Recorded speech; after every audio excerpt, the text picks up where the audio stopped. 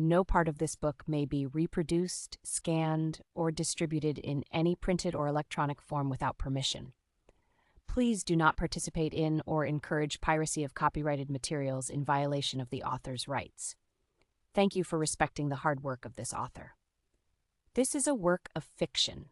Names, characters, places, and incidents either are the product of the author's imagination or are used fictitiously, and any resemblance to locales, events, business establishments, or actual persons, living or dead, is entirely coincidental. Stalked and Stolen, written by Ariel Johnson. If you enjoy this book, please subscribe to my channel. I offer most of my books free to listen to. Keep checking back. Intro. The cable ties dug into my wrists as I wriggled. My skin felt sweaty and raw. I could feel my heart beating in my ears, the heaviness of my limbs as blood violently pumped through my veins. My warm breath smothered me with the bag over my head. With every breath I sucked in, then out, I felt dizzier. Sweat poured down my face like a waterfall. The tape that clung around my mouth pulled at all the little hairs on my skin. The darkness terrified me. "Just get rid of her," he shouted. What went wrong? It wasn't supposed to end like this. I was so close to being free. I fidget and try to pull my hands free from the cable ties that hold them together as the voices get louder and then they begin to shout. Tears streamed from my eyes and my whole body shook. I wanted to scream, run for my life. What right did they have to take me away from my home, my family? What right did these men have to take my life? I felt pressure on the top of my scalp. Then the fabric bag was ripped off of me. I welcomed the rush of cold air that hit my face as I squinted to see, blinded for a few moments. Then everything looked blurry. A light blasted from my right. The blurry outlines of figures moved around with haste. I blinked repeatedly to get my vision back, trying to see through the tears and sweat that poured down my face. As my eyes adjusted to the light, I looked up and saw him standing over me. The gun pointed down at me. This is it. Chapter 1. 3 weeks earlier. In the tree straight across from my bedroom window sat a magpie. Its feathers black, but shimmered blue when the sunlight hit it. It bounced on the branch sideways, frantically turning its head in all different directions. The birds liked to hang around outside the side of my house. My window was situated above the kitchen downstairs, and daily I'd be out there throwing bread and bits of fruit, scraps of food that I couldn't bear see go to waste. I'd been named the Bird Lady by all the staff at the house. Watching nature was one of the best things about living in the country. My family owned masses of land around our house, so there was no shortage of rabbits, birds, deer, all sorts of animals. My chest lifted and fell as I sighed. I brought my knees up to my chest and turned my attention back to my book. I just couldn't concentrate, though. My mind kept wandering. Sitting on my window seat, I then looked around my room at all my stuff. I had everything most girls would die for, but it never made me happy. When the latest CD Walkman came out, I was the first to get it. If I wanted a designer bag, my dad would surprise me with it. VIP tickets to my favorite band? Done. As the daughter of a very rich, well-known man, I could have had everything I ever wanted, apart from a life, friends, and a job. It took me a while to realize that materialistic things really didn't mean anything, especially when you have nobody to share them with. The closest I had to a friend was the magpie who hovered around my bedroom window. And he was my friend because he knew I had access to food. Knocking on my bedroom door startled me. I sat up and swung my legs around, placing my slipper socks onto my fluffy carpet. "Come in," I shouted. The door creaked open slowly and Justina, our maid, leaned in. Her long black hair hung in a plait over her shoulder. Her big brown eyes as bright as a star. The black and white uniform all the staff of the house wore fit her slim frame like a glove. "Dinner is ready, Zoe," she said. Having moved here from Puerto Rico over 20 years ago, she still hadn't lost her accent, and I loved it. She was more like my aunt than staff. I slammed my book shut and slid off my window seat. Justina linked onto me like a schoolgirl as we made our way down the stairs towards the dining room. "I hope you're hungry. I've whipped up a feast," Justina said. She gripped my hand and bounced on her heels in excitement. One thing Justina and I had in common was a love of food. In fact, most of our conversations were about exactly that. I loved to hang around the kitchen while she showed me how to bake cakes and make traditional dishes from her country. I'm always hungry, I said, shrugging. My dear, what is wrong? She stopped me and turned me around to face her, her hands on my shoulders. I'm okay. I'm just bored. It's 5 o'clock and I've spent another day in my room in my pajamas. Sweetie, she said. She ran her thumb across my cheek and patted me on the shoulder. Tomorrow I'm going out to the grocery shop. You know, to buy the food. You will come. My lips grew into a soft smile. It was bittersweet. I hated how exciting the thought of going shopping for groceries was. I was 18. I wanted to go out and experience more of life. I wanted to have an actual friend, someone I could rely on, someone I could pour my heart out to and share secrets. I wanted to go out and dance, have my first taste of wine, maybe even kiss a boy. I'd like that. Now come. I have made your favorite salt and pepper cauliflower. You need some color in that face. Indoors too long, my sweet girl. She snapped her tongue and shook her head. My hand grazed over our polished banister, and we made our way across the foyer and into the dining room. The walls were made up of white wood with polished mahogany finish. Large, original paintings from a mix of famous and not-so-well-known artists hung along all the walls, one of my dad's passions. Like in most of the rooms, a very old, very pretty chandelier hung from the center of the ceiling, like ice droplets sprinkling over us. My small family sat around one side of a dining table that was big enough to seat an army, while two of the staff, dressed in black, served up food, restaurant style. My dad rubbed his large hands together. A grin stretched across his face, crinkling the skin at the sides of his eyes. I definitely got my love of food from my father. Thank you, William, my dad said. He looked down at his plate like a hungry lion, his knife and fork twitching between his fingers. Sir, William said politely in his posh upper-class accent. He spoke like the Queen, and when I was little, I used to laugh when he'd read to me. Being the help didn't sound appealing to some, but having a job at our house was considered higher class. The maids and butlers had their own headquarters at one side of the house. They were paid double what anywhere else paid for the same work. My dad made sure they all got to go on exotic holidays from all over the world. For Christmas one year, he'd even bought each of them a car. People were lining up to work here. Zoe, my sweet little princess, come have a seat next to me, Dad shouted. His brown eyes lit up like a Christmas tree when he saw me sauntering across the room in my pajamas. He leant over to his left and pulled the chair out, then began patting the seat eagerly. I smiled and did as I was asked, but on my way around the table, I roughed up my brother's bright white head of hair, then plonked my bum down onto the soft fabric of the dining chair, straight across from my mother. My palms at each side of my dinner plate pressed against the glossy mahogany surface. So, then I announced the plans and how much we'd raised, Mum said, still mid-conversation with my father about another one of her fundraisers for charity. Mum was my inspiration. I hadn't ever met a woman more elegant and kind than she. Her heart was made of solid gold, but she wasn't just beautiful on the inside, she was beautiful on the outside, too. My dad had always talked about how he'd fell in love with her eyes first, her heart second. And after 30 years of marriage, they were very much still in love. The manager was very grateful and sent over flowers. He also invited Sam to spend some time with their little boy. I thought maybe we should do something for them. Organize a lunch, a disco, I don't know, something. They work very hard, Bill, Mum continued. She picked up her wine glass with her dainty little hand, her polished pink nails tapping the side of the glass. Her hands were so small and her arms so thin, it looked like the glass of red wine would outweigh her, and they'd both go tumbling over. Of course, my dear, Dad said, whatever you want.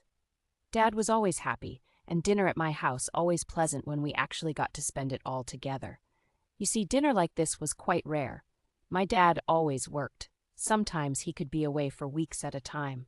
Mum always had something going on, some good deed to do, which also worked for keeping my dad's reputation in the green. And she also had to do a lot for my little brother, since he had a medical condition that kept him in a wheelchair. All of us around the table at the same time was rare. The smell of Justina's spicy cauliflower wafted up my nose, and I had to refrain from rolling my eyes into the back of my head with pleasure. She'd covered it in cheese, which stretched like elastic when I shoved my fork into it and lifted. How's school then? Dad asked. Sam smiled and frantically chewed the remainder of his meaty stew so he could answer, "Good. After my 9th birthday, I get to move into the green building with my friends." Sam used the back of his hand to swipe away the stray strands of his bright white hair that kept falling into his eyes. "Good boy. That's fantastic. And you, Zoe, what's going on with you?" He turned to me as he scooped up a chunk of chicken and shoved it into his mouth. Me? That was a laugh. I had absolutely no idea what I wanted to do. My life consisted of getting changed from my pajamas into my pajamas, eating enough cheese puffs to turn me orange, and living out exciting scenarios in my head just to get some action. It's like pretending to be Rapunzel, trapped up in my tower, before a handsome man came and swept me off my feet. Fat chance of that. I didn't even get to go to my mum's fundraisers or dad's business trips, because dad had always insisted our safety was paramount, and he apparently worked with a lot of dangerous people. Eye roll. And Mum? She was always too busy with Sam.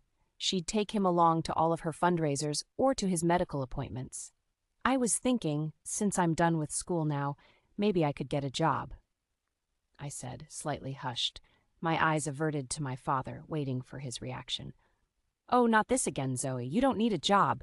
You have everything here you would ever need. We've had this talk, remember? I grew up with nothing. Me and your Nana against the world," he said. I knew the lecture was coming. I could have mouthed along to every word I'd heard it so many times. We lived in that shoddy little council flat above that kebab shop. She worked every hour God sent, and I slaved my guts out in that god-awful factory, barely ever seeing the light of day. I don't want that for my children. I won't allow it. When you're 21, then we can discuss it, but for now, you have everything you need right here. There's just so much I could be doing. We live in the middle of nowhere. I could even go volunteer on a farm. At least I'd have something to do. No, it isn't up for discussion. Dad waved his knife in front of him and shook his head. But I'm just so bored.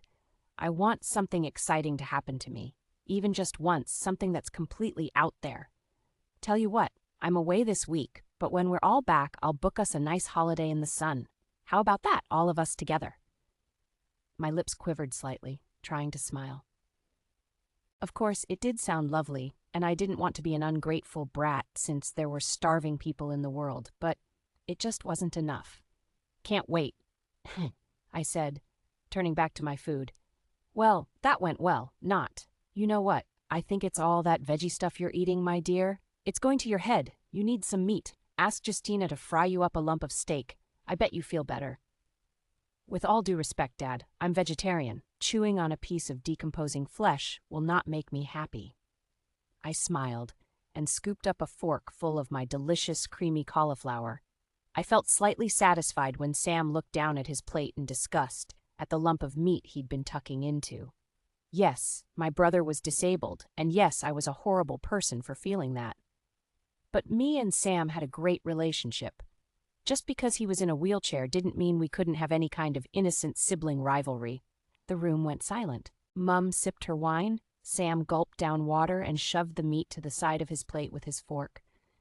I could feel my father's death glare burning into me like a laser. "Zoe, I know you think that's what you want, but I do know what is best for my daughter. There is a reason I keep you from things. There is a reason you can't go out alone. There are people out there, awful people that would hurt you, do bad things to you, and it's because I am your father. Believe me, there is a lot of people who would do anything, and I mean anything for money. I know you're safe here. I know. It's to keep me safe." I smiled, but only slightly. I knew I'd ruined our rare family dinner. The tension hung in the air like a smelly fart. Mum cleared her throat and started on about Sam's amazing school report.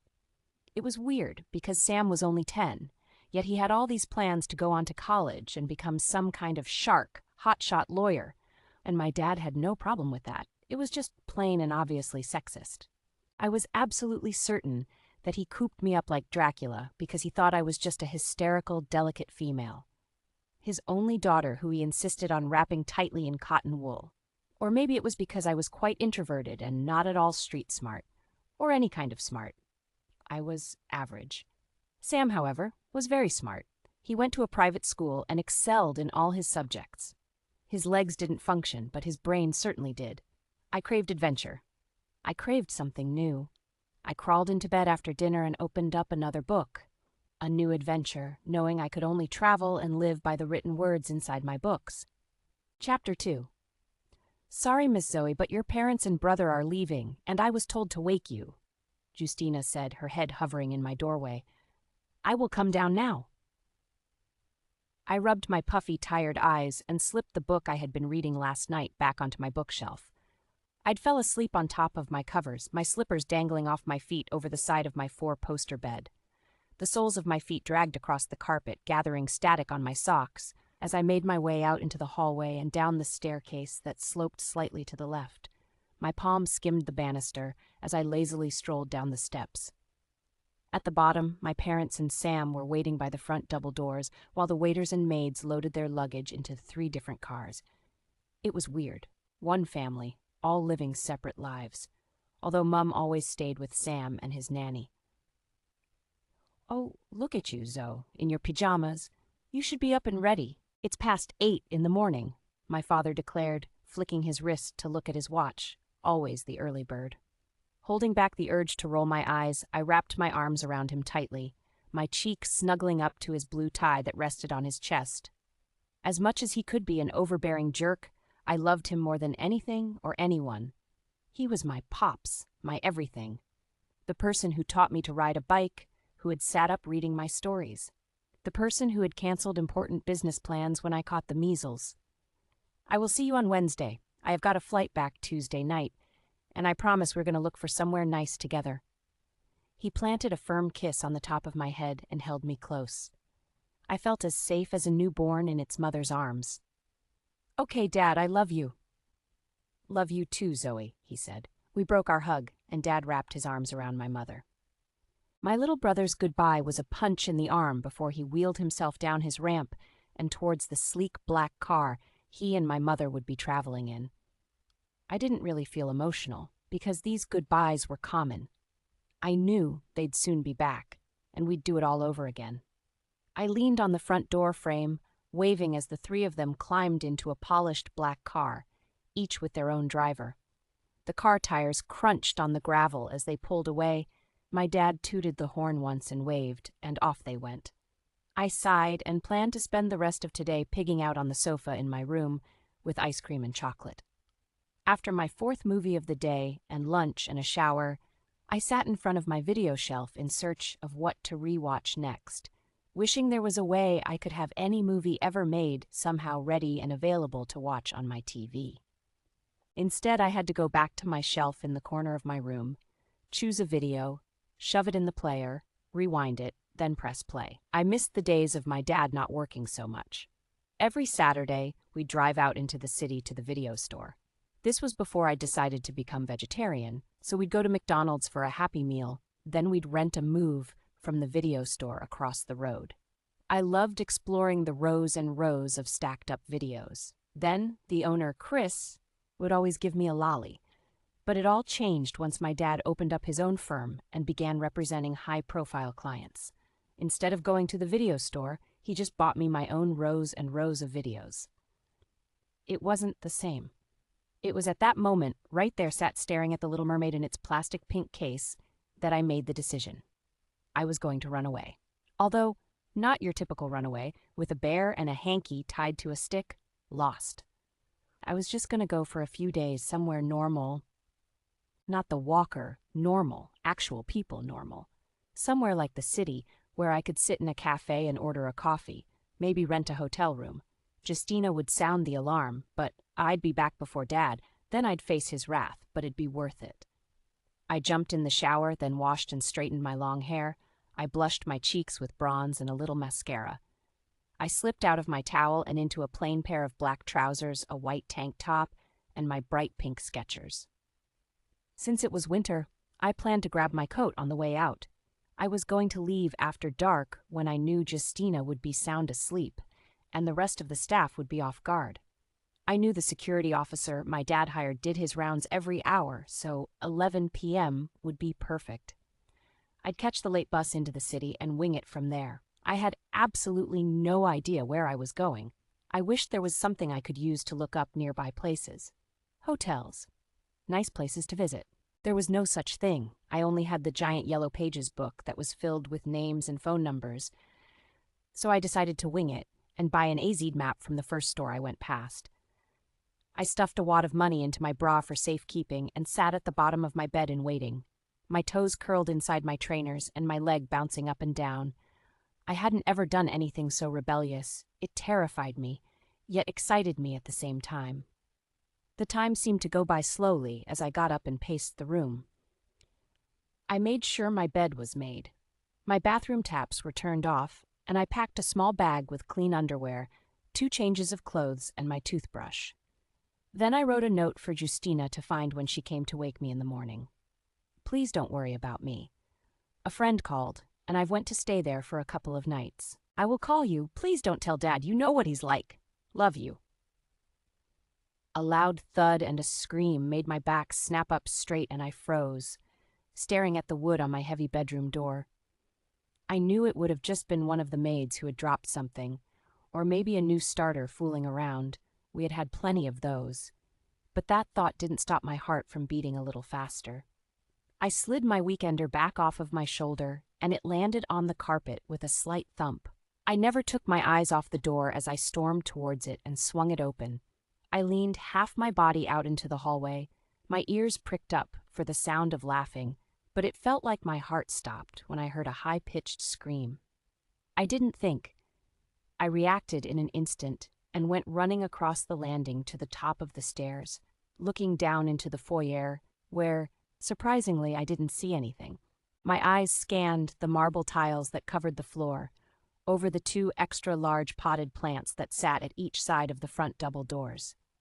The 2 cream sofas that my dad's business partners and clients often sat in were in the exact same place they always were, empty. My toes gently touched the next step down before I put my full weight down onto it, then the next, my heartbeat pumping inside my ears. I could feel the tension in the air. Something was wrong. I just knew it. Help, help! I heard Justina screech as people emerged from the side room where my dad's office was located. Justina's body went sliding across the floor like she'd just slipped on a banana. She rolled and her face slammed off the tiles. She pushed herself up using her arms and elbows, but quickly fell down again when a man, dressed all in black, slammed a foot down on her back. Blood oozed from her nose and pooled on the floor. My first thought was we were being robbed. And we were, in a way. Just not in the traditional sense. What they were going to take couldn't be sold or banked. Chapter 3. Where is she? The man in the mask shouted. His voice sounded muffled through the fabric of his black mask. His clothing, black combats and black sweater, made him look like he was part of a SWAT team, only his weapon of choice was a handgun that he held pointed towards her head. I leaned backwards, trying to stay out of sight, when I seen another man emerge from behind the chandelier. Dressed the same, tall, slender, and all in black, their faces covered, bar their mouths. The second man walked slowly around the foyer, inspecting the space around him. He stood with his legs parted, a handgun in his hand, hanging at his waist. The first man twisted his foot into Justina's back, and she yelped. It went through me like a rocket up my butt, and I sprung back up to my feet. "Hey!" I shouted, and my voice echoed around the foyer before it bounced back and hit my own ears. Their heads snapped up, and all eyes fell on me. I instantly wanted to retreat and become invisible, but seeing Justina lying on the floor, helpless and crying, ignited something inside me. A mixture of anger and fear pumped through my body like blood. Let her go. Just take what you want and go. There's a safe in the office, inside the wall behind the door. There's at least 10 grand in there, I offered as they stood still, staring up at me. I won't call the police. Just go. Take it all. Why don't you come down here? Show us where it is, the second man said in a gravely voice. He waved his gun, gesturing for me to move, but I didn't. My eyes darted between him and Justina. I had no clue what to do. The code is 4346. My fingers gripped the banister like my life depended on it, and my legs shook, struggling to keep me upright.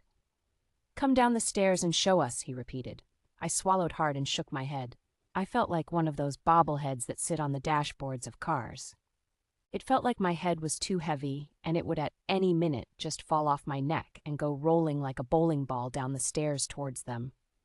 "Get down the stairs now," the first man shouted. He bent over and grabbed Justina by her long ponytail. She let out a scream as he pulled her up to her feet and held her to his chest, his gun pressed against her temple.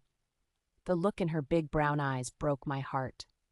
Justina was the strongest person I knew, besides my dad, of course, but at this very moment she looked broken. I prayed that somebody had heard the commotion, but it was late, and the house was so big. The staff would have most probably been tucked up in bed, the security guard probably fast asleep, or at the other side of the house. It was just my luck. "Take what you want and go. We will, as soon as we get what we want."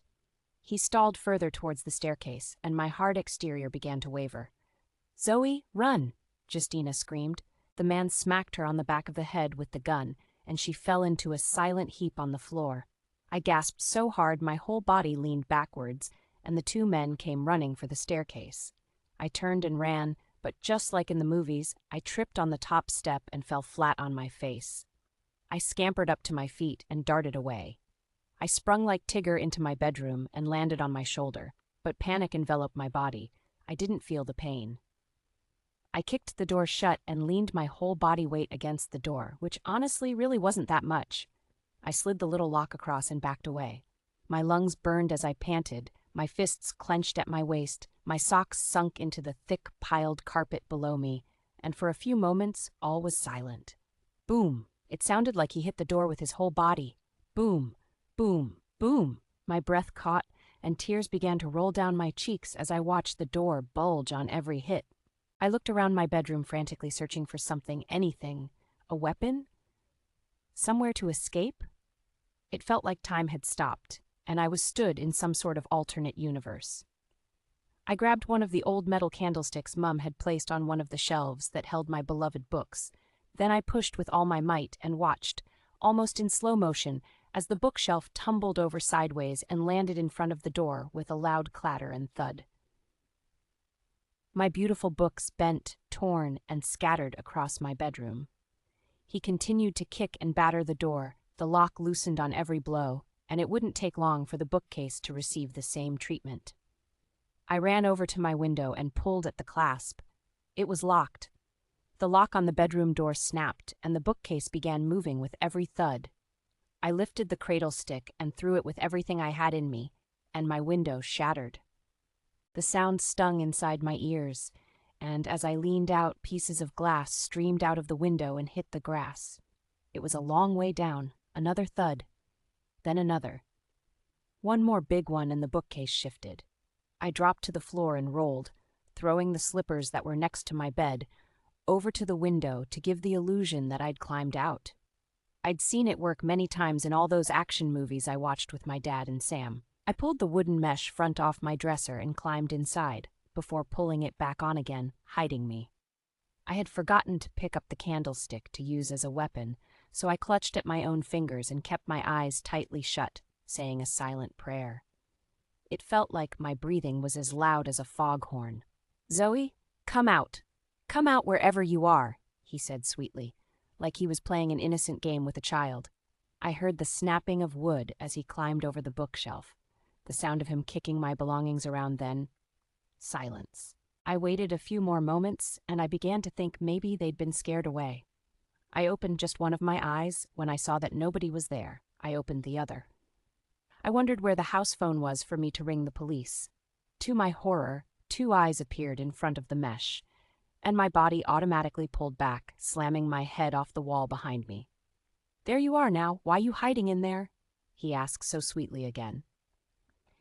It was like he was mocking me, like a cat chasing a mouse and enjoying the thrill of the chase. He ripped the mesh from the front of my dresser and his hands reached inside. "No, no," I shouted as he scooped up my feet and clasped his strong fingers around my ankles. I tried to kick him, but it just looked like I was riding an imaginary bike, and he found it funny. He actually laughed. He pulled and my body slid along the floor with ease, stopping right below him, looking up into big, hazel-colored eyes. "What are you doing, you idiot? We should have been out of here by now." the second man shouted at Mr. Evil, who still had hold of my legs as I lay on my back, staring up in disbelief, not able to believe what was unfolding in my bedroom. Just having some fun with little Zoe. The second man climbed over my smashed-up bookshelf with no effort, like he had been built for it, and when he stopped and pulled tape from the pocket of his combats, I let out an ear-piercing screech. "Shut her up, for fuck's sake," the second man growled as he handed the tape to Mr. Evil. I screamed louder, as loud as my lungs would allow. He let go of my ankles, pulled a few inches of tape, and ripped it with his teeth. I tried to shuffle away, but he was too quick. He grabbed my face, gripping my chin, and slapped the tape over my mouth in an attempt to hurt me at the same time. The second man reached into his pocket and pulled something out, something brown and crumpled. When he flapped it out, I realized it was a bag, and there was only one place that was going. I couldn't shove it up his butt, so the only other place left was over my head. My eyes widened in horror, and I thrashed out with my legs, trying to kick him in the ghoulies. Of course, I knew that was how to drop a man to his knees. But before my foot landed, he caught it, and wrapped my ankles together with layers of tape, followed by my hands. As I lay looking up at them, it felt like I was trapped inside a corny movie. It couldn't have been real. It just couldn't. I squealed behind the tape as the second man bent down and pulled the bag over my head, thrusting me into darkness. I hated the dark. Since a child, I'd always been scared of the dark. I still used my little pony nightlight Dad had bought for me when I was 6, after I kept crawling into my parents' bed every night. But I knew now that there were no monsters hiding under the bed, or in my closet. The only monsters were humans, and 2 of them were standing in my bedroom with me. I felt his arm slide under me, and he scooped me up and threw me over his shoulder like I was just a bag of rubbish. I could hear them mumbling and talking, but I couldn't make out what they were saying. I bounced and thrashed until I heard the slam of a door, then their feet crunching against the gravel in the garden. A sharp pain shot up my back, and I whacked my head off the floor when he dropped me onto a hard surface. I cried out, but my screams were cloaked behind the tape and the bag. I heard an engine start up, then the sound and feel of 2 doors slamming shut. My body slid and hit the side of a wall when the vehicle roared away, and I headed into the unknown. Chapter 4. Time seemed to tick by slowly as I rolled back and forth in the back of what I guessed was a van. I felt every bump and turn in the road. I kept hearing muffled voices, but nothing clear. The tape around my mouth loosened with the wetness of my tears, and I could taste the saltiness of my own sweat between my lips. I kept trying to pull my hands apart and my feet until I held my breath so long I almost passed out. I sucked warm air into my lungs through the fabric bag, trying desperately to get any air I could, but it only made me panic more. My heart sped up, and with every passing minute, my breaths became shallower. I thrashed around like a fish out of water, unable to bear the claustrophobic feeling any longer. But I quickly stopped dead still again when I felt strong fingers grasp around my arm. "Calm down," he said. I could tell it was the second man by his raspy voice. All I could think about was not being able to breathe. I felt trapped, like my head had been shoved under water and held there against my will. I couldn't keep calm, as he so nicely asked. I felt I was dying. I let out a sound that resembled a dying cat, and I felt his grip tighten. "Calm down, and I will remove the bag," he said. He was close. I felt hyper-aware of all my surroundings, and I knew he was there, hovering above me, closer than comfortable. Everything in my body told me to scream and punch and kick and wriggle, but I was on the verge of passing out, and that's the last thing I ever wanted in my situation. I held my breath and kept my body as still as the dead, my tears streaming down the sides of my face and into my ears. "Right. I'm going to remove the bag. You have to stay calm or it's going straight back on. I can't be bothered with all that shouting and screaming." "Got it?" he said. I did my best at a nod, my lungs ready to explode. I felt the bag slide up my face and off my head. Although there wasn't a breeze, I felt the cool air hit face like a slap. My surroundings at first blasted my eyes like I had stared straight at the sun, but in reality, when my eyes adjusted, the back of the van was dimly lit. I lay like a stiff plank of wood, my long hair soaked and matted against my face. When I blinked and opened my eyes, I stared straight back into another set. His eyes were rather striking, a lightning blue color surrounded by thick black lashes. I huffed and puffed through the now wet tape that did its best at clinging to my skin, and I shuffled my body away from him like a seal. He didn't move. He stayed kneeling on one knee, an arm hung lazily over his other one. He looked like something from a video game, tall, wide shoulders, dark aura. "Breathe," he said. "You want the tape off?" I pressed down on my elbows and pushed myself up into a seated position, nodding frantically. "You can't scream. Got it?" I nodded again, and he slowly reached out. My heart pounded against my ribcage. He gripped the side of the tape from my cheek and pulled without hesitation. I expected to feel a sting or a pull or something, but the tape was too wet for that. It flapped around in his hand like a wet fish before he balled it up and tossed it into a bag into corner. I let in large, lungs full of cold air. It felt like heaven, like breaking the surface of the ocean after being held down for so long. Blue Eyes stayed in his kneeling position, staring at me intently, like he was studying a creature from the unknown wild. He narrowed his eyes, tilted his head, then stood up and walked to the front, mumbling something to the driver. With his back to me, my eyes scanned every inch of my surroundings. I desperately hoped there'd be a window I could leap out of, even though my hands and feet were still tied. Maybe the two large back doors would open. Everything looked dull. The only light source was the moon that shined through the front windscreen. A dark blue carpet had been fitted to the floor of the van, which I was sitting on, and in the corner was a large blue box, and to the side, 2 large hold-all bags. Next to that, the bag which he'd thrown the tape into. Time seemed to drag slowly. Minutes really did feel like hours. Hours felt like days. Finally, the van did pull to a stop, knocking me sideways. I caught my fall with my elbow and pushed myself back up. My breathing had calmed dramatically, but my body felt on high alert. I leaned forward in an attempt to look out the front window, but I didn't see anything but darkness. Mr. Blue Eyes turned and walked towards me. I pulled myself further back into the corner until I was pressed against the interior wall. Behind him, out stepped Mr. Evil.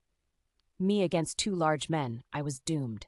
They stood side by side near the center of the van like a solid wall, staring at me like I was a giant, walking germ. "How we gonna play this, then?" Evil asked. He crossed his arms across his chest and looked to his right. "I don't fancy being on princess duty. I've got the rest of the stuff to sort out." "So, I guess that's me, then?" Blue Eyes huffed. He held both arms out at his sides, irritated with his fellow kidnapper. Mr. Evil snorted and punched him in the arm. "This shouldn't take longer than a few days," Evil said, leaning into Blue Eyes. I didn't know if that meant I'd be home in a few days, or if it meant I'd be dead. Mr. Evil smirked behind his mask.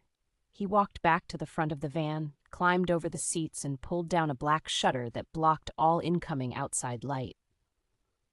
I stared up Blue Eyes, every muscle in my body stiff. The only light we had now was the 2 artificial lights on the ceiling. I pressed my back against the wall and whimpered like a dog.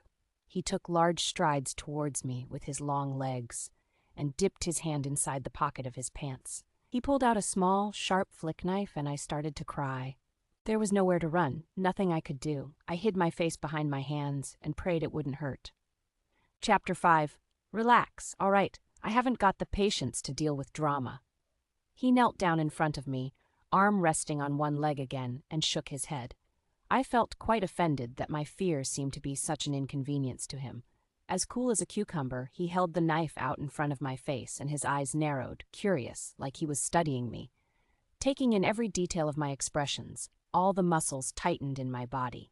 The dim, artificial light glimmering against the shiny silver surface of the blade. It felt like he tried to drag it out longer than necessary. He then seemed to snap out of it.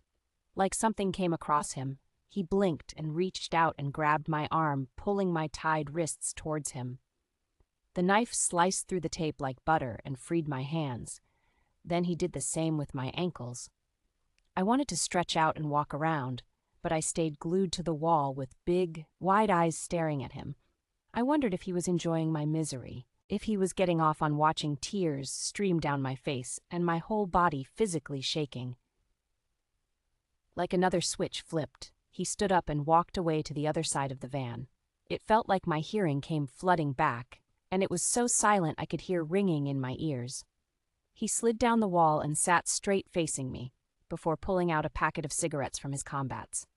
He stared at me while he placed one in his mouth and lit it up. The smoke whirled around the van and scratched my throat as I breathed in. The area between us turned a cloudy gray. "Want one?" he asked. He held up the cigarette packet showcasing just 3 cigarettes. I rubbed the skin on my stinging wrists and stayed silent. "I don't bite here. You look like you need one," he said. His lips curved up into a slanted smirk, and he pulled one of the cigarettes from the packet. I physically jumped when he tossed it across the van to me, my bare shoulders scraping the metal wall behind me. I got the feeling he found it funny, but I certainly did not. The cigarette landed right in front of my feet, then the lighter landed with a thud to my left. "What do you want from me?" I said, my voice barely above a whisper. He said nothing. He took a long drag of his cigarette and blew enough smoke to pollute a city at me. It created a whirling pattern in the air and hovered without any window to escape. I glanced down at the cigarette he tossed me, and I picked it up. I shoved it between my lips and picked up his heavy silver lighter. I had to strike it at least 3 times, and when the flame flickered and wavered, I realized how bad my body was shaking. I take a drag, and the smoke hits the back of my throat like a bomb. I had no control over the massive coughing fit that erupted from me so bad that my eyes watered and my rib hurt. Trying to hold in my cough was like trying to hold in explosive diarrhea. It wasn't happening. Every time I thought it was going to come to an end, my throat tickled again, and off I went. I didn't even know why I'd tried to smoke. I hadn't ever smoked in my life. But I'd seen many times on TV people saying it had calmed their nerves. I wasn't that lucky. I dropped his lighter and covered my spluttering mouth with my hand. He made a move, and my body tensed up. He shuffled along the blue carpet slightly and pulled the blue box to him. After swinging open the lid, he began to rifle through it. "You want beer or water?" he said. "Water." My first drink of beer wasn't going to be while I was in the middle of my own kidnapping. I imagined that moment to be while I was out having fun with my non-existent friends. Actually, beer. He pulled out a 4-pack of beer that had a blue label, and he ripped the paper casing off. He held out one of the bottles by holding it at the lid, letting it swing slightly. It was a stared down for at least 30 seconds between us. I wasn't going to make any sudden movements, and that included unsticking myself from the wall just for beer. I didn't want to be anywhere near him. I did want his beer, though. He leaned forward and placed it in the middle of the floor between us. He put the other bottle into his mouth, and using his teeth, he popped the cap off. "You want it opened?" he asked. I shook my head. I didn't want his kidnapping germs all over the bottle I was going to drink from. Like a timid rabbit, I slowly leaned and then snatched the bottle up. My heart beat fast against my rib cage, and if I had tried to stand up, I knew I'd just fall straight back down with jelly legs. I enjoyed the feeling of something cold in my palms. It grounded me and reminded me I was real. It was covered in wetness from the cooling box, and honestly I couldn't wait to drink it. My mouth felt like sandpaper. I did what he had done, and placed the cap of the bottle on my back teeth. I tilted the bottle and bit down, trying to copy, and I felt a clink and a shooting pain in my gum. I dropped the bottle, and my hands instinctively shot to my mouth to protect me. Blue eyes laughed, and I glared at him from my little safe space. Through the space in his mask, I saw straight, white teeth. His eyes lit up a little brighter when he smiled. I felt like picking up the bottle that had rolled and slotting it off his head. But I didn't. I knew he had at least 1 gun and at least 1 knife. That was certainly more than what I was packing. He shook his head and swiped the bottle up before pulling a small metal opener from a little pocket on the side of the box. I supposed he just opened his with his teeth because he could. He held out the bottle again, and I hesitated. My fingers knotted together shakily, and I crossed my legs in front of me. The beer called my name. Droplets of condensation dripped off the bottom of the bottle and onto the carpet. I wanted nothing more than to pour it down my neck and ask for another. I reached out, noting my fingers shaking, and he made no sudden movements. I felt like he liked watching me. He had a look in his eyes, not quite frowning, but inquisitiveness studying me. The liquid inside the bottle fizzed as I snatched it, not removing my eyes from his. I tipped my head back and swigged it like a thirsty elephant. The bubbles slid down my throat with ease, and I felt a slight rush of heat fill my face. My first drink of alcohol was with my kidnapper. If I was to live and go on to have children, this would be one of the highlights of my life that I'd look back on. That's if I wasn't completely traumatized by the whole ordeal. Or worse, dead. I could feel a bubble in my chest, and it wasn't the anxiety. It moved, and it suddenly shot up my throat and out popped a giant burp that felt like it shook the van. My hand shot up to my mouth and my sight averted back to him. I felt quite embarrassed, even though I really shouldn't have. I watched his smile creep up, but only slightly. I drank half the bottle of beer in one go, but boy did it hit the spot. I wanted to leap across the van and rip that blue box apart looking for more. I didn't dare, though. I continued to sit like a stiff plank of wood until he stood up again. He walked to the other bags that were behind the shutter the evil man had closed, and he pulled out a blue fleece blanket and a pillow. I braced my body, tightening every muscle and holding up my hands for protection when he tossed them my way. They felt like a lead weight, or I just felt super sensitive when they landed on my legs. Blue Eyes grabbed a little portable TV and slid back down his wall to sit. "Sleep," he ordered. I swallowed hard. I didn't want to go to sleep. How was I supposed to just drift off peacefully when I was God knows where, in the middle of my own kidnapping? Now, I was his puppet. My body seemed to willingly obey him when he spoke. I flapped out the blanket and got a whiff of something floral and pleasant. It was clean, and that I felt grateful for. I put my head on the pillow and curled my body up into the fetal position beneath the fleece. It was then that my body began to register what was happening, and I suddenly felt cold. Hundreds of little goose pimples popped up on my arms, and my feet rubbed together like they had a mind of their own. I had to accept my fate. I was in this situation, so I just had to take it minute by minute until I could figure what they wanted and what was going to happen to me. Chapter 6. I woke up with a start. My body jerked and I gasped for a breath. It felt like I didn't know I'd been asleep. Or maybe I hadn't been asleep. I wasn't certain if I'd slept 3 minutes, 3 hours, or 3 days. I sat up and felt a rush of dizziness to my head, and immediately noticed that the little shutters at the front were pulled up so I could see the light shining in, casting an orangey glow on Blue Eyes. 6 bottles of empty beer sat next to him, as he scribbled inside a gray A4-size notebook. His little TV played at low volume next to him. My cigarette that I'd had one drag of had burned down on its own in the ashtray between us. "How's our little guest this morning, then?" Evil asked. He leaned against the front seat, his ankles crossed, as he tore onto a sandwich that was half in its wrapper. He looked so tall and strong. His upper arms bulged inside the fabric of his top. I sat like I'd just woken up from a 6-month sleep. My long hair matted against my head, and with the back of my hand I wiped away a slick of drool that had escaped my mouth. The fact they were still in their black masks scared me even more. "Not used to sleeping rough, eh, Princess?" he said. He snorted and shook his head. "Come on, tell us, what's it like being the daughter of Bill Walker, the giant dick?" I felt my lip quiver, but more in anger than anything. I felt furious he'd called my dad that name. I wanted to run up to him and squish his sandwich in his face. Obviously, I didn't. I backed further against the wall and pulled my knees up to my chest. "Well, come on. Is he really as bad as people say he is? Big bad Billy the Wolf," he mocked. "That's enough, Jay. We're not here for that." Blue Eyes snapped. Jay, Mr. Evil, stopped chewing and his head turned. He stared Blue Eyes down, his palms open and arms wide at his sides. "Dude, names. We agreed no names." Blue Eyes closed his eyes tight, like he knew instantly that he'd messed up. I shuffled further into the corner against the wall, trying to block them out. I didn't even care what their names were. It was least of my worries. I tried to act strong, my head held high and my shoulders back.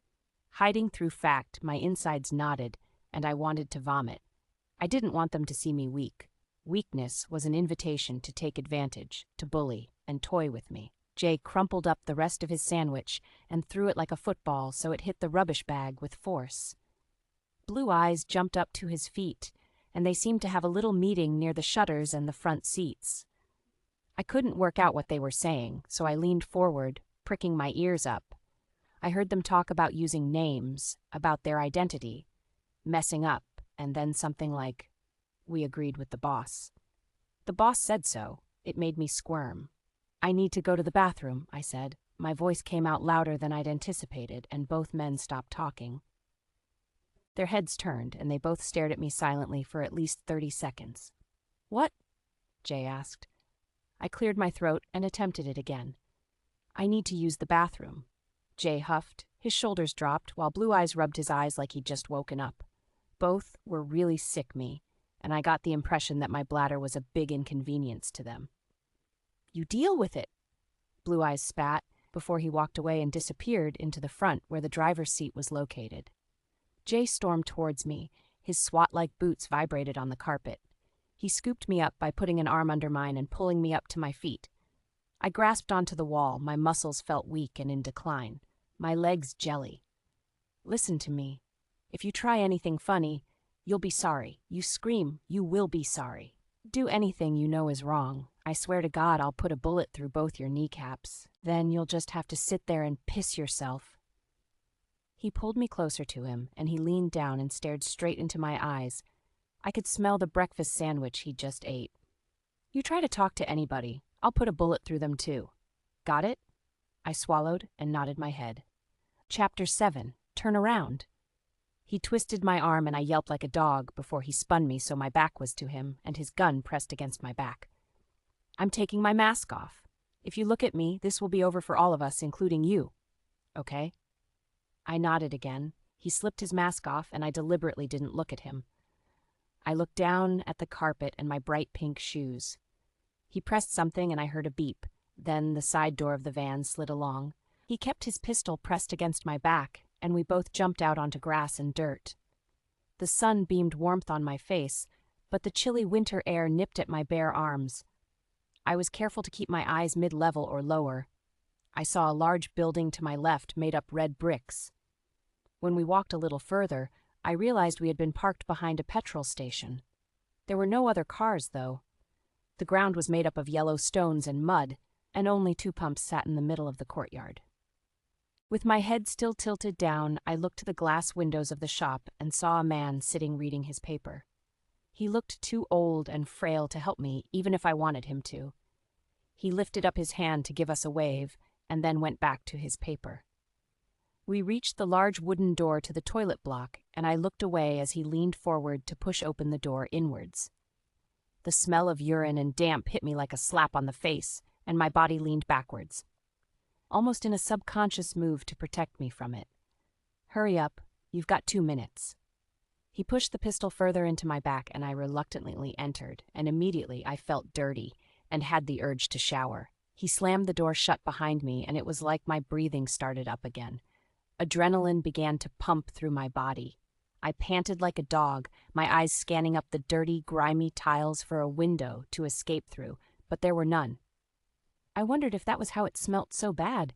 A little toilet sat in the corner, next to a small hand basin, most of the walls covered in colorful graffiti, and at least an inch of clumpy dirt around the skirting boards of the room. "Don't dare lock that door either," I heard his muffled voice through the door. I paced the room backwards and forwards. I rubbed my eyes and pulled my hair put of my face. Tears had automatically formed, and I felt sick. Now that I had a moment to myself, panic consumed me. I thought back to when I thought I'd die with anxiety. It was during one of Mum's fundraisers. We'd traveled to Ireland to present them with one of those giant checks, which had a large number scribbled on and Mum's and Dad's signature. I remembered looking out the window of an office where hundreds of people gathered around. At the front, people from the local newspaper stood with cameras, waiting for us to go out and smile for our picture taken. Mum was used to it. She did it often. She used to tell Sam and I that we should always think of others who are less fortunate than ourselves. We should always spread awareness and give what we could. But Mum was beautiful and spoke with so much elegance and grace. When she stepped in front of a camera, it was like she was born to do it. Her voice was melodic and sweet. Her words flowed smoothly like cream. I was like a fumbling mess. I had a small frame, just like she did. But that's all of my mother's beauty and grace that I'd inherited. I'd spent so long cooped up with the same people that, as a child, crowds made me nervous. Mum would kneel down to my level and her bright red lips would smile at me softly. She'd tilt her head and tell me how beautiful I was and how I shouldn't let anxiety ruin moments that I would remember for the rest of my life. "Hold your hands into a fist," she'd said, "and squeeze as tight as you can."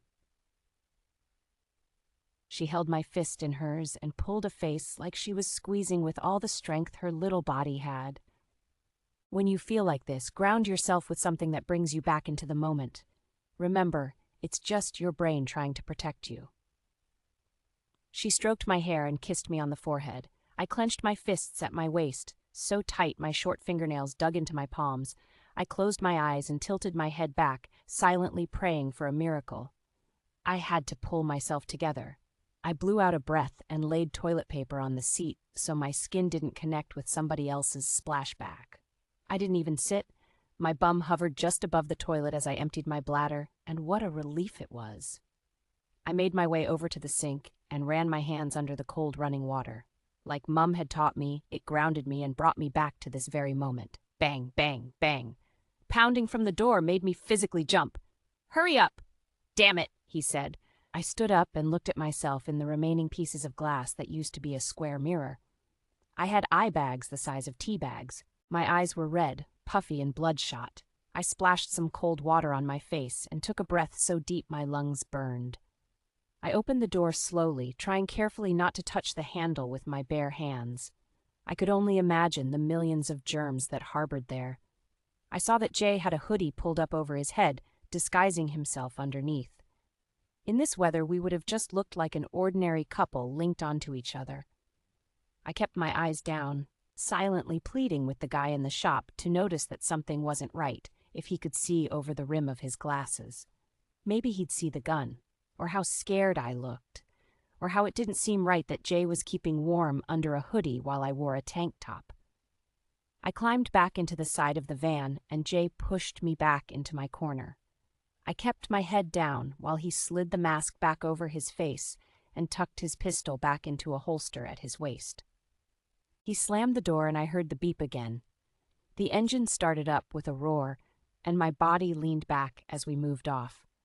I pulled the blue fleece up over me to my shoulders and watched the clouds in the sky pass like thoughts. Blue Eyes drove, while Jay spent the next few hours swapping between leaning on the front seat, sitting in the passenger seat, and pacing back and forth in the back of the van next to me. I noticed he had a stammer when he spoke. "Hey, you should feed her," Blue Eyes said, referring to me like I was some sort of pet. He glanced back at me from behind the wheel and I cowered under my blanket. Jay walked over to the blue box, opened it, and pulled something out. He walked over to me and dropped a small bar of chocolate onto my lap. I stared at it for a moment, and my mouth watered. My tummy grumbled. I was hungry. I just didn't know it until I saw food. Not making any sudden movements, you carefully opened the chocolate bar and put the wrapper into the bin. I snapped off small pieces and sucked, letting it melt on my tongue. When night rolled around again, the van stopped, and Blue Eyes pulled the shutters down. He stayed in the front for what I guessed was to sleep, while Jay stayed in the back with me. He barely looked at me. It was like I wasn't even there. He smoked and he drank a bottle of Coke while watching the little TV. I was glad, in a way, that I seemed to be invisible to him, but I wanted food and water so badly. I was so hungry, I felt a little faint. My head bobbed as I began to fall asleep sitting up. Then the sound of a phone ringing brought me back to reality, and I sat up straight. Jay held a small black flip phone in his palm and stared at it. He jumped up to his feet and walked to the front of the van, wanting to be out of earshot of me. "I'm fine. Everything is fine." "He done what?" "I missed it." "If all goes to plan, I'll see you in a couple of days," he said. I had no idea what he was talking about or who he was talking to. He ended the call by flipping the phone closed and turned to look at me. I immediately looked away. I just wanted to scream and run as fast as my little legs would carry me.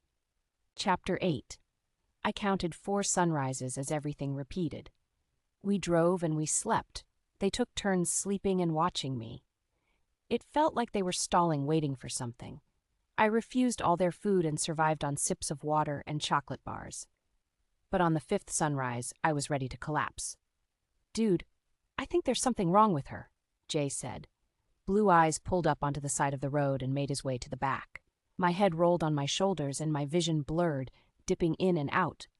Then I finally fainted. I felt a rush up to my face and everything went black. When I finally came to, I could barely open my eyes. They felt as heavy as an anchor and my limbs felt weak.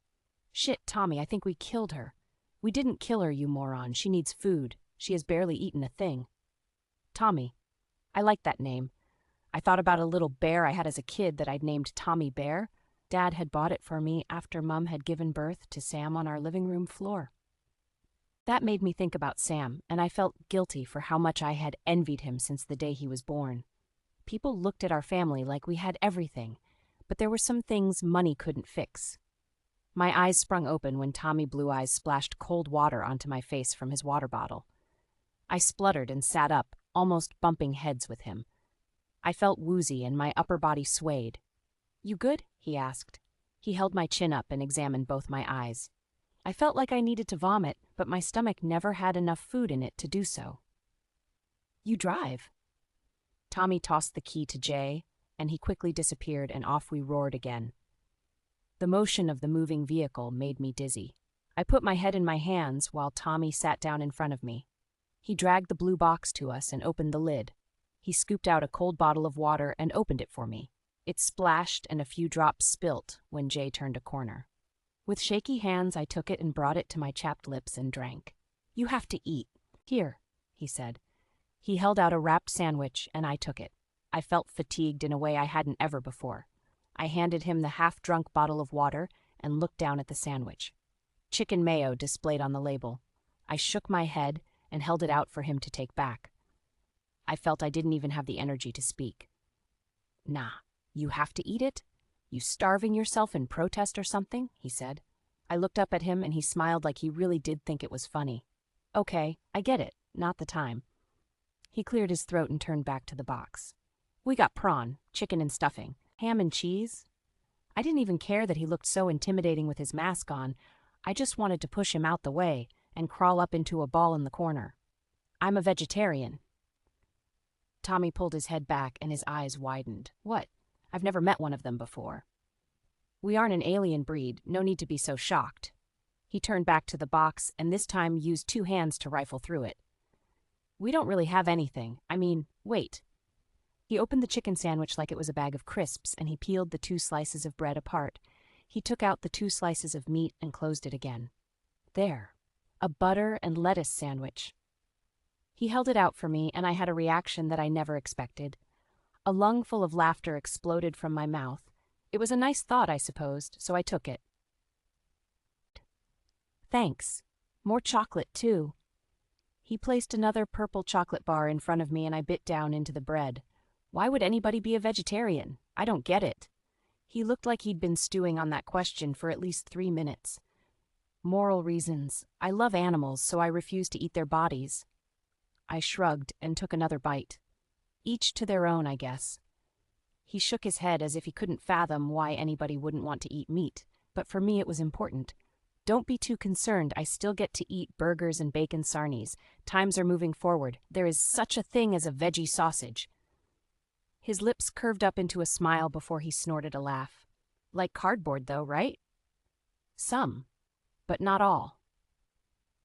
I didn't want to get into the whole debate about food choices, but I liked that he spoke to me. Maybe if he got to know me, he'd let me go unharmed. I took another drink of water before scoffing down the rest of my lettuce sandwich. I felt my body stiffen and my eyes widened when I heard the sound of sirens in the distance. I lit up, and I couldn't hide it. I dropped my chocolate bar and straightened my back, trying to see past him and out the windscreen. "Find me! Find me! Find me!" I repeated over and over in my mind. Maybe the old guy at the petrol station did report us. Maybe they knew I was missing and in the back of the van. "Stay down," Tommy warned. I felt the speed of the van slow and the sirens getting closer, until eventually they drove right past us. It was like I could feel my heart physically sink to the bottom of my stomach, and the look of disappointment must have been obvious on my face. You should feel a little better after something to eat. Even it is just a weed sandwich, he said. He tapped the packet of the sandwich before he stood up and walked to the front of the van again to talk to Jay.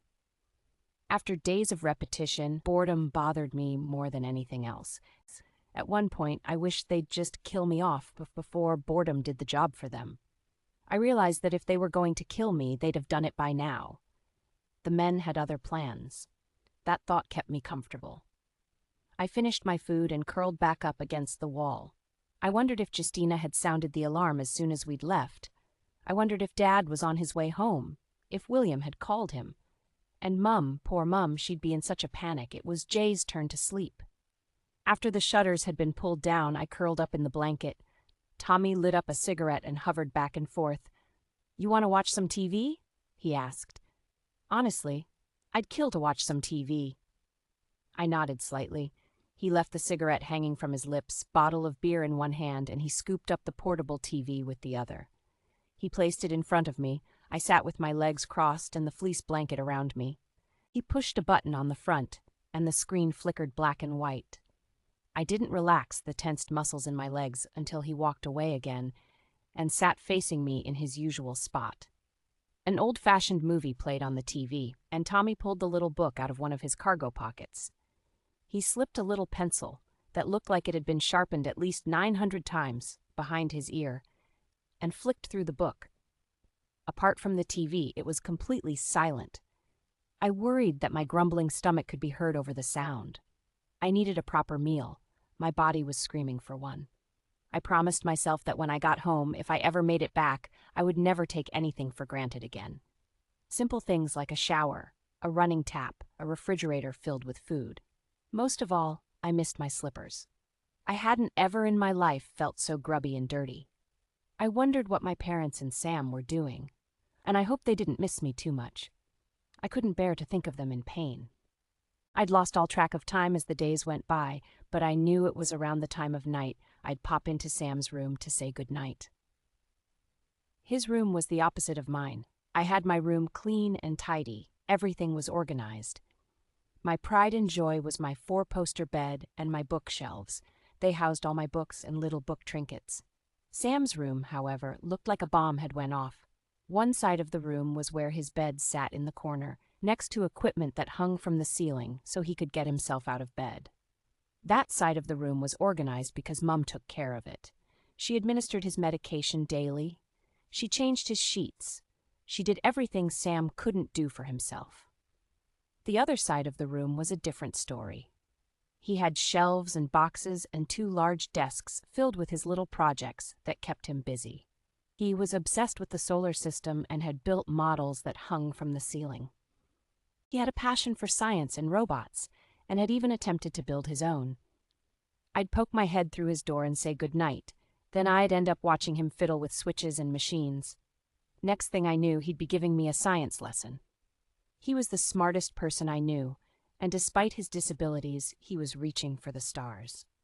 My body physically jumped when Tommy Blue Eyes leaned forward. He reached out and dragged the blue box across the floor before he used his foot to slide it over to me. "Don't be shy, veggie girl. Find something you can eat." He swiped up a bottle of beer and popped off the lid with his teeth. I didn't want to move from the wall I had been stuck to for days, but I was as hungry as a seagull. Every time my stomach growled, I felt embarrassed, followed by the overwhelming need to vomit. I leaned forward and peeked into the box. On one side lay loose bottles of beer and fresh bottled water. On the other, pre-packaged sandwiches and breakfast bars, chocolate and ready pastas. Trying not to make any sudden movements, I reached out and read all of the labels. To my disappointment, they were all meat.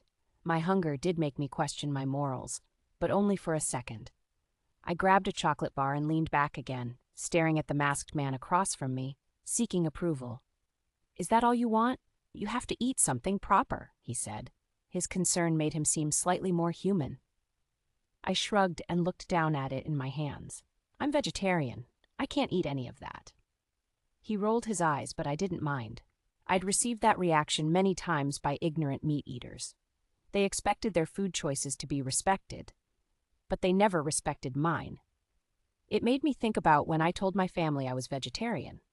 We were sat around the enormous dining table, and William placed a giant steak and chunky chips down in front of me. But only an hour before I'd watched a documentary on TV that showed the violence and suffering behind the meat industry. From this moment on, I will no longer be eating meat. I'm a vegetarian, I declared. As good as it smelt, and as much as I wanted to eat it, I pushed the plate away. My dad laughed so loudly he made me jump. Mum stared across at me with wide eyes. Sam asked what a vegetarian was. I called him a dorkitarian, while William raised an eyebrow like I'd grown another head. They all thought it was temporary, so I ended up eating cereal for dinner, but I never gave in, and they eventually got used to it. Okay then, one question, Tommy said. He dropped the pad down onto his lap. Why do vegans and vegetarians want their food to look like meat, but they don't eat meat? Ah, the same question I'd been asked by every single person in my household, including all the staff. I'm not a vegetarian because I don't like the taste of meat. I like meat. I'm a vegetarian because I love animals and refuse to support their suffering. He nodded his head like he understood, then he squinted like he didn't. He then shook his head and picked up his book again. I didn't really expect a man in a mask to understand my reasons behind not eating meat, but I did like that he was curious. I opened up my chocolate bar and quietly sucked each little piece. He scratched the top of his head, then his neck, before he slid the black mask off over his face. With my chocolate bar held mid-bite, my eyes widened. He stuffed the mask inside a black backpack and began to rifle through it. He had big blue eyes and short mid-brown hair. Dark stubble covered his jaw. I was taken aback by how nice-looking he was. Then I gave my head a wobble, knowing I shouldn't be thinking such things. But whose eyes didn't wander at a nice specimen? It was human nature, wasn't it? But was it completely inappropriate that was my kidnapper and I thought he was way too handsome? He gripped his dark top and pulled it over his head, revealing his bare skin. The chocolate square slid down my heated tongue and to the back of my throat. I coughed and spluttered and my eyes watered. Tommy stopped still and stared at me. I covered my mouth and picked up my bottle of water. I used it as a distraction. I drank while he went back to changing.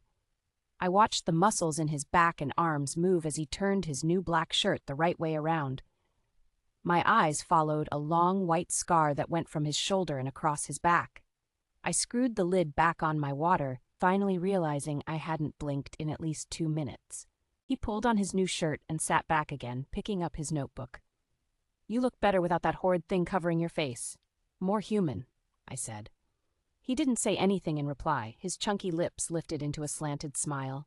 He swiped the pencil from his ear and opened up his notepad. Get some rest. We have things to do tomorrow, he said. Chapter 9. I woke feeling weak and hungry. My dad had spoke of hangovers many times when he drunk more than his weight in beer at a business meeting then regretted it the next day. He spoke of headaches and eyes as heavy as bricks. I felt what I could only imagine a hangover felt like. You're crazy. We agreed, and the boss told us not to show our identity, Jay said in a shouty whisper. Dude, relax. She's not going to tell anyone anything. How'd you know that? I'm telling you, the boss isn't going to be happy. Still lying down, I lifted my head, one eye open, and saw them near the front seats. Tommy didn't have his mask on. Jay did. This wasn't part of the plan, Tommy. Well, you tell the boss this should have been over and done with 2 days ago. Make the call and tell them to stop stalling. I sat up slowly, and the 2 men turned their heads to look at me. The thought of them having someone else involved made me shiver. Tommy seemed laid back, a little too laid back. While Jay stormed to the front of the van, Tommy stretched his arms high up in the air. His t-shirt lifted and showed a little line of hair running from his belly button down into his pants. The van pulled away, knocking my body into the wall. I rubbed my eyes and curled up into the corner. I felt woozy and my stomach gurgled. An overwhelming sensation of nausea came in waves. We drove for only around 10 minutes before we stopped again. Jay jumped up from his seat. Tommy Blue Eyes stood his ground. The two seemed to be in some sort of quiet argument, but I couldn't make out what was being said. I heard a lot of effing and jeffing, but that was all. Tommy then turned and stormed towards me. My whole body tensed and heart sped up, but he walked right past me and picked up the same black backpack he'd pulled a t-shirt from last night. He then walked to me and stopped up my arm. Like a puppet, I obeyed and stood up.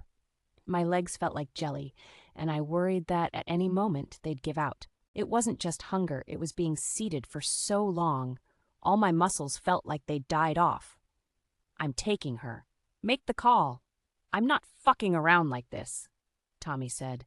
He pressed something on a set of keys he pulled from his cargo pocket, and the door beeped. He then pulled it along, and the cold, fresh air hit me in the face. I wanted to hold out my arms and bask in the winter sun and enjoy air that wasn't filled with smoke, but Tommy jumped out and pulled me with him, barely giving me a chance to react. My bouncy trainers landed on the cement pavement with a thud, and it took me a moment to get my balance. My heart beat faster as I wondered if he was taking me somewhere to shoot me, or worse. The two men gave each other a glare before Jay slammed the door shut. "Let's go," Tommy said. I did as instructed, and I walked by his side. My legs enjoyed the exercise, although I found it difficult to keep up with his long strides. Walking next to him made me realize just how big and tall he really was. He was at least a whole head bigger than me and shoulders as wide as a house.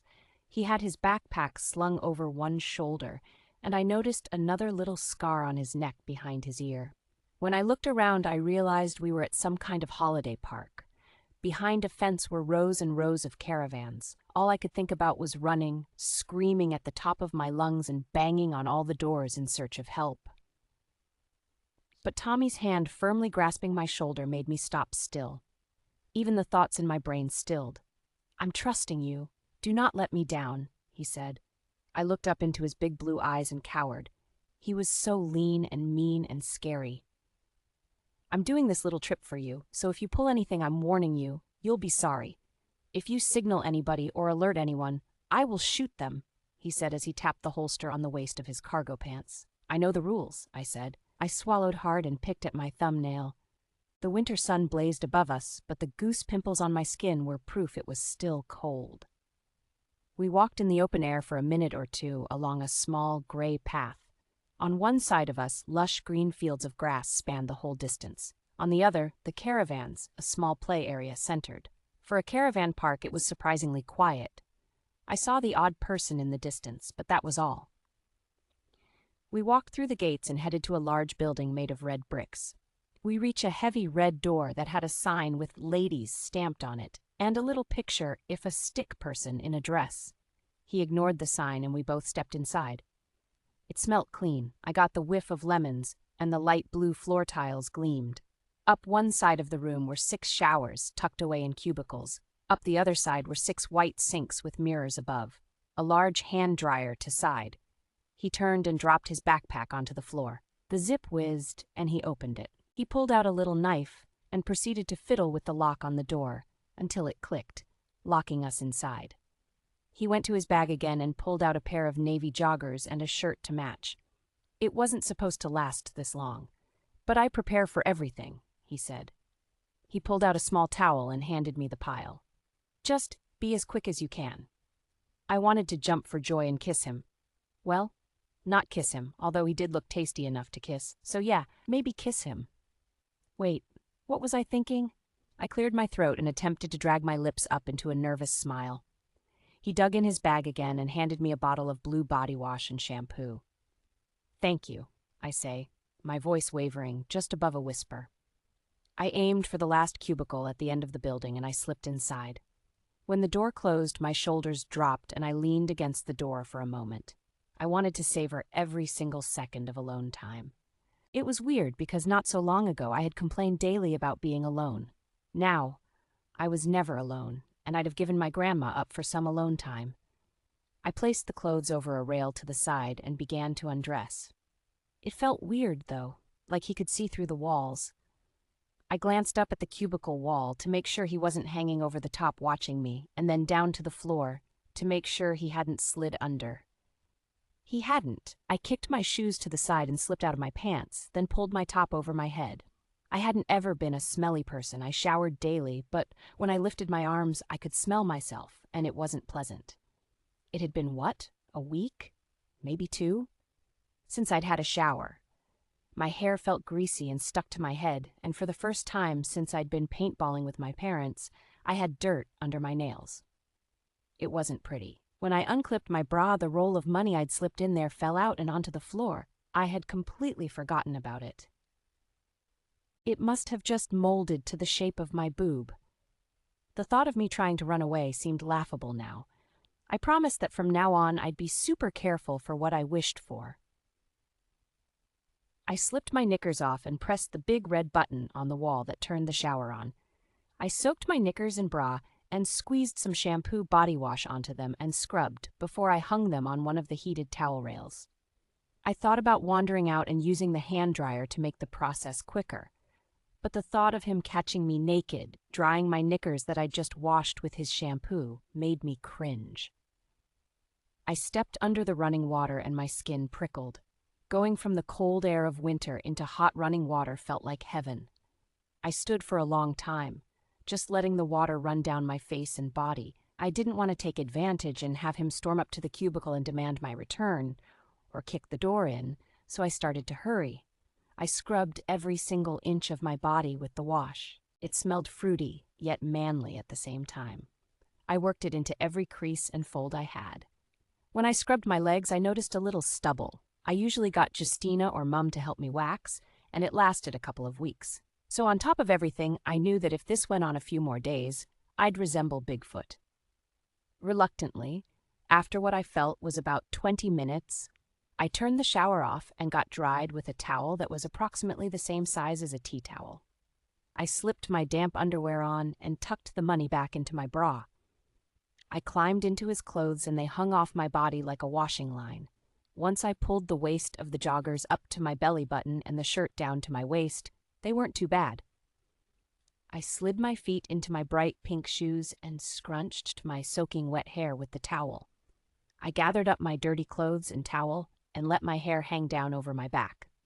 I quietly walked back out into the main part of the showers and expected him to be there, but he wasn't.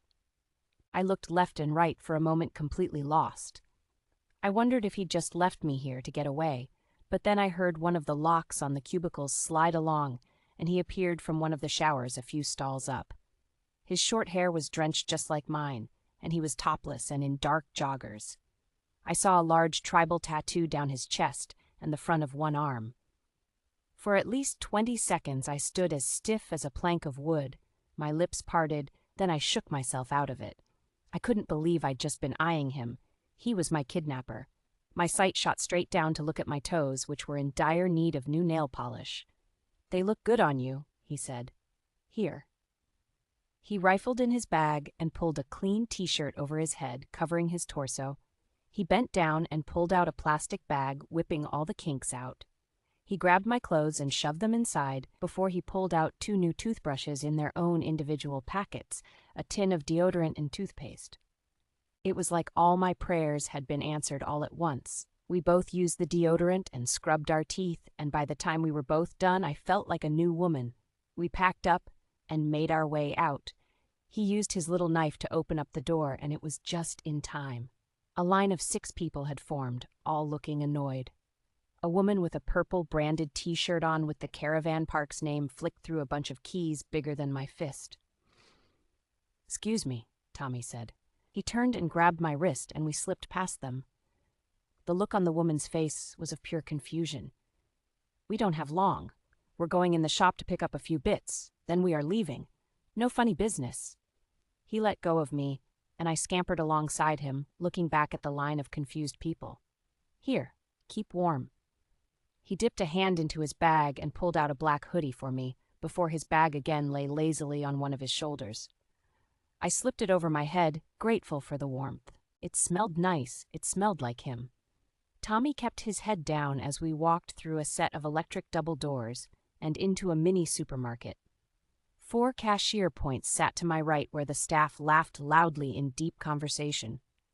Music played at a low volume over little speakers attached to the ceiling, and I didn't see any more than maybe 8 people browsing the small aisles. "Right, pick up your veggie crap and let's go, quick." He moved even faster, and my little legs were basically running. Show me what to get.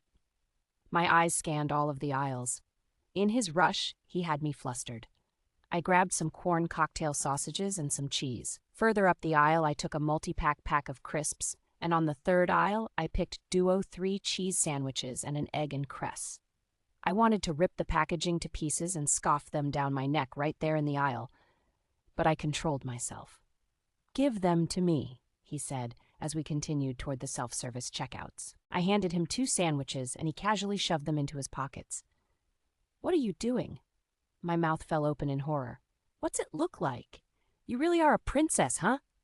"I am not a princess," I growled. "I have just never shoplifted," I said in a shouty whisper. It was like he enjoyed my reaction. His lips grew up into a smirk, and he stopped. "I haven't got any money. I probably have enough for the crisps, so you want this veggie shit, I take it." He said it like he was just talking about something he was entitled to, and it horrified me. I was more scared of being caught shoplifting than I was of my kidnapper. "You can't. You just can't." "Watch me." He turned and kept walking. I dug around in my bra for the money and did a little run to catch up to him. I held it out and he stopped again, staring at it. "Where did you get that?" "I had it when you stole me." I wasn't going to say my boob had been keeping it warm. He swiped it out of my hand and unrolled it. "Right? I'll pay you back." I mean, that was a bit of a weird thing to say considering the circumstances. "So I guess I probably won't pay you back," he said and shrugged his shoulders like he really didn't care. I twisted my lip up in shock at his brashness. It wasn't something I was used to. I followed him, and we scanned all our things, bagged them, and he slid a few of the notes into the machine. The remainder of the money he handed back to me, and I shoved it in my bra, surprised that he hadn't pocketed it. He picked up the bag, and we headed for the exit. Nobody had noticed us walking around the shop, but on the way out past the checkouts I heard the girls talking. "Pink trainers," one of the girls said. I just caught the end of it. I turned to look at them, and so did Tommy. They all looked like a kid who'd been caught with their hand in the cookie jar. Eyes wide, shy smiles. Something was up, I knew it. My strides slowed as I tried to work out if they were talking about me. I could have screamed and ran to them, but I didn't want any other person to get hurt. Both Tommy and I looked down at my shoes, and it was like he'd had some kind of realization. "Move, quickly," he said. We moved fast and left the shop. We walked the little gray path again and eventually got back to the van. Tommy banged on the door twice and the door beeped before opening. "Where you been?" Jay shouted. He looked flustered and red in the face. "Don't start, we're back. Go." I climbed in, followed by Tommy, and Jay started the van. Tommy slid the door along and knocked on the metal interior twice, and we sped away.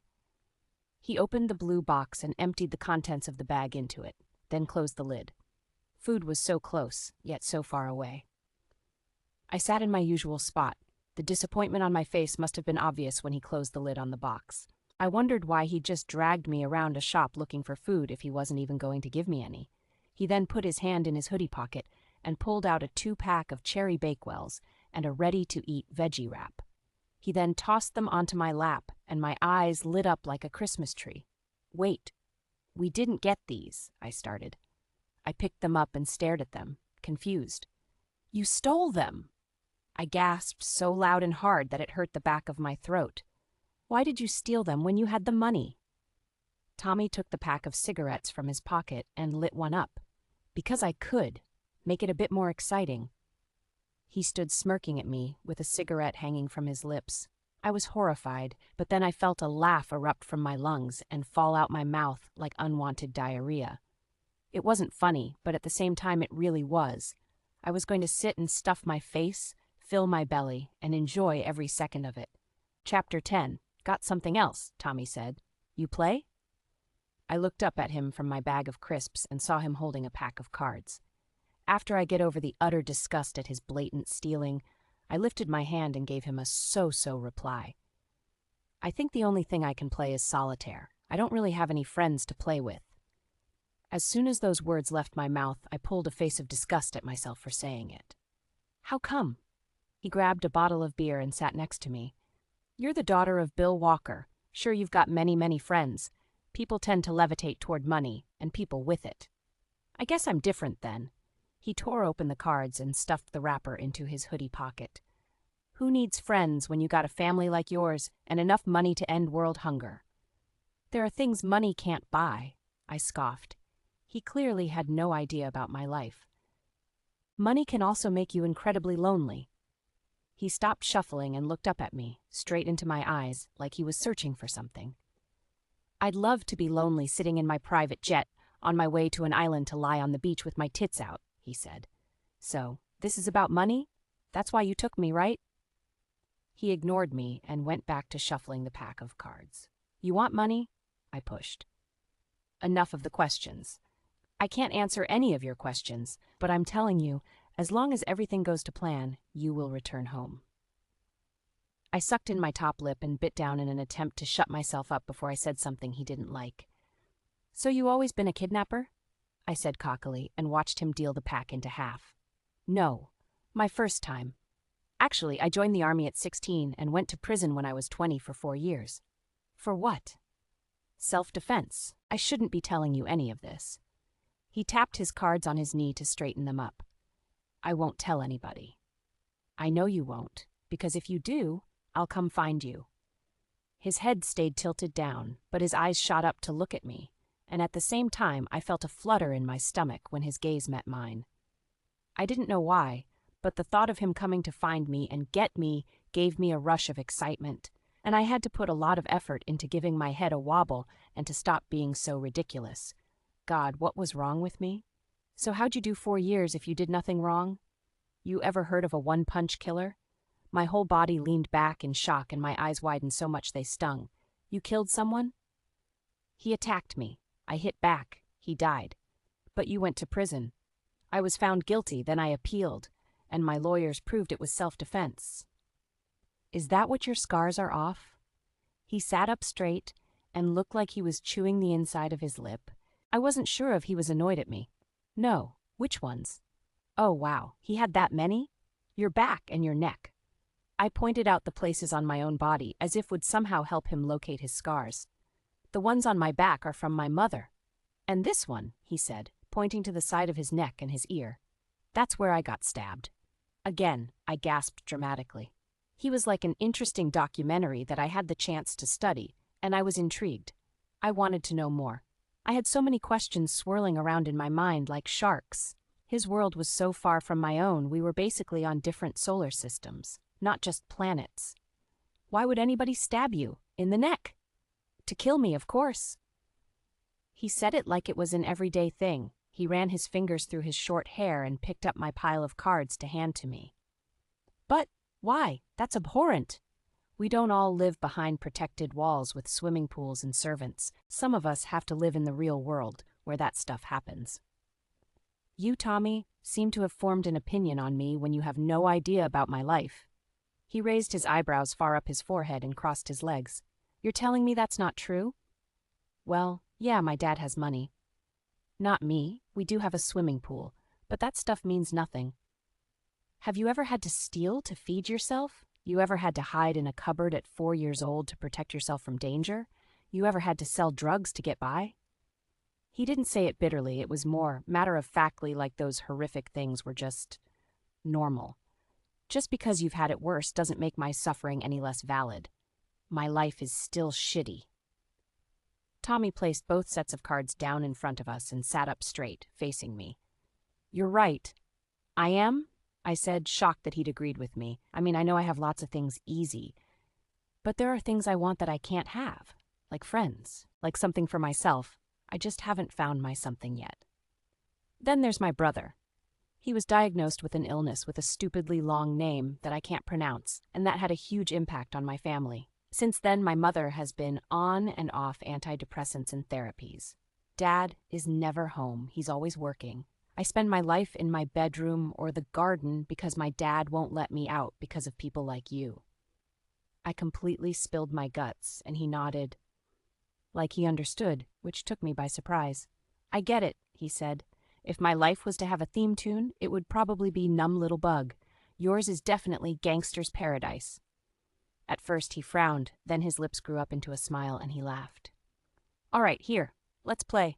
We'll start with something easy.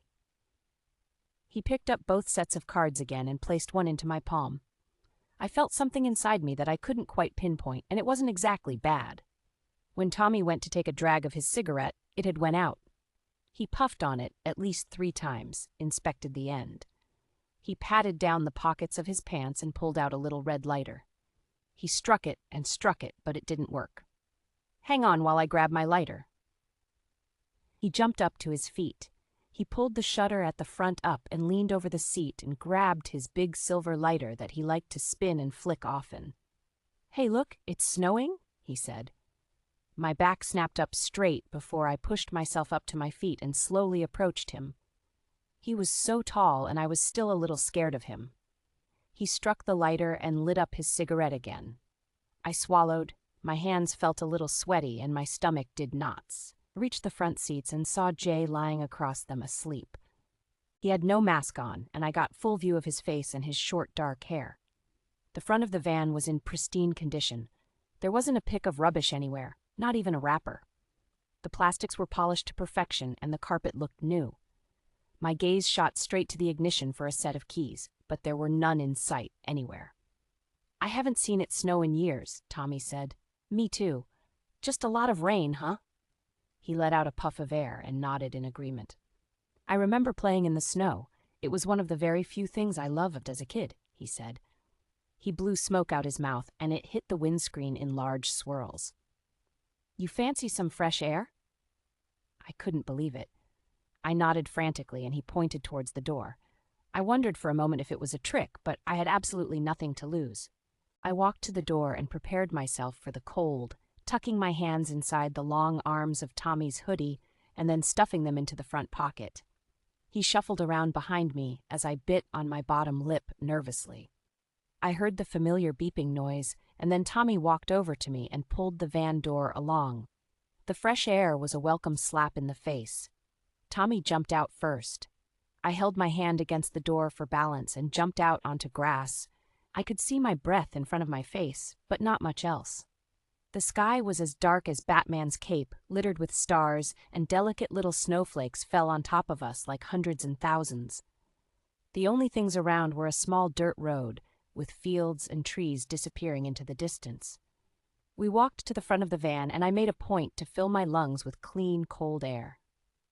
Tommy put one of his hands into the pocket of his combat pants and leaned against the bonnet. I followed, but I took my hands out of my pocket and sleeves and enjoyed the feeling of cold snowflakes falling into my palms. "The plan isn't to hurt you," he said. My neck almost snapped as I turned to look at him. He looked down at me and then flicked his cigarette far into the distance and blew out the remaining smoke. "Thanks, I think." Tommy laughed, and then so did I. It was a weird moment. A moment I couldn't explain. I just knew it felt good. I watched him as he played with the lighter, spinning it between his fingers, then looking down at it like he was thinking.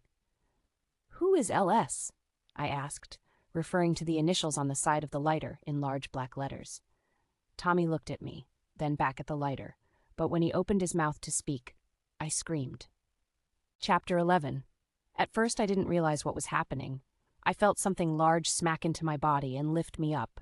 My body flew through the air, and I landed on the grass a few feet away with a thud, and Jay lying on top of me. "What the fuck you doing?" Tommy said. It was the highest I'd ever heard his voice. "You just tackled her to the ground, for fuck's sake." Jay's eyes looked red and swollen. He climbed off of me and sat up looking dazed and confused.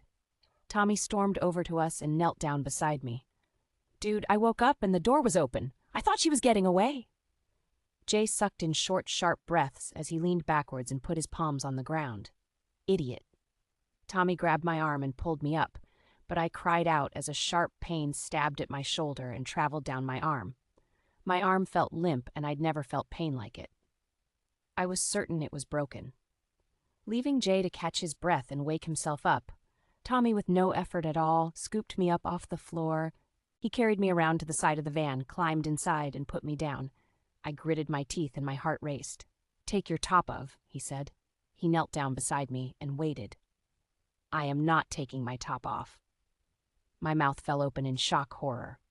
"Fine, stay like that." He shrugged and stood up before walking to the door.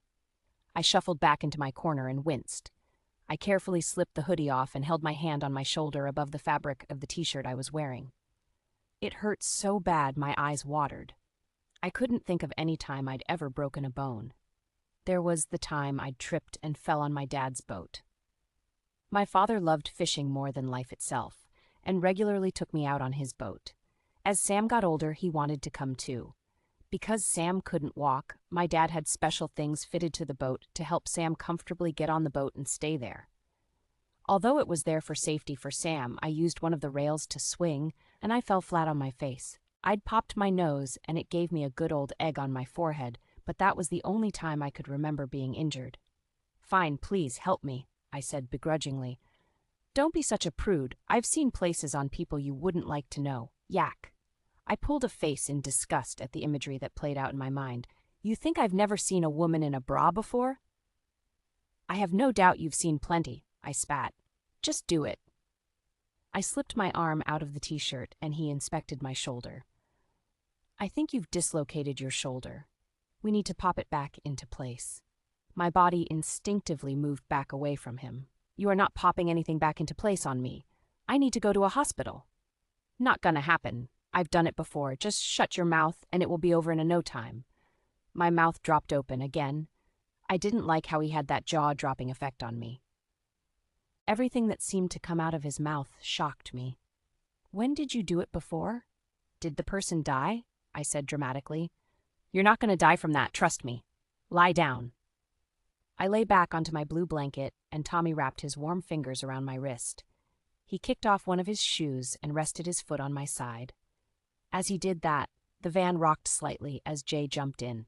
He slid the door along closed and quickly settled next to me on his knees. It felt like a whole ordeal and that I was prepping for major surgery. My heart pounded against my rib cage, but the pain was almost too much to bear. "Ready?" he asked. He gave the impression that he wanted me to answer, but before I even opened my quivering lips to speak and say no, he pulled on my arm and pressed his foot flat into my side. I cried out as the pain intensified, and just as I thought I couldn't take any more, I felt a pop. Then Tommy released me. It still hurt as I lifted my arm up and down and pressed my fingers into my shoulder, but it felt better. "See? No big deal." I slipped my arm back into my t-shirt after suppressing the urge to try and strangle him with it. My attention was dragged away by the sound of my own name. At first, I couldn't work out if I was just hearing things, and the stress of being kidnapped had finally taken its toll on my brain. But I hadn't went insane yet. My name was being spoken. I sat up and turned to the TV, and on the small screen flashed the news at 10, and a woman in a smart black blazer stared at me through the screen. "Zoe Walker, still missing," the news lady said, and Tommy and Jay both looked up at each other. With my hand still comforting my sore shoulder, I shuffled forward. There have been no new leads in the kidnapping of Zoe Walker since a sighting in Cresswell Holiday Park, where the staff recognized Zoe by her pink shoes after hearing a description of her from the police. Today, the men who took the girl have confirmed they are holding her for ransom and have asked for £5 million before the safe release of the girl. My mouth fell open again. My family then flashed up on the screen. They were sat in front of a white wall with flashes from cameras on their faces. Mum, Dad, and Sam. Behind them, Justina and William. They all looked rough, swollen eyes and bags. Mum, who usually never left the house without makeup, and her long dark hair groomed and pinned back so tight it pulled her eyes back, had a low, messy ponytail hanging over her shoulder. My dad, who regularly wore a suit and tie, sat in slacks. The family gave a statement 3 days ago, and the kidnappers replied with their demands. The camera panned from a teary Sam and up to William and Justina, who looked just as bad as my family. I hadn't really ever wondered what effect my disappearance would really have on the people in my life, and now I knew how much it had devastated all of them. It felt like my heart actually hurt, and I forgot about the pain in my shoulder. "Time to go," Tommy said, and Jay nodded. He hit the off button on the TV, and they both got up. I wanted to swing for both of them. I wanted to hurt them like they'd hurt my family. But instead, I scurried back under the hoodie and into the corner. It was all well and good talking to Tommy like he was a person, but I needed to remember he was dangerous, and getting close was stupid. Tommy and Jay went to the front, and Tommy drove. He started the van, and we sped away. I stayed silent in the back for at least 30 minutes until we stopped again. I wasn't expecting much to happen until I saw Tommy heading towards me. I pressed my body back against the wall and shook my head when I saw the bag to put over my head was hanging from his grip. Chapter 12. Please do not put that on me, please. I'm begging you. Tommy closed his eyes for a quick second, then knelt down in front of me like he was talking to a toddler. My eyes flicked between him and Jay, who was pacing the van with a phone to his ear. Boss, we're outside the house now. All set? Yeah, Jay said. It's just until we get inside, and then I'll take it off again. Deep breaths. I gritted my teeth and closed my eyes. He slipped it over my head and face, and I instantly felt hot. He then scooped me up into a fireman's carry, and I wrapped my arms around his neck, clinging on for dear life. I didn't like not being able to see. I didn't like not knowing what was happening. We walked for just a few moments. I heard the crunch of shoes on gravel, then the squeak of what I guessed was a door opening, then the slam of it being shut. Whoa!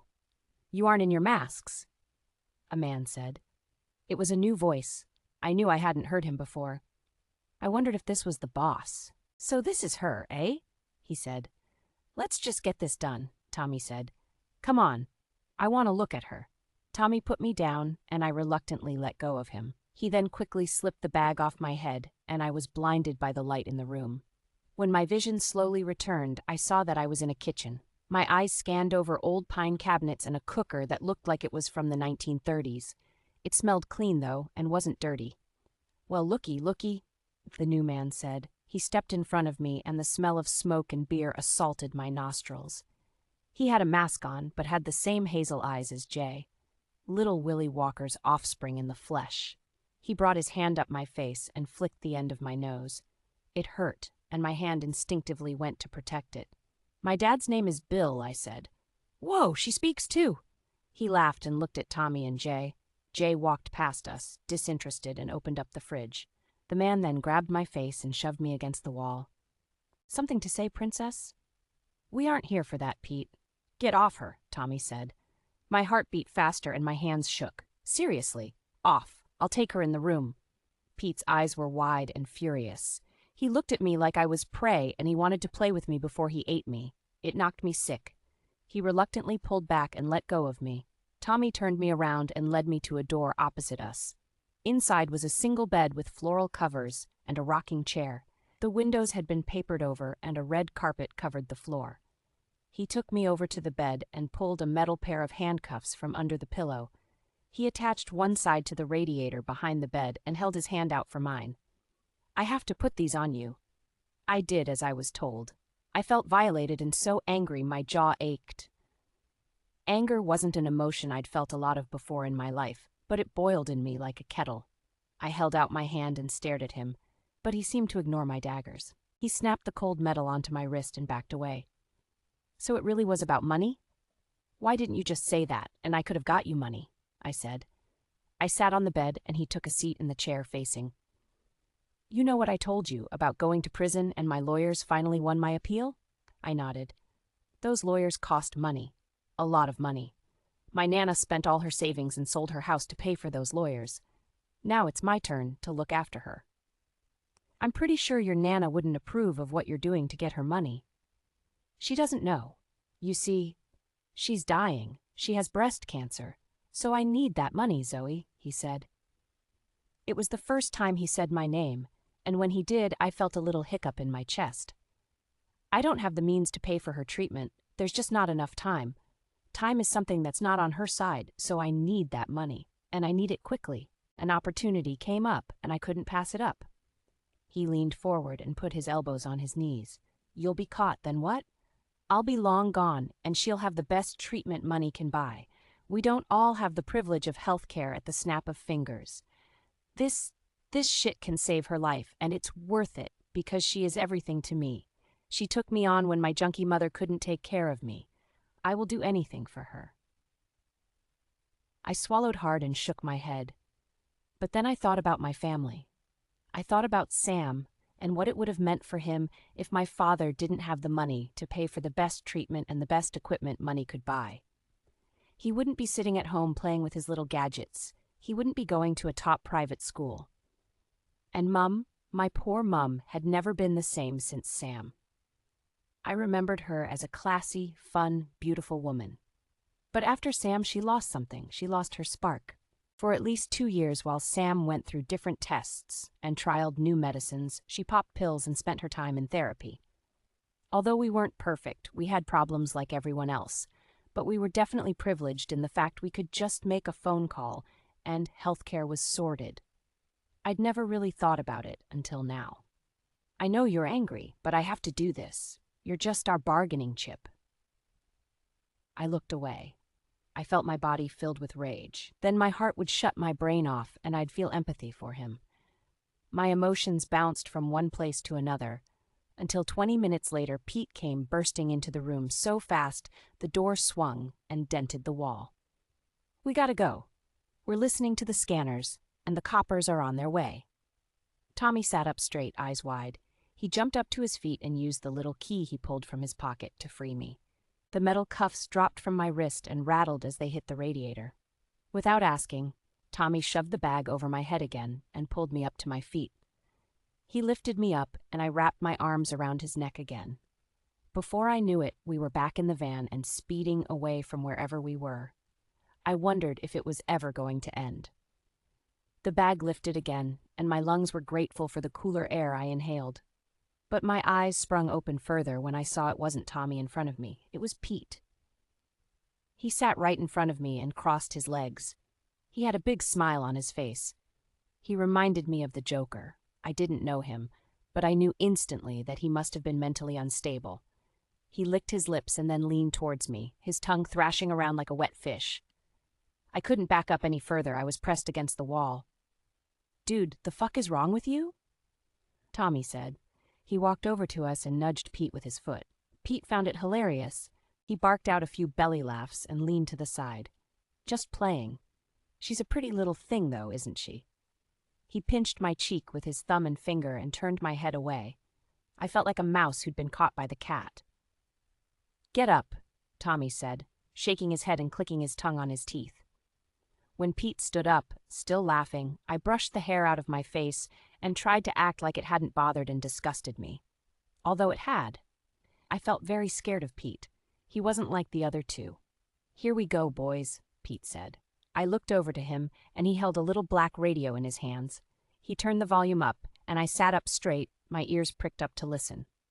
For those just tuning in, we have more breaking news in the kidnapping of Zoe Walker.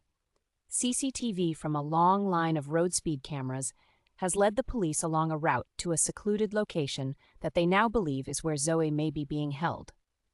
Police received a call about a suspicious-looking van, then checked CCTV, which showed young Zoe being led into the establishment, then back into a large van.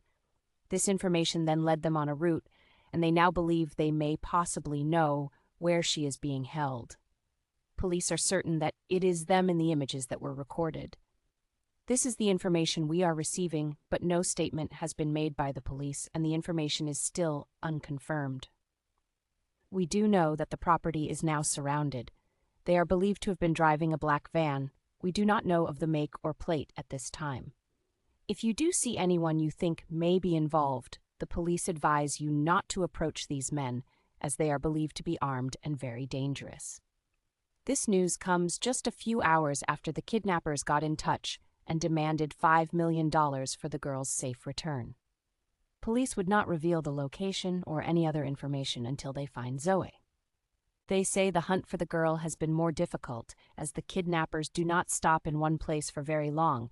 This has had a major effect on the hunt for the girl. As always, we will keep you informed of any news as it develops. "Holy shit," Jay said. He bounced in the driver's seat as we flew around windy country roads. I didn't eat, and I didn't sleep all night. The van kept moving all night, while Pete sat and cursed and swore. Jay drove, and Tommy lingered back and forth. I kept my mouth firmly shut. When we did eventually stop, I had absolutely no idea how much time had went by. All I knew was that it was light outside. "We're going to make the call," Jay said. Tommy nodded. Pete opened the passenger door and spat on the ground outside, which made me feel nauseous. He disgusted me. They left and Tommy paced. I could tell he was uncomfortable. He kept pressing his fist into his palm and walking back and forth. "Hey, Tommy," I said. He stopped and looked down at me with his piercing blue eyes. It was like I could see straight through them. No matter how this ends, I promise I will help your Nana," I said. His eyebrows dipped down into a frown. I knew that was the last thing he expected me to say. "I mean, I don't know who she is, but when you disappear, I'll help her. I promise." Tommy sighed. His big shoulders lifted then dropped, and he looked straight up at the ceiling. "Damn it. Why?" I was taken aback by his reply. My body leaned backwards, and I frowned. "Because like you said, not everyone has the privilege, and I do. I want to share it. I want to help her because she helped you. I guess that shows she's a good person, too." "Why'd you have to turn out to be so nice?" he said. His lips lifted into a slanted smile, and he shoved his hands in his pockets. "Usually, I'd say no, but this time, I'm going to say thank you. Maybe one day I can return the favor in a way that doesn't require money." Just then, the door slid along and the two other men jumped inside. "It's on. We're going right now," Pete said. "This is the end of the road, boys, and we're home and dry." Tommy took one last look at me, but I couldn't read his expression. Maybe I saw a hint of guilt, regret, something. He walked to the front of the van as Jay drove off again, and I stayed in my little corner, waiting impatiently for what was to come next. Chapter 13. The van eventually pulled to a stop around 3 hours later. Pete and Jay jumped out after giving Tommy Blue Eyes a concerned look.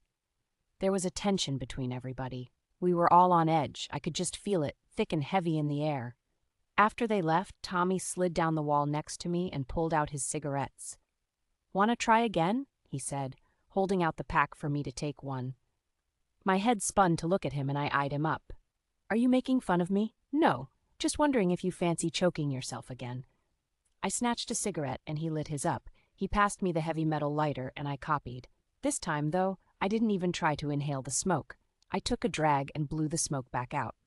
Tommy watched me with a smirk, and my fingers ran over the initials on his lighter. "LS. Who is LS?" "My Nana, and I need to get it back, because when she realizes I took it, she will have my guts for garters."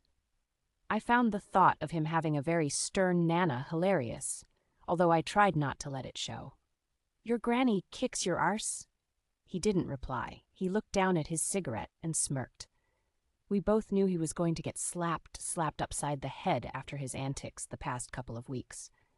"So, it looks like this is going to be over today. I know I'm a bit of a dick, but I just want to say sorry, on behalf of all of us.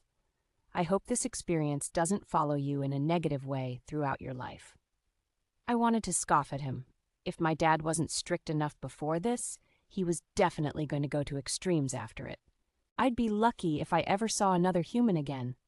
"That's it," Pete screeches as he got back into the van. Tommy and I sat up straight and looked at him. "What's wrong?" Tommy stubbed his cigarette out into the pot in front of us and stood up. Pete dropped a large black holdall onto the floor in front of me. It landed with a loud thump that vibrated through the floor and up my legs. "Open it. Go on, open it," he shouted, pointing at the bag. Tommy looked down at it like it was an alien, while Jay slid the door across and stormed to the driver's seat. Pete picked up the holdall again and threw it with force, aiming it at me. I braced, my arms protecting my face, but Tommy jumped to the side and caught it before it hit me. "Open it," Pete shouted.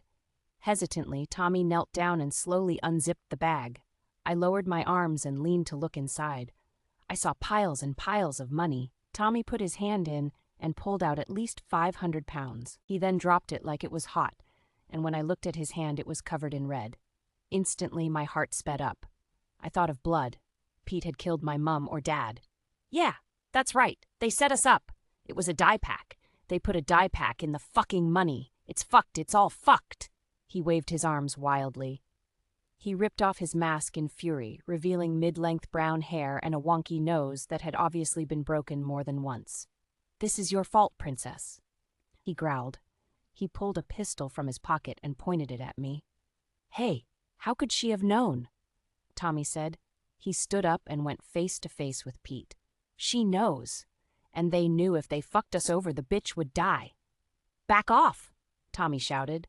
The van swerving knocked all of us sideways. "Get out of my way, Tommy." As the pair had a standoff, I curled up in the corner and wished I was back at home watching my crappy videotapes and reading my books. And we aren't actually gonna do that. Okay, think of it this way. If you kill her, we got no leverage. Now use your fucking brain and calm down. Pete spent at least a minute breathing heavy, staring at me. I didn't have to look at him directly to know his eyes were burning holes into me. He reached into the pocket of his pants and pulled a phone up to his ear. "What was that, Willie boy?" he growled down the phone. "I told you anything like this, and she'll get a bullet to the head." Pete lifted his gun, aimed it at the back doors of the van, and pulled the trigger. The noise went right through me, and my hands shot up to cover my ears. I didn't realize until now that tears were streaming down my face.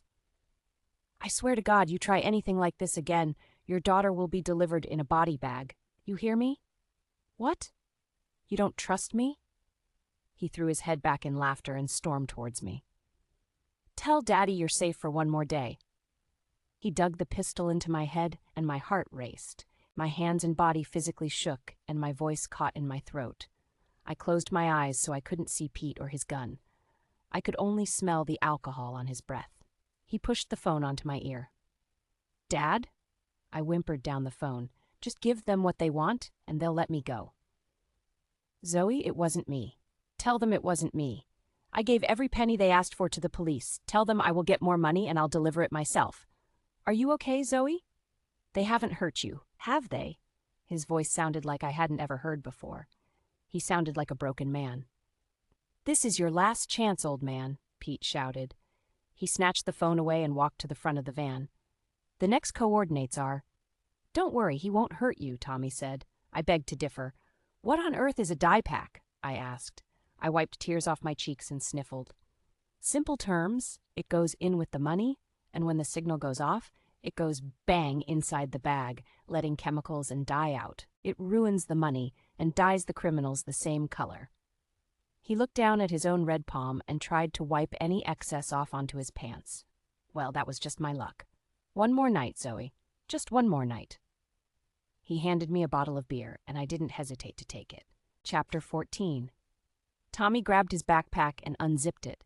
He leant down and pulled out his black balaclava mask and pulled it down over his face. I got a thought pop into my head that scared me, and I immediately shoved it away again. Then it popped in again as I watched him. Sexy. That was the word. He was so frickin' sexy. I was scared of him, yet I thought he was a damn good-looking kind of man. Sure, he could be a bit of a dick, but his kindness secured my thought. I was grateful to him for letting me shower, giving me clean clothes, stealing food for me. I just knew that despite his hard childhood, deep inside of him, he had a good heart. He chucked his backpack to the back of the van and pulled the large holdall over to him. He unzipped it, and the ruined money poured out like a waterfall. 50-pound notes fluttered around like butterflies before all landing in one large heap in front of me. Dad was rich, but I'd never seen so much money in person before. "Come on then, princess," Pete said. He stared at me through the holes in his mask, and I felt a wave of nausea. He walked over to me and wrapped his grubby hands around my wrist and pulled me up to my feet. I whimpered and squirmed like a scared puppy. He pulled me over to the doors. I heard a beep, and then they opened. The three of us jumped out and onto a sidewalk. The van was parked on a curve in the road. The sun was setting, leaving an orange tint in the sky above the trees that surrounded us. I sucked in large gulps of the fresh air, my head tilted upwards. The men walked at either side of me as we followed a trail into the trees that led to an open area near a children's park. I saw a man and a woman standing at the fence, and my heart felt like it dropped into my shoes when they turned around and I saw they were my parents. Mum looked so skinny and frail. Her hair hung like a dead rat over her shoulder, and the slacks she wore looked 2 sizes too big for her. She bit her nail and shuffled on her feet. I didn't even know my mother owned a pair of trainers, but there she was, looking like the average person. My kidnapping had clearly affected them more than I ever imagined. "Zoe," she cried when she turned her head and saw it was us heading towards them. Then my dad turned around, and he looked just as bad. He had huge bags under his eyes, telling me he hadn't slept. His eyes looked bloodshot like he'd been crying. I never thought my dad was even capable of crying. He was a machine. He was the strongest person I knew. They both hurried towards us, and Pete grabbed me by my hair and dug his gun into my temple. My parents stopped still, eyes wide. "Just brought you a little reminder not to fuck us over," Pete snarled. "Put the money in the bag." Tommy tossed the empty holdall, and it landed between my parents and us. "Don't hurt her. We have your money. It's all here." Dad dropped the holdall that he had on his shoulder, and he unzipped it. Tears ran down my mother's cheeks, and she held a hand out to me, but we all knew I wasn't allowed to take it. I wiped my wet cheeks and gave her the best smile you could muster up. I wanted to be strong. I wanted to show them that I was okay so they didn't have to worry and lose sleep. Dad quickly transferred every last note from his bag to Pete's, and he stood back up. He held his arms out at his sides, trying to give the impression he was unarmed and wasn't going to make any sudden movements. Such a powerful man looked so weak, and it broke my heart to see him like that. "You have your money, now hand over my daughter," Dad said. My heart did a hiccup in my chest. I was going home. This was it. "I don't think so," Pete said, dashing all my hopes and dreams with 3 simple words. My heart dropped, and Dad stepped forward, a look of determination on his face. He looked like he was going to smack Pete, but Pete dug the pistol further into my head, and I moaned in pain. My hand gripped onto his arm, and I tried to lean away. "Make sure no coppers follow us, got it?" "We had a deal," Dad said, desperation in his voice. "The deal is done when you make sure nobody follows us. We'll be in touch," Pete said. He twisted his hands in my hair, and I winced at the stabbing pains in my scalp. "Zoe!" Dad shouted, and Mum burst into hysterical tears as Pete dragged me away. When we reached the trees, Pete and Tommy ran, and my little legs scarpered frantically to keep up with them. My head always in front of me, with Pete's grip still strong on my hair. We reach the van, and Pete lifts me up by my hair and pulls me inside. I hit the floor and whack my head off the wall. "Dude, seriously, watch what you're doing with her," Tommy shouted. Pete spat a ball of saliva outside, then slammed the door shut. Tommy hurried over to me and helped me up. My palm rubbed my sore scalp. I felt numb. Tommy patted me on the shoulder and went to the back and grabbed a backpack. Out of that backpack he pulled another 2, and as Jay drove, Tommy and Pete split the money into the 3 bags. "We did it. We pulled it off," Pete said, and he cackled like a witch. "You ready for the last part?" Tommy looked across to me, and my heart sped up. I had a horrible feeling in the pit of my stomach, like something awful was going to happen to me. Tommy nodded and stood up to his feet. He picked up his rucksack and hung it over his shoulder. "The car is in the garage. Here's the phone. I'll call you when we get there." Pete slapped a black flip phone into Tommy's palm and whacked him on the shoulder like he was congratulating him. "Do what you gotta do and we'll see you. Well, you know where." Tommy nodded and pulled the mask off of his face and tucked it into his pants pocket. My body leaned as the van pulled to a stop, and Jay jumped into the back with us. "Here's the keys. Make sure you stick to the plan." Jay said, "Good luck." I looked up to Tommy with desperation. I got the feeling he was going to leave me here with nutcase Pete. Tommy stares at the key in his hand, then looks at me. He does it again, and Jay senses his wavering. "If you don't go now, we're all fucked."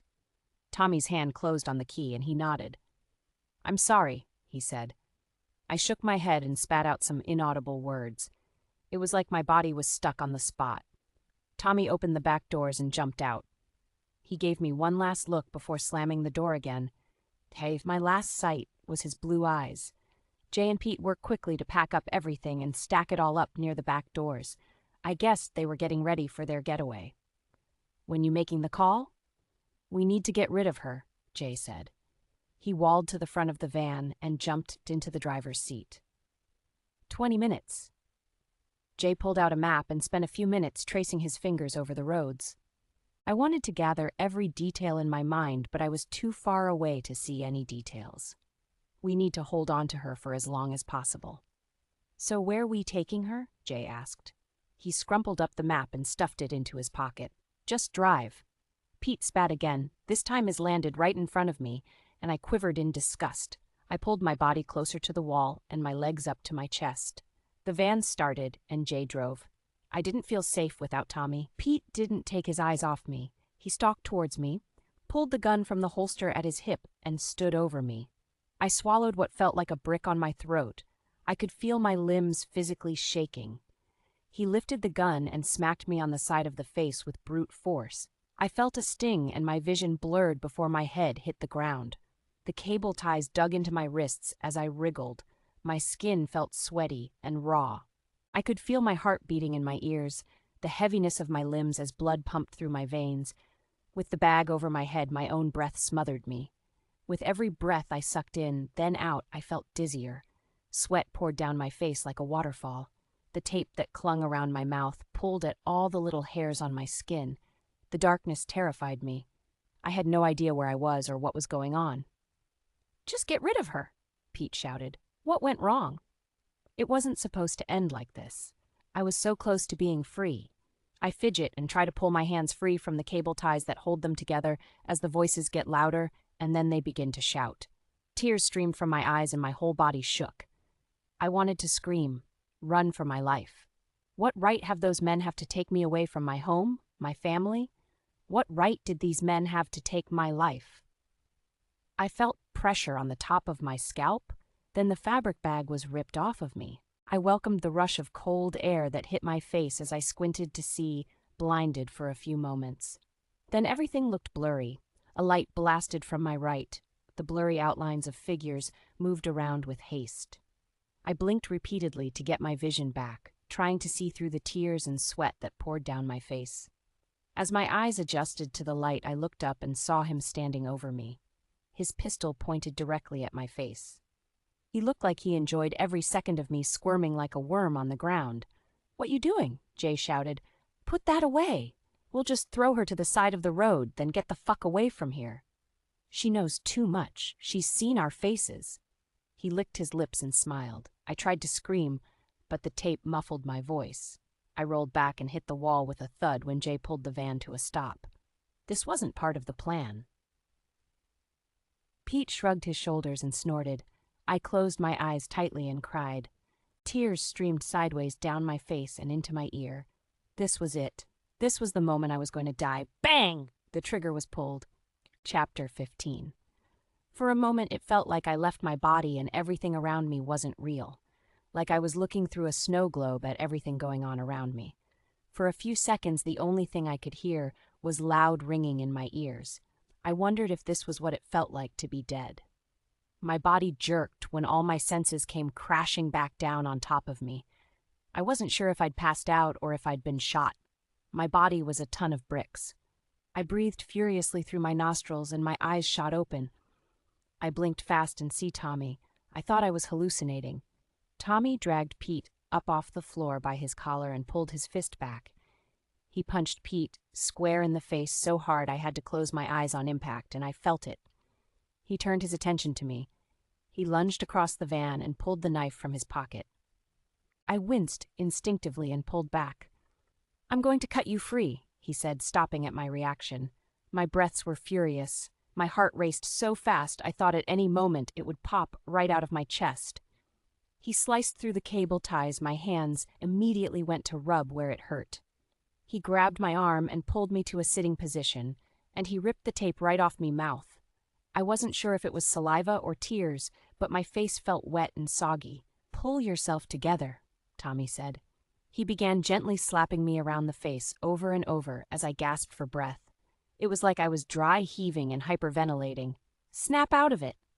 He clicked his fingers in front of my face, but all I could think about was my close call with death. "Zoe!" he shouted and slapped me again, this time harder. It was enough to make me look at him and focus. "I knew he'd do something stupid," Tommy said, turning his attention to Jay. "He's out of control," Jay said as Pete moaned and flopped around the floor. "Get out of here. We need to go." Tommy pulled me up by arm and dragged me with him to the back doors. "What about the girl?" Jay held his hands out at his waist. "I'll take care of it. Just go. Change of plan. Go, I'll call." Tommy jumped out first. He then pulled me out of the van and my feet hit the asphalt. "Hey, I am sorry." "Good luck, man. I will call you. Keep the phone, yeah?" Tommy nodded and slammed the doors shut. He kept a tight grip on my wrist as he led me over to a car. We stopped, and he turned me so my body leant against the driver's door. I held my palm on my chest and willed my heart to slow down. He put both of his palms at either side of me, resting on the silver metal surface of the car. "Pull yourself together. Calm down," he said. I continued to breathe like a donkey, and he grabbed my face and lifted it so I looked him square in the eye. I nodded and breathed in through my nose and out through my mouth. The van started up and made a screech as Jay pulled away. A large puff of dust swirled in the air from the dirt road we stood on. "I'm not going to hurt you." "My hero," I said sarcastically through sobs and snot. He laughed and stood up straight. "All right, now that you got your attitude back, get in, we have to go." He opened the door of the car and I hesitated. "Going where?" "You're going home." Chapter 16. I hadn't ever appreciated the loveliness of sinking into a soft fabric seat until I slid across the driver's seat and into the passenger seat. A pleasant new car smell filled my nose as I sunk back and closed my eyes for a quick moment.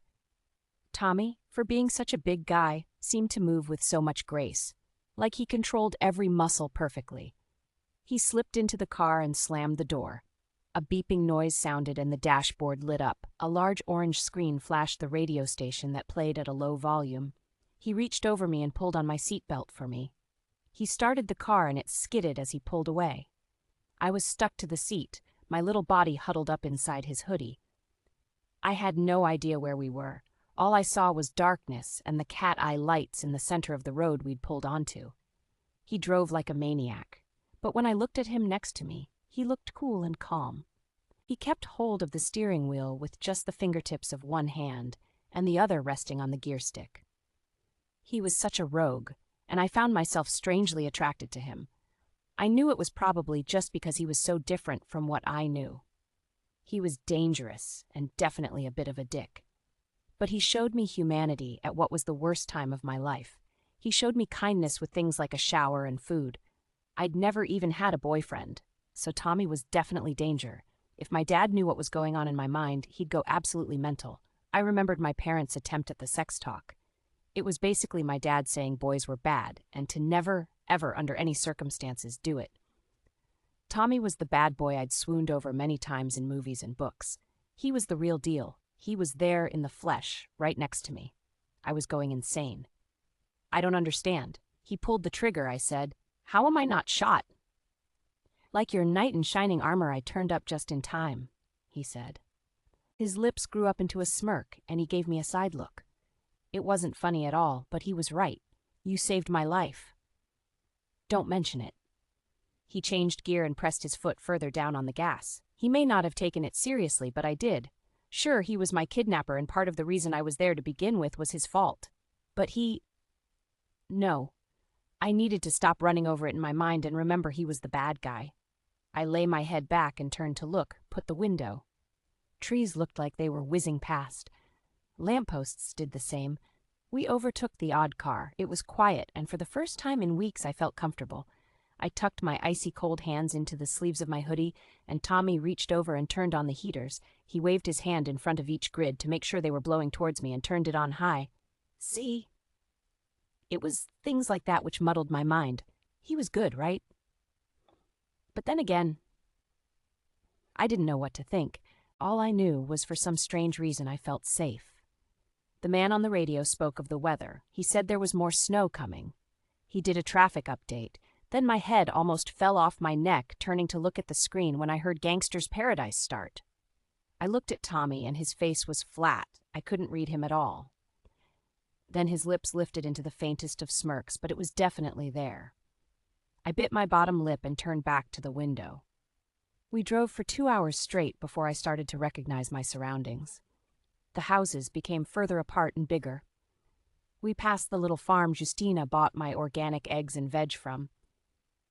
"Drop me off at the end of this road," I said. I shuffled my butt up and reached for the seatbelt, ready to press the button. "It's another few minutes yet." He pointed at the miles on the dash. I looked into the back at the large bag of money that lay on the seat, then back to him. "I want you to get away. I want you to take the money and look after your Nana. If you take me home, you will never get away. I've watched enough movies to know the police will be there at my house. I know I'll be caught sooner or later. That's why I need to get this money back. But..." He hesitated. He gripped the steering wheel so tight his knuckles turned white. I could tell he was grinding his teeth by the little muscle in his temple twitching. "Just pull over. I can run from here. It isn't far." He ignored me. It was like he deliberately wanted to do the opposite to what I was saying. This was no time for rebellion, though. "Let me go." I raised my voice, and my body got thrown forward when he slammed on the brake. The seatbelt stopped me, and I whacked back against the chair. I spat out bits of my own hair and threw some daggers his way. This was goodbye. This would be the last time I ever saw Tommy. "Thank you," I said in a whisper. He didn't look at me. He stayed completely silent and completely still. Get out," he said, still not looking at me. "Run." I swallowed and pulled on the handle. Freedom was almost within my grasp. I was waiting for something to go wrong. I slipped out the car and slammed the door shut. I turned and ran as fast as my little legs would carry me. I could see my house in the distance. I could see my bedroom light on. I could see all the lights on. It was pitch black around me, and my mind ran in circles, telling me monsters were lurking behind every tree I ran past. "Zoe!" "Stop!" Tommy shouted. When I reached the grass, I turned and I stopped, and it was like the heavens opened above me. My chest lifted and fell in harsh movements as I lost my breath with running. Tommy's car was sitting in the same place. All I could see was his bright white headlights. As massive pellets of rain battered me, his dark figure emerged from the side of the car. It felt like I was cemented to the spot. I wanted to run. My mind kept telling me he was going to swipe me up again and hold me, maybe even kill me, but for some reason I couldn't move. Something told me to stay exactly where I was. I watched as he pulled his hood up over his head and jogged towards me.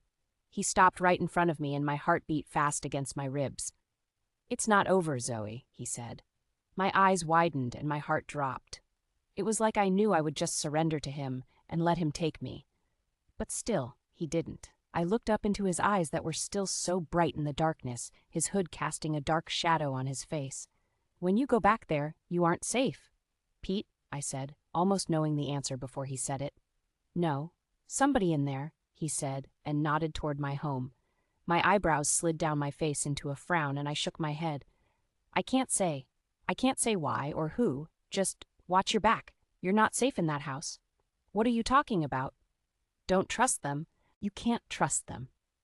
He turned and jogged back to his car. I took a few steps forward and held up my arm, trying to signal him to come back. I felt so confused.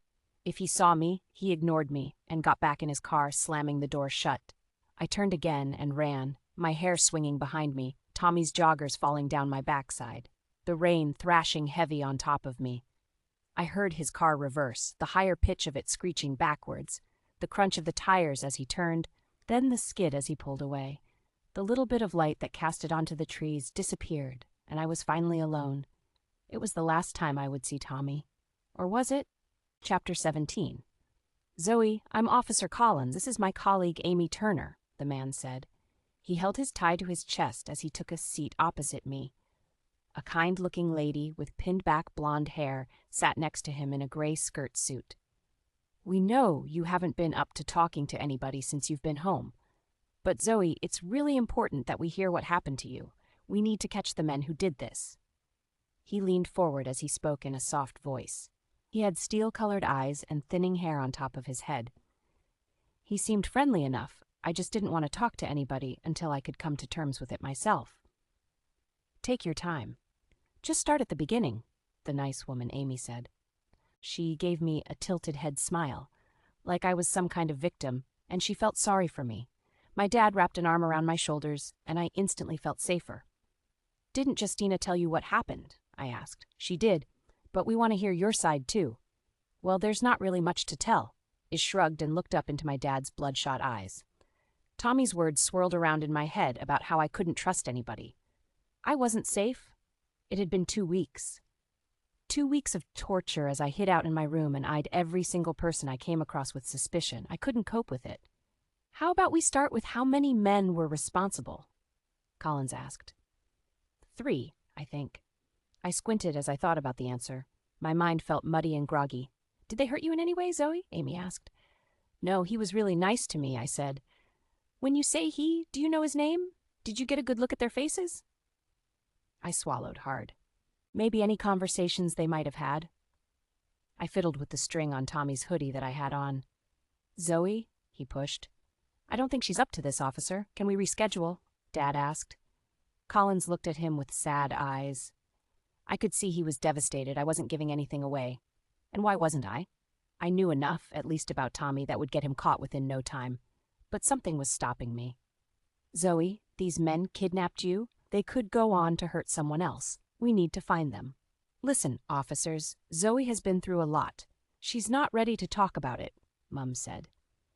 She took a seat next to me and rubbed a palm up and down my back in an attempt to comfort me. When you said he was nice to you, what did he do? The officer pressed on despite my parents' protests. You realize how serious this is? They could go on to hurt someone else, Amy said. I just want you to drop it, okay? They didn't do anything. I don't want to do this, I said. I felt like the walls were closing in on me. They stole millions of pounds from your father. Well, he can afford it, I said. I shrugged slightly and the officers both sat back at the same time. Zoe, we cannot drop this. Armed men broke into your house in the middle of the night. 3 weeks. 3 weeks they held you for. They threatened your life. So fuck, I snapped. It was probably the first time in my life I had ever used a curse word in front of my father. I felt the gasp from my tiny little mother. Zoe, Dad said. I didn't answer. I stared at the floor. I didn't want to answer their stupid questions. It was over, and I wanted it left like that. Right. I think that's enough for today, Dad said. He patted my shoulder and stood up. Both officers nodded, Collins pressing his lips into a firm line as he tucked his notebook into his pocket. If you think of anything, Zoe, please, call me. We'll be in touch. They both smiled as they stood up and left the room. While William and Justina whispered to each other across the room, Mum mumbled that she was going to check on Sam. I slid across the sofa, put my feet up, and listened to the conversation between my father and the police on the other side of the door. She's been through a traumatic experience. It could be many things. She could be frightened to talk about it. We don't know exactly what happened or what they did when she was with them, Collins said. It can happen. I've seen this a lot while working with victims who've experienced trauma. It may help her to speak to somebody who is a professional. Here, I have a card. She's really nice and she's good. We refer a lot of survivors to her. If Zoe feels she can't talk to us or you, for whatever reason, she might speak to her, Amy said. Go easy on her, Bill. She's been through a lot. I knew they meant therapy, and there was no way ever that I was seeing a shrink. I got up off the sofa and stormed away, my slippers slapping the backs of my heels as I went. Why couldn't everyone just drop it? I made my way through to the garden and stepped outside. I blew a long breath out and tried to blow rings, but stopped when I saw movement out the corner of my eye. My heart began racing instantly, like my body had flicked a switch and jumped into combat mode. I physically jumped backwards, ready to go on the attack. My palm shot up to my heart and I closed my eyes, releasing a long breath when I saw it was just Sam. You all right, kiddo? I asked. You almost gave me a heart attack. He turned to look at me, his blue eyes glazed. He unlocked the brakes on his wheelchair and rolled further away, stopping when he reached the wooden table and chairs that sat under the living room window. Sam? What's wrong? I stalked towards him, sitting on the chair next to him. I knew my brother, and I could tell something was eating him away. I've barely had the chance to talk to you the past few days, I shrugged, keeping my voice low. Sam stared off to the bottom of our enormous garden. All the flowers had died away along with summer, leaving just the grass and shrubbery, my dad's shed at the bottom that housed all his fishing gear. Please talk to me, I said. Sam pulled at his baby blue collar like it felt tight, and he cleared his throat. I just missed you, that's all, he said in a tiny voice. I missed you too. I rubbed my hands together and blew some warm breath between them. I wanted to help Zoe, but I couldn't. It was my fault you got kidnapped, Sam said. He buried his face in his hands and sniffled. What? How was it your fault? Tommy's words sprung back into my mind again. Because I seen them. I heard them coming, then I saw them. But I didn't do anything. I hid in Dad's study. His body shook as he shed tears. Oh, Sam, it was not your fault. I rubbed his arm in an attempt to comfort him. I should have called the police. I should have screamed. I should have tried to help. But I didn't. I watched through the door as they carried you out. It was all my fault. I'm such a coward. He sat up and wiped his running nose with the sleeve of his sweater. If I could walk, if I wasn't in this chair— Sam, stop. None of this is your fault. You are 10 years old. The only people who are responsible are the people who took me. My own statement made me question my own actions and why I was holding all the information I knew from the police. I felt so sad for Sam. He had never been the kind of kid to moan about his situation. Sure, he'd have bad days, but he always just got on with it. I thought about the times I'd watched him doing his physiotherapy or swallowing all the medicines he had to take. It made me feel guilty for feeling envious of him and all the attention he received.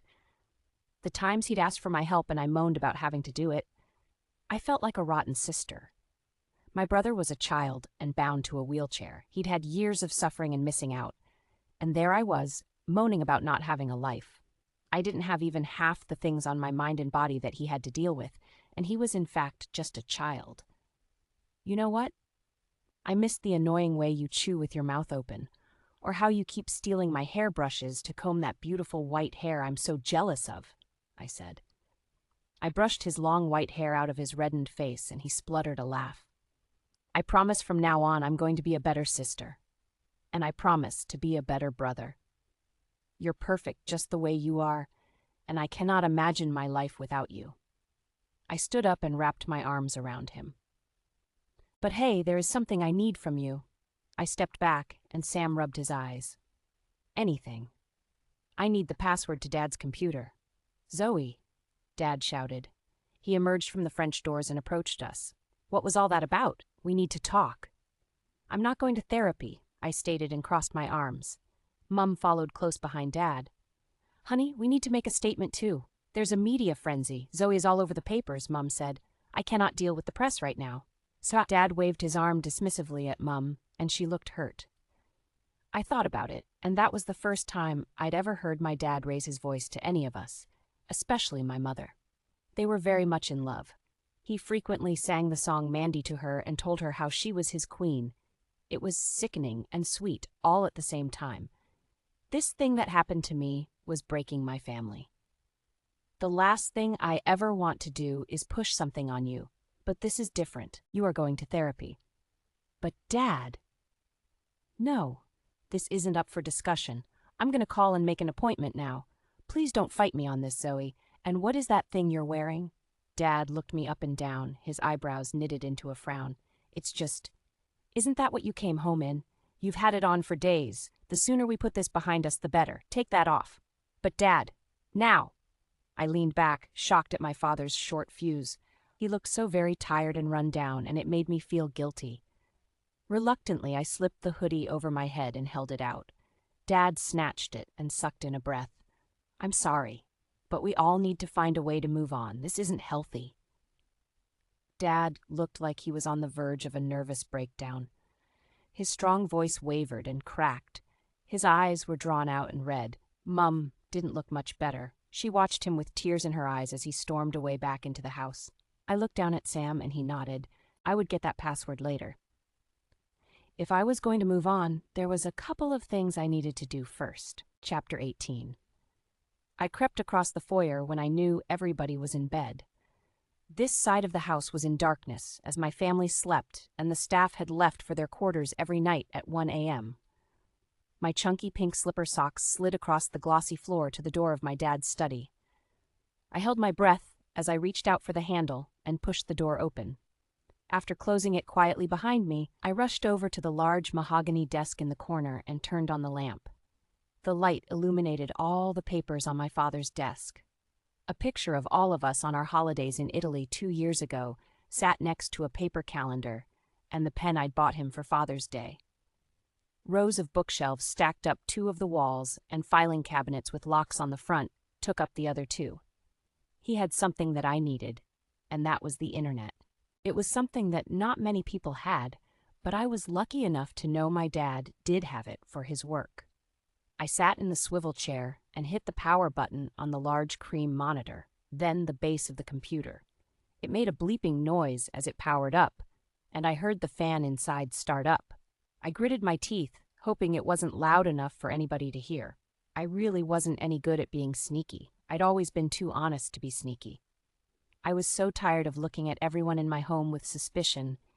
In a way, I wished Tommy hadn't said anything about who I should trust. I'd spent 2 weeks staring at even a glass of water in horror in case I'd been poisoned. Mum and Dad kept saying I didn't eat because I'd been traumatized by my whole kidnapping ordeal. But it wasn't.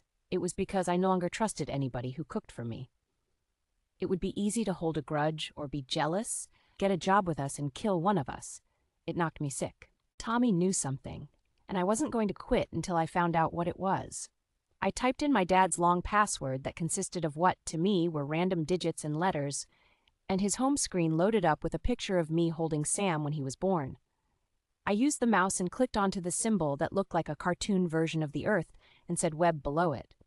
A black screen flickered, then a white page loaded up with search and a box. Tommy. Soldier. Attack. One punch kill, I typed in and hit the enter key.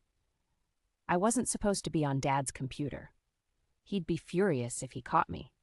He had a password on it for a reason, but I knew that Sam knew it. I knew he went on the computer when Dad wasn't home to play games and research all the geeky stuff he liked so much. It took at least 10 seconds before a list of pages loaded up. They were all newspaper articles, so I clicked on the first one. Tommy Hart, 20, of Blakelaw, North Heights, was today sentenced at High Court and received 17 years in prison for manslaughter. The subject wasn't funny, but I snorted a laugh at his name. My kidnapper, Tommy Hart. The funny thing was, I knew for sure that Tommy did have a heart. Disgraced soldier Tommy Hart was today sentenced for the attack of Philip Wright in October last year. On the night of Saturday the 20th, Hart was on leave and got into a fight with Wright outside Danny's Club in New Hill. Paramedics declared Wright dead on arrival at the scene, and Hart was arrested. Hart's lawyers continue to insist the attack was self-defense, and said they are understandably very disappointed at the outcome. They plan on appealing the verdict. I swallowed a large lump in my throat. Reading it was different to him telling me it. It made it real. It made it scary. He'd actually killed somebody and spent time in prison. I hit the back button and clicked on the next article. Tommy Hart to be released from prison. 4 years ago, Tommy Hart was sentenced at High Court for... My back snapped up straight, and I almost wet myself when I heard voices outside the door.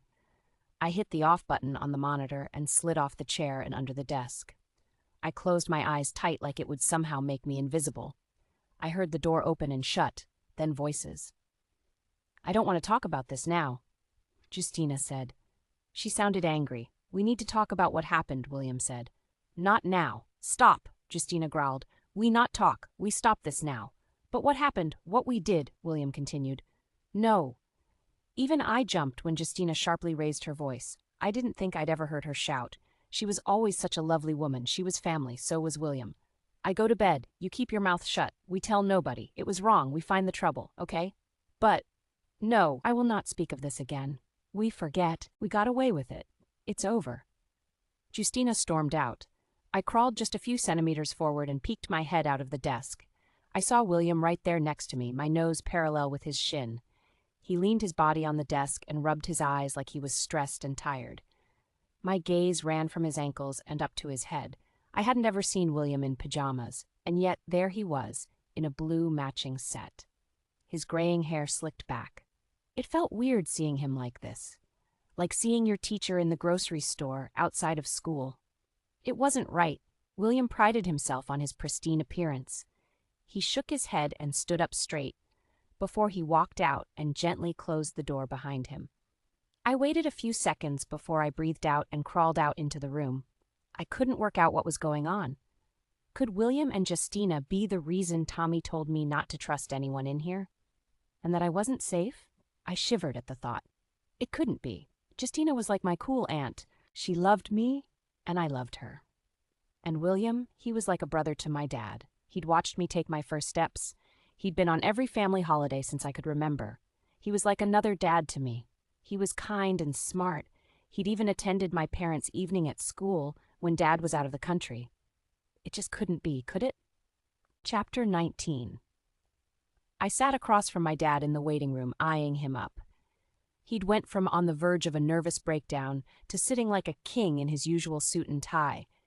His shoes shined so much I could see my reflection in them. He sat reading a flyer he'd just picked up off the rack on the wall. The lines in his forehead crinkled every so often, then he put it back and picked up another. Dad had always been tough. He was known for being a tough man, professional, and a brick wall. I knew him more as the man who had the strongest and best arms for hugs. He did the best aeroplanes and was somebody I trusted with my life. "Zoe," a woman said from the doorway. I looked up to see a middle-aged woman smiling at me. White, curly hair hung down to her shoulders, and a crystal dangled from her neck. Her yellow blouse was too bright to look at. I looked back to my dad. I wanted him to save me from this. I wanted him to take me home. "You can do it. I'll be right here if you need me," he said. He put the flyer on the little white table next him and gave my hand a squeeze. I stood up, wiping my sweaty hands on my jeans, and I followed the woman through the waiting room and into her office. "Please take a seat, Zoe." She gestured to two fabric-covered sofas that faced each other. I noticed immediately how calming the room felt with its cream walls, white shutters, and shelves of green plants. Everything was neutral, the only color coking from her top. "I'm Dr. Henshaw. You can call me Margaret," she said. She sat down and I copied. She picked up a clipboard from the table next to her and placed it on her knee, a silver pen resting in her hand. "So we can start however you like. Do you want to tell me a little bit about yourself?" Her voice sounded light and calm, like one of those hypnotherapists. I shrugged my shoulder and my eyeballs rolled around as I thought hard about the question. "Would you like me to start?" I nodded and played with the zip on my open jacket. "All right. Well, I'm Margaret. I have a dog named Misty. I have 4 children who are all grown up now.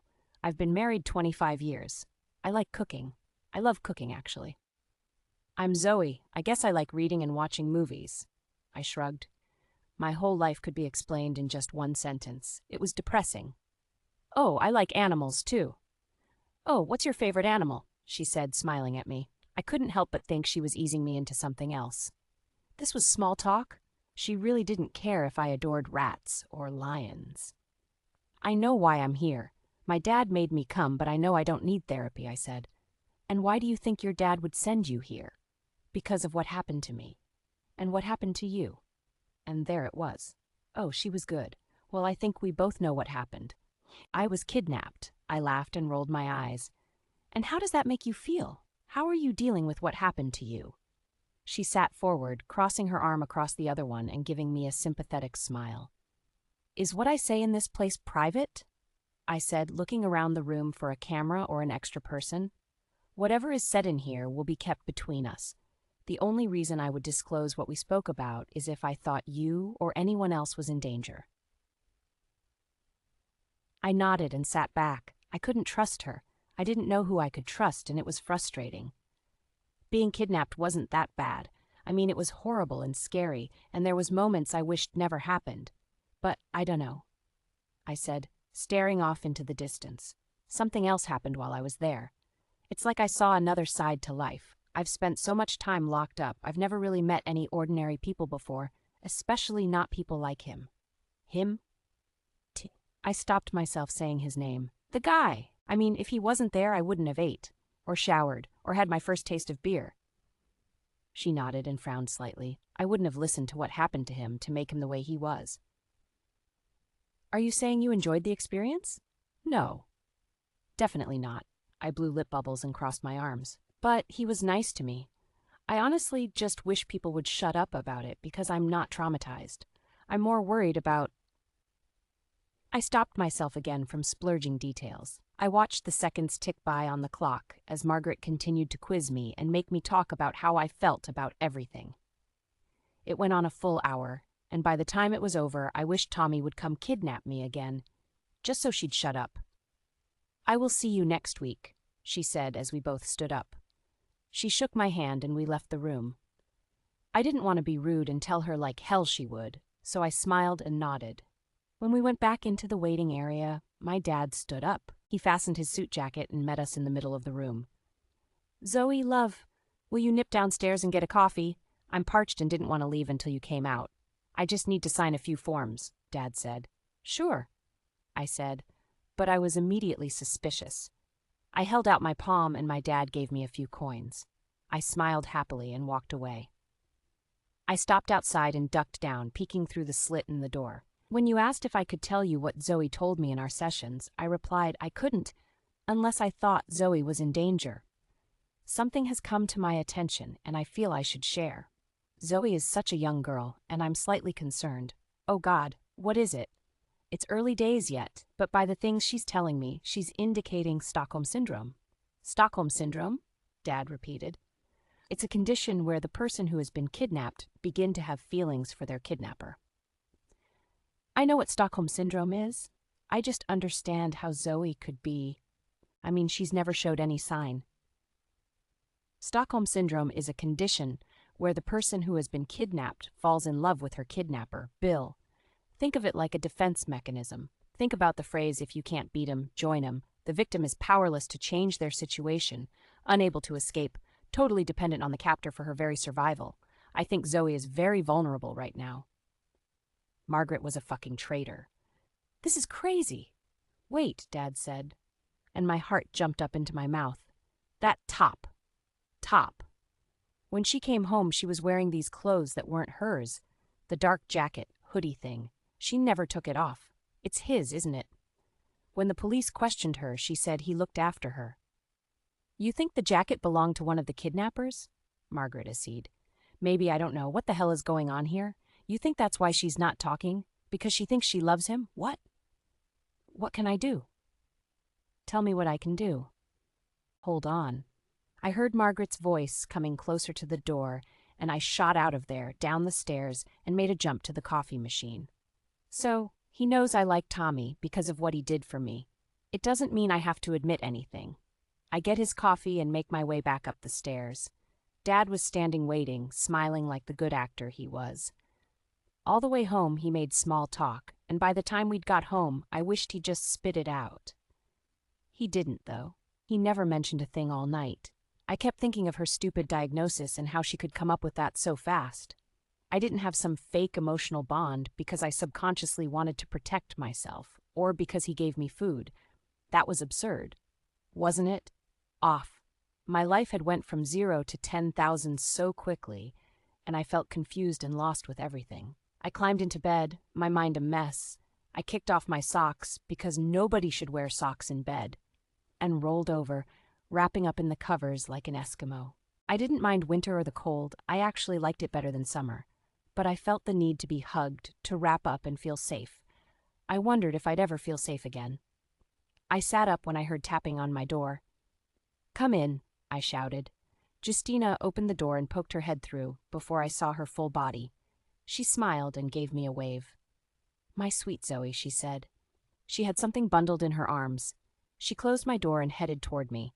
My heart did a little flip, and for the first time ever I wanted her to leave, and it broke my heart to think it because I loved her so much. I have something for you. She pulled my duvet off my head, and the mattress dipped as she took a seat on the bed next to me. The hoodie! But I thought Dad would have destroyed it. I scooped it up and smelt the fabric. Tommy's smell had gone, and now it smelt like Justina's washing. I knew you love it, but I don't know why, she said, quizzing me. She tilted her head and placed her palm on my arm. You used to tell me all your secrets, Zoe. Do you remember? I nodded and swallowed. I hated the fact I felt I couldn't trust her now. Tommy had destroyed that.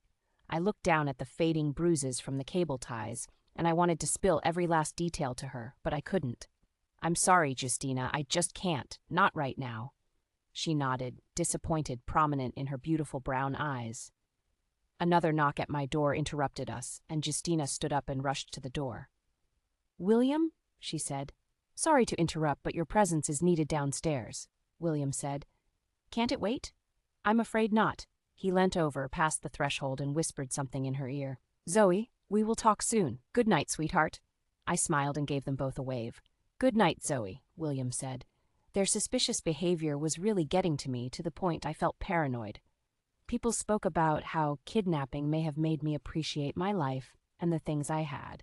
How I might go back to actually liking a boring little life in the countryside, with protection. I had a feeling inside me. The feeling I got when I finished a really good book, like I'd lost a friend. I was not going back to that old life. I knew what I was going to do. Chapter 20. It was the first time I'd ever been on a public bus, and I liked it. I sat at the back of 2 rows of double blue seats with orange circles on the fabric. I enjoyed saying goodbye to the countryside, and once we entered the city, I shuffled my bum to the edge of my seat and leaned against the window. We drove past modern buildings made from red bricks. We got stuck in traffic where people shouted and beeped their horns. Through the city center, masses of people, like herds of animals, stomped through the streets. I liked the noise the bus made when it come to a stop. It sounded like it hissed and blew out a breath before people unloaded themselves and new people stepped on. We left the city center and started on quieter streets, rows of terraced houses with gardens. When the little bell rang out and I saw North Heights on the sign, I grabbed my backpack from the seat next to me and proceeded down the aisle. I felt a little nervous. I smiled at the mix of faces who watched my pass, but not all of them smiled back. When the bus come to a halt, it knocked me forward, and I grabbed onto one of the metal rails to keep my balance. "Thank you," I said to the driver. He gave me a nod, smiled under his frizzy white mustache, and I stepped off. My fingers gripped the strap of my backpack as I looked all around me. I was stood on a housing estate. I had literally no idea where I was going or what I was doing. I imagined my mom and dad, especially Dad, the state he'd be in, knowing I'd snuck out. But I did leave a note explaining that I was okay and that I'd be back soon. I could have politely asked, but I knew the answer would definitely be a no. Or I'd have a chaperone to hold my hand. I walked along a cobbled street, a row of little horses to my right and a small green to my left. I pulled the little piece of paper from Tommy's hoodie pocket and read the words I'd written from the article I read on the World Wide Web, or whatever it was called. "Excuse me, sorry," I said in a tiny voice. A woman who was wrapped up in a tartan hat and scarf stopped beside me. "I'm looking for Blakelaw." "That's across the way. If you head back up the street and keep walking straight," the woman said. She moved her arms around in front of her, acting out the words. "You'll come to a little roundabout. Blakelaw is the White Houses. You can't miss it." "Thank you so much." She gave me a nod and a smile, then made to walk away. "Oh, one more thing. Do you by any chance know Tommy Hart?" Her eyes widened, and then she frowned. "Everyone knows Tommy Hart." She said it in a way that could have been a joke, but also a warning. "You're heading to the right place. The house with the plants outside and the swing. His Nana lives there. Green roof." "Thank you." I gave her a massive smile and held my hands together. "Have a nice day." "Good luck," she said, a smirk on her lips. I didn't know what that meant, so I brushed it off. In my bright pink trainers, I walked and I walked and walked and walked. I walked over a little bridge, then I found the roundabout.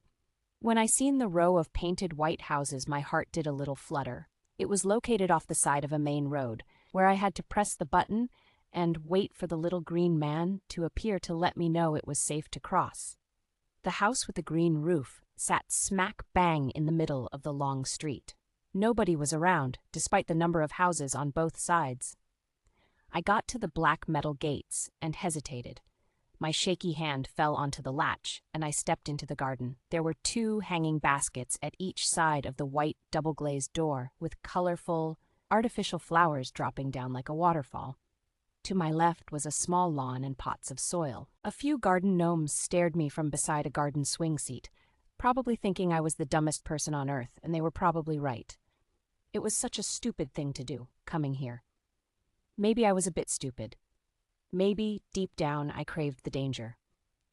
I lifted the golden knocker and dropped it against the metal 3 times, and waited. My belly twisted in knots, and I felt like I needed to pee suddenly. My heart dropped like an anchor when I saw a figure through the frosted glass window in the door. Chapter 21.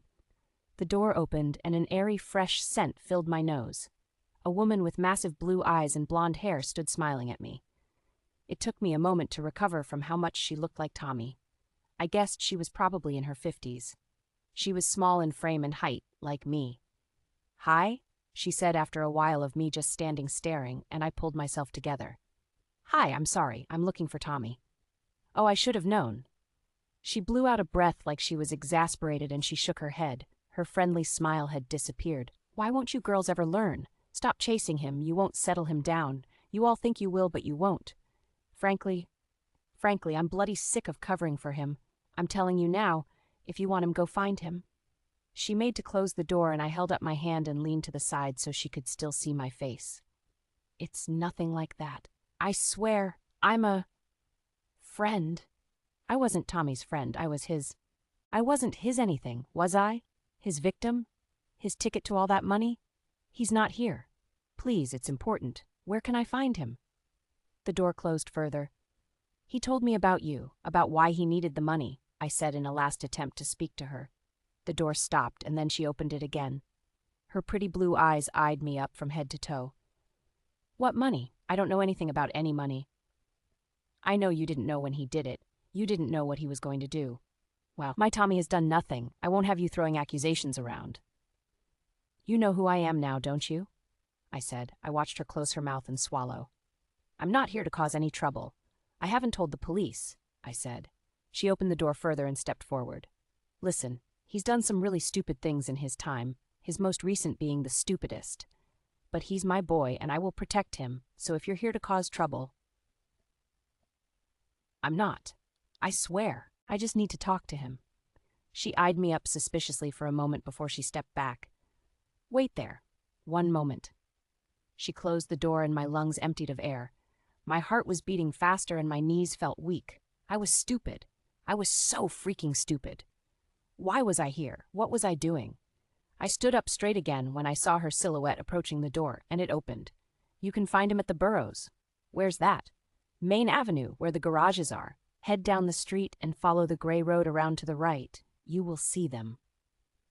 Thank you so much. I smiled and headed out the garden. I could tell she wasn't happy about my arrival. She knew exactly who I was.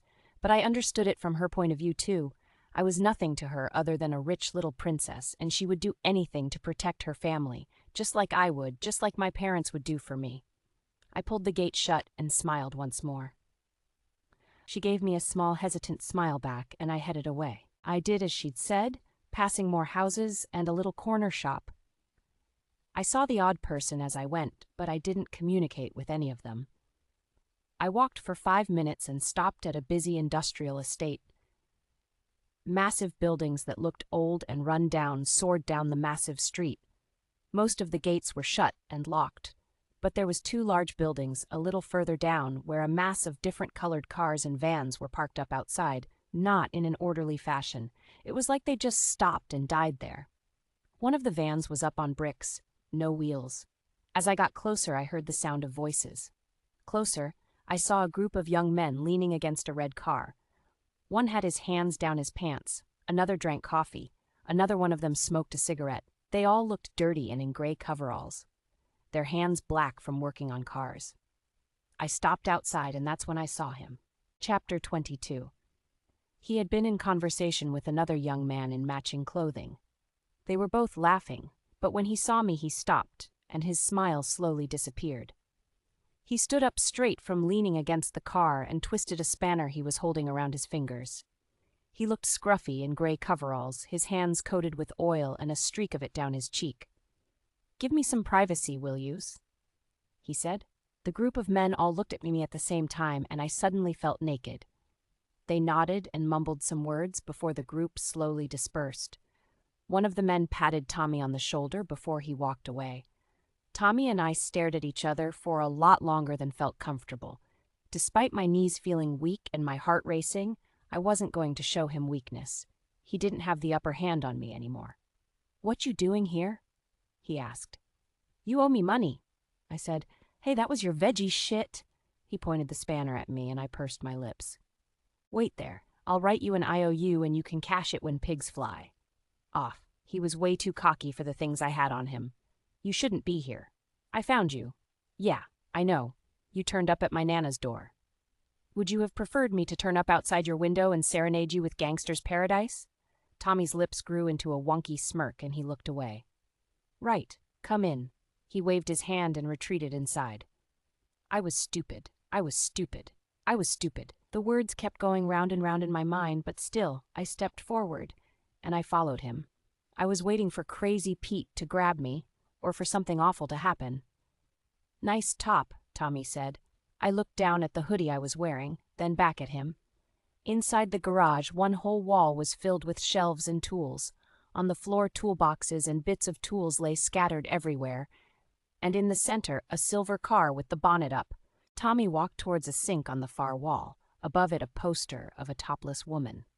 He picked up a bottle of Coke and unscrewed the lid. "So, really, what do you want? How did you even find me?" "You should be careful what you tell the girls you kidnap." I stepped over a red toolbox and stood a few feet away. Of course I was going to keep my distance. I didn't trust him. But the funny thing was, I now felt the same about the people in my household. "You wearing a wire? Come to get a confession? You'll have a long wait." He tipped his head back and swigged the pop.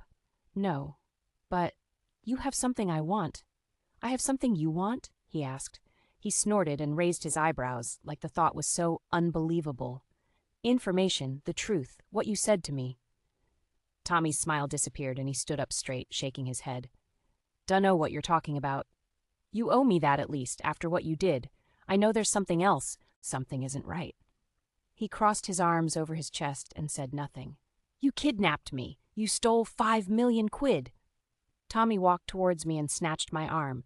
He pulled me over to the sink and the kettle and leant to look out the door to make sure nobody was listening. He grabbed the elastic on the hoodie and lifted the top up, exposing my belly. I gasped and my skin connected with his when I slapped his hand away. "You got some kind of recorder? A wire?" I secretly enjoyed the pleasant smell of him when he got close. The hoodie I had on had been washed, so all traces of Tommy had been removed. "I have not." I voluntarily lifted my top and pulled the pockets of the hoodie inside out. I slipped the bag off my back and opened it up. He peeked inside and then sighed. "I don't have any information for you, Zoe," he said. He looked me straight in the eye and my knees felt like they were about to buckle. He was like one of the bad boys I'd watched in movies or read about in certain books. He was nothing like the people I was used to. He backed up and swiped up his drink again. "But you do. You said I'm in danger, and you didn't mean from you." "Look, I was offered a job that they said would pay enough to end all others. I took it. I didn't ask questions. Who offered you the job? Who told you to take me?" Tommy shook his head and walked away, back to the car he'd been working on. "I'm not leaving until you tell me." "Well, looks like you better make yourself comfortable, 'cause we're now roomies. If you're not going to tell me, then why say any of that to me in the first place?" I slid my backpack straps back up my arms and followed him. He fiddled around with something on the car engine and shrugged. "'Cause I didn't want to hurt you. That's not what I'm about. I wanted the money, that's all. I don't really think it's fair that someone's out to get you and you have no idea you have an enemy. Especially 'cause you're a clueless little princess." I leaned my hip against the car and crossed my arms. I believed fully that he wasn't a threat to me. "I do not have any enemies." I scoffed and rolled my eyes. "And I'm not a clueless little princess."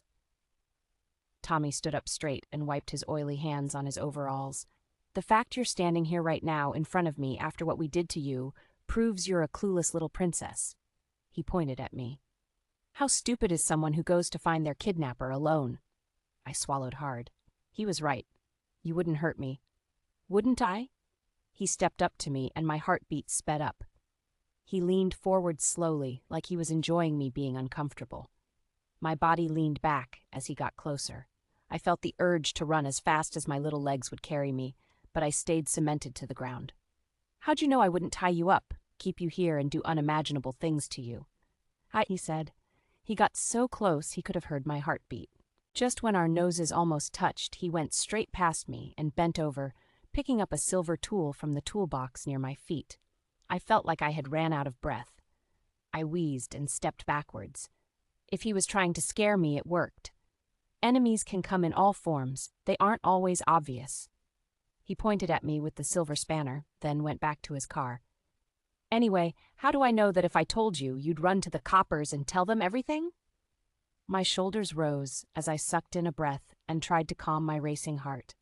"Because I trust you, and you trust me. If you didn't, you wouldn't have told me what you did, and you wouldn't be standing here with me now."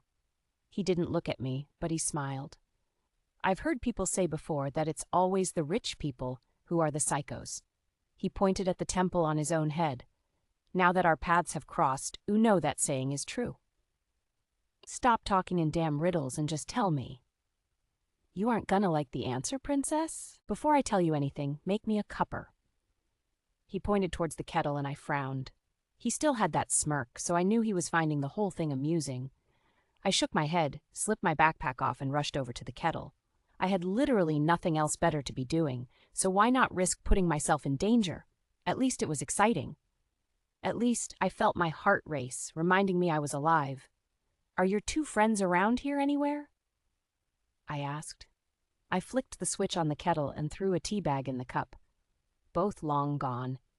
"So why you here? You just called me stupid. Don't you think you're stupid too?" Tommy stopped still and looked back at me. I knew he just couldn't believe I'd said that. "I need to be here. There's someone here who needs me, and I need her." I got the impression he didn't care if he got caught. For some reason, I felt a twang of jealousy hit my stomach. Then I remembered it was probably his Nana he was talking about. He told me she'd been diagnosed with cancer. I frowned and pulled a face at my own reaction. It made me feel weird. "So Zoe, you spending the night with me?" he asked. As I swallowed, he turned around, slapping the spanner into his palm. "I'll keep you safe." Chapter 23.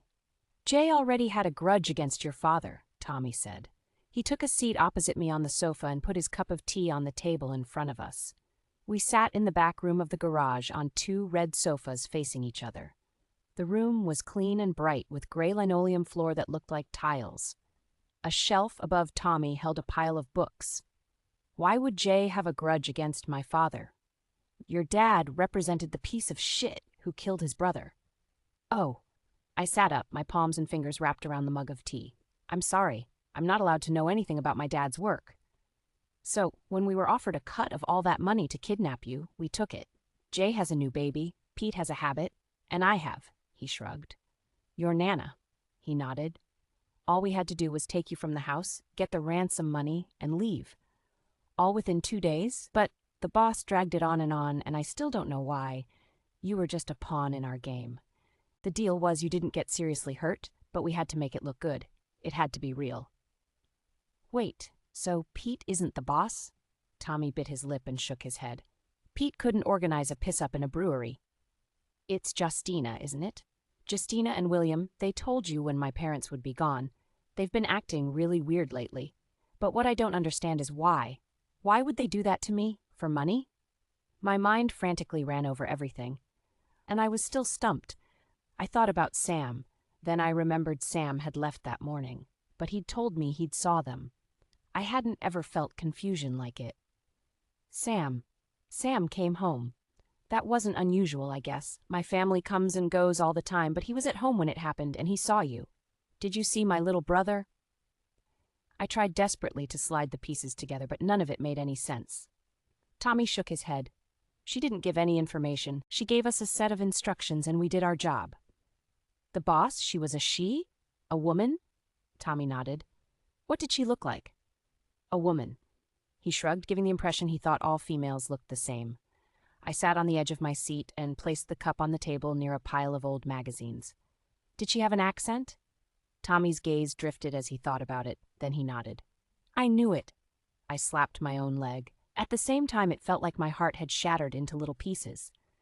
How could she do such a thing? She was like my aunt. We were so very close. "Why are you telling me this now?" I said. "I have the money for her, so it doesn't matter what happens now, as long as she's okay. You could give me up, but you haven't. Why not?" He eyed me suspiciously. I shuffled uncomfortably in my seat. Not because the seat wasn't comfortable, it was, but because of what would probably soon be my diagnosis. My dad forced me to see a therapist, and she's saying I have Stockholm Syndrome. I looked everywhere else besides his eyes. "She thinks I've formed some sort of bond with you because you were nice to me." "Oh, really?" He leaned his elbows on his knees and eyed me up smugly. "And have you?" "Of course not. That's ridiculous." "Well, it is a bit weird that you're sat here after everything I did." "We did." but I can't help that I have that effect on women," he joked. Although I had absolutely no doubt in my mind that Tommy made girls swoon. He was the type of lad that no woman should go for, yet he attracted them like pigs to mud. I rolled my eyes and run my finger around the rim of the white mug. "Honestly, as bad as you are, I feel safer here than I do at home. I don't know why, and I don't know what to do now." "Does anyone know you're here?" he asked, and I shook my head. "Tell you what, let me just run and siphon the python. Then I'll take you up to the house. You can stay there till you work something out." "Really? You would do that?" "Do you trust me?" he said. I was crazy, I knew it, but I nodded. There was something about him, something so genuine. "Be 2 minutes. You're finishing up something on the car?" No, I'm going to the bathroom. Siphon the python, you know." He gestured with his hand like I was slow, and he was right. It took me at least 30 seconds before I realized what he was talking about. I gasped and looked away. My face heated up as hot as a summer's day in July. I hadn't ever had a boyfriend or even seen, what it was he was talking about. It made me blush. He snorted and walked out. I got the feeling he liked seeing me uncomfortable. He was definitely a bit of a dick.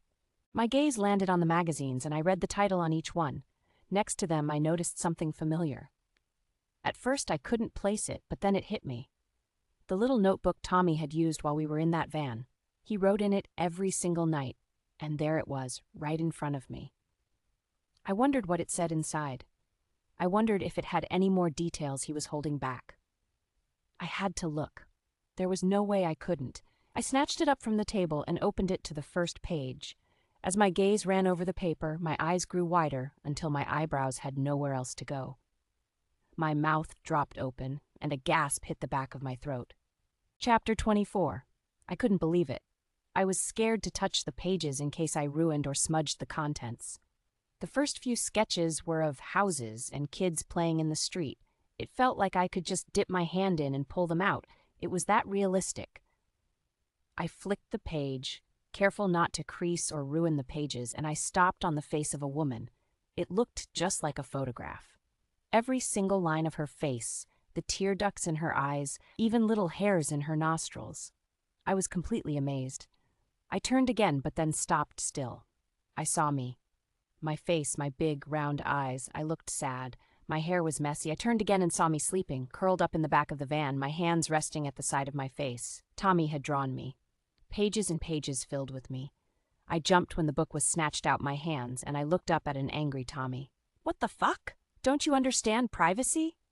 "I'm sorry, it was there, with the magazines."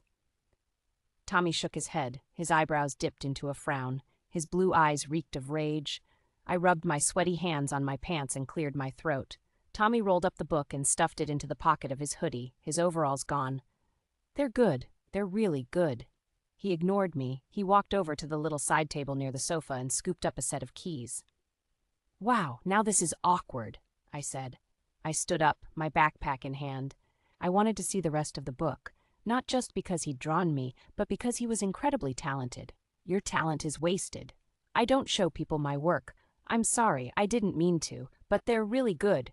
You should show them off. Let's go.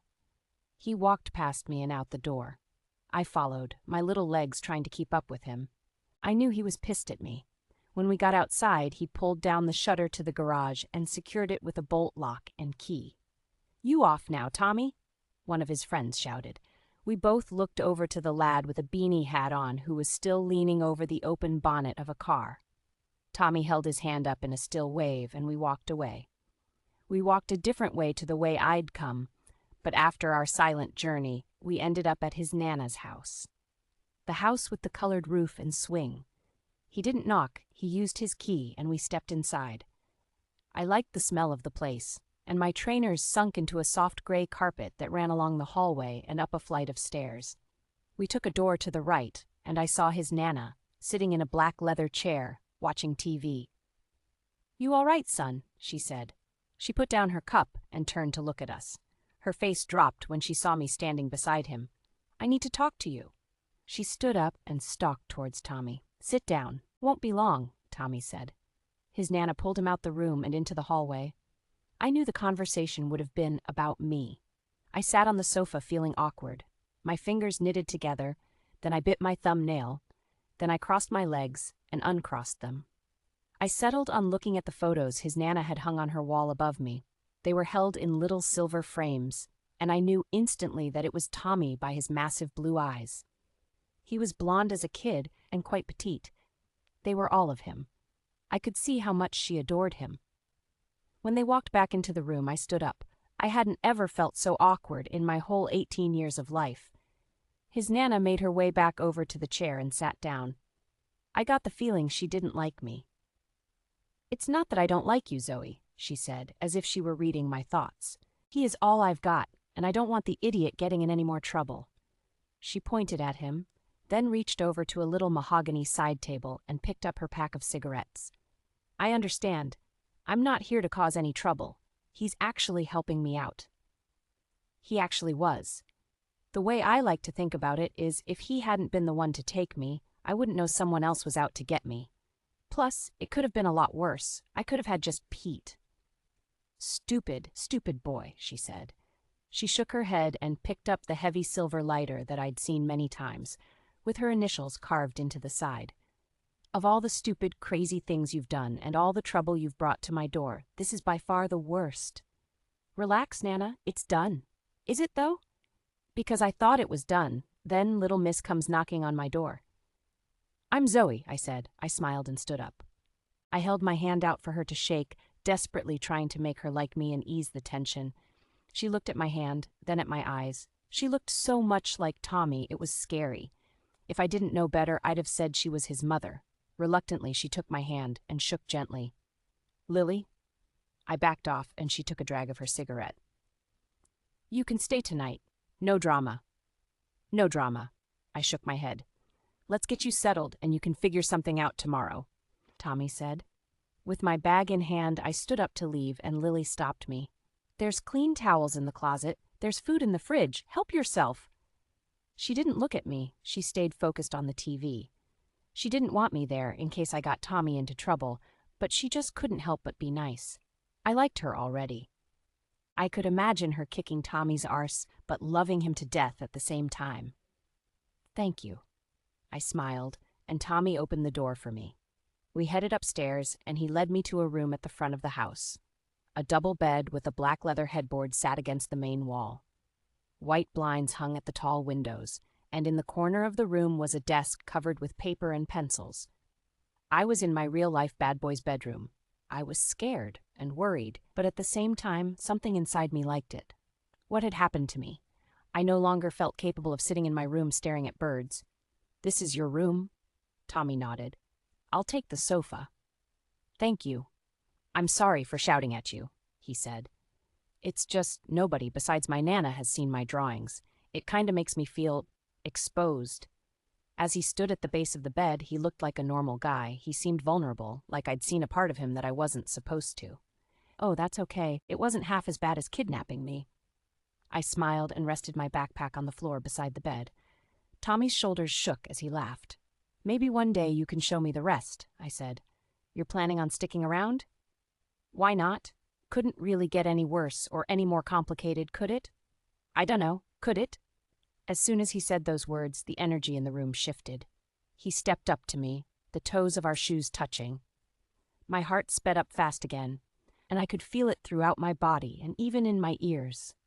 He reached out and rested his palm on the side of my neck, his thumb stroking my jawline. He looked down at my lips, then back up to my eyes, and I could have just melted right there like a snowman, puddled on the floor at his feet. He leaned in and his lips touched mine. My body jolted, like it had just been shocked to life. But then I sunk into him, closing my eyes. He pulled away slightly, but just for a moment before he kissed me again. He ran his fingers up the bare skin on my back inside of my hoodie, and I had to stop myself buckling at the knees. My first kiss. Tommy Hart was my first kiss. I wanted to lunge at him and pounce like a tiger. I wanted to strip him bare and devour him like a tangerine, but I didn't get the chance. Thud! Thud! Thud! Tommy stopped and pulled back. We both nearly snapped our own necks, turning towards the door. "Open up!" someone shouted. Tommy left me standing with jelly legs and damp lips as he walked over to the window and looked out. "Shit," It's the coppers." "What?" I snapped back to reality and rushed to the window. Outside the house were 2 police vans and 4 cars. Armed officers stood at their cars in black, weapons pointing at the house. 2 more officers stood at the gate in uniform. "You told them," he said, turning to me. "I did not. Shit, my Nana's down there." Tommy bolted out the room like shit off a stick as I stood, my brain frazzled. I wasn't just weak because of his kiss, I was scared of what was going to happen next. The police officer gave a nod, and another 3 officers entered the garden with a large red object. I peeked through the blinds, trying to see what they were doing with a monstrosity like that, and then I heard it, rather than saw it. Bang! Bang! Bang! They smashed it into the door. Chapter 25. "How did you find out where I was?" I yelled. "Don't you know they kicked his Nana's door through and had him on the floor in handcuffs?" Dad stood across from me, fury in his eyes. "If you're going to search your kidnapper, who you supposedly love, up on my computer, you need to make sure you get rid of the evidence. What on earth were you thinking going to find that thug?" Shit, I wasn't tech-savvy at all. Computers were a new thing to me. "Dad, if you just understood his reasons. If you listen to me, I can explain. This isn't what you think. It wasn't down to him. Justina, I will hear nothing more on this subject. He's a thug and he belongs in jail, and I will spend every last penny I have making sure he stays there for the rest of his life." I had never seen Dad so angry. Actually, I didn't think I'd ever seen him angry at all. He was a gentle giant, my hero. But now, this had broke him. "I swear, Zoe, if you do anything like this again, I will lock you up in that room and you will never see the light of day again." He pointed at me, another thing he had never done.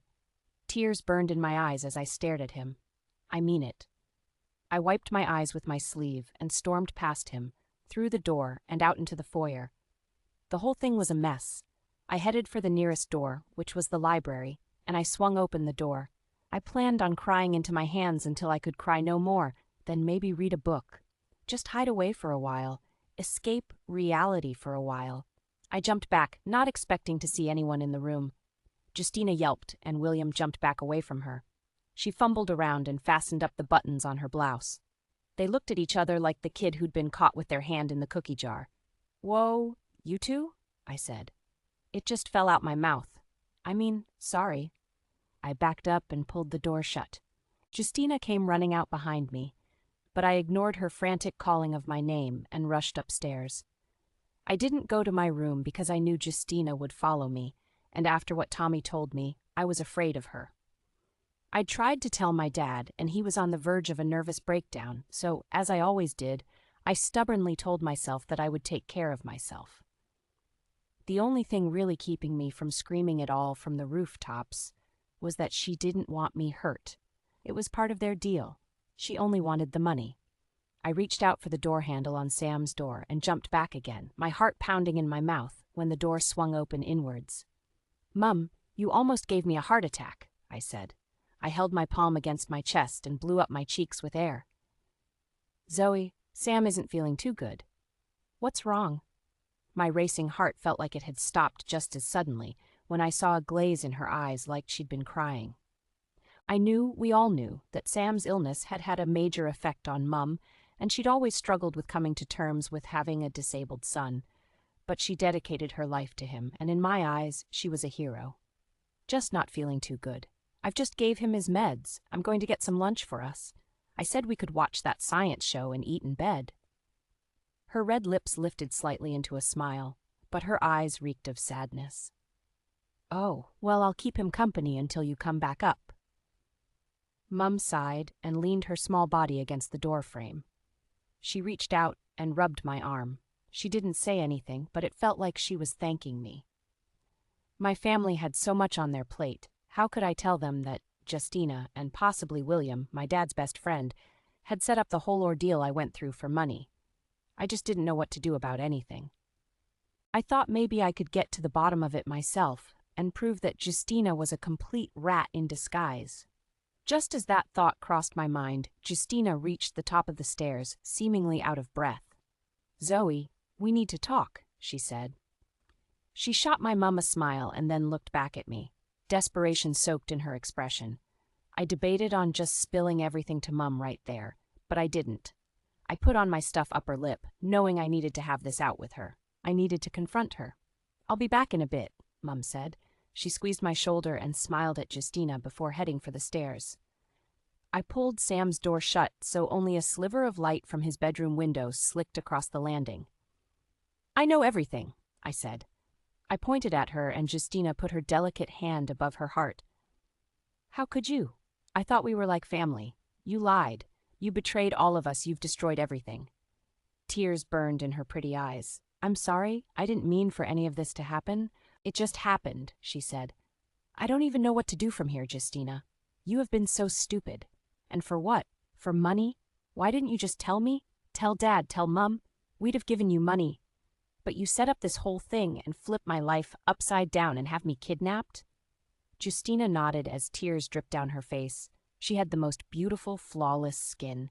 But then she stopped and her crying eyes sprung open. "What?" she said. She genuinely looked confused. She wiped her eyes and frowned at me. "Kidnap? Zoe, what? You think I kidnap you?" "Well, yes. You and William. In it together. You just admitted it." "I did?" she asked. "You did." "Did she?" I felt confused now. Did she admit it? Why did she look genuinely baffled? "Wait, what?" She stopped crying.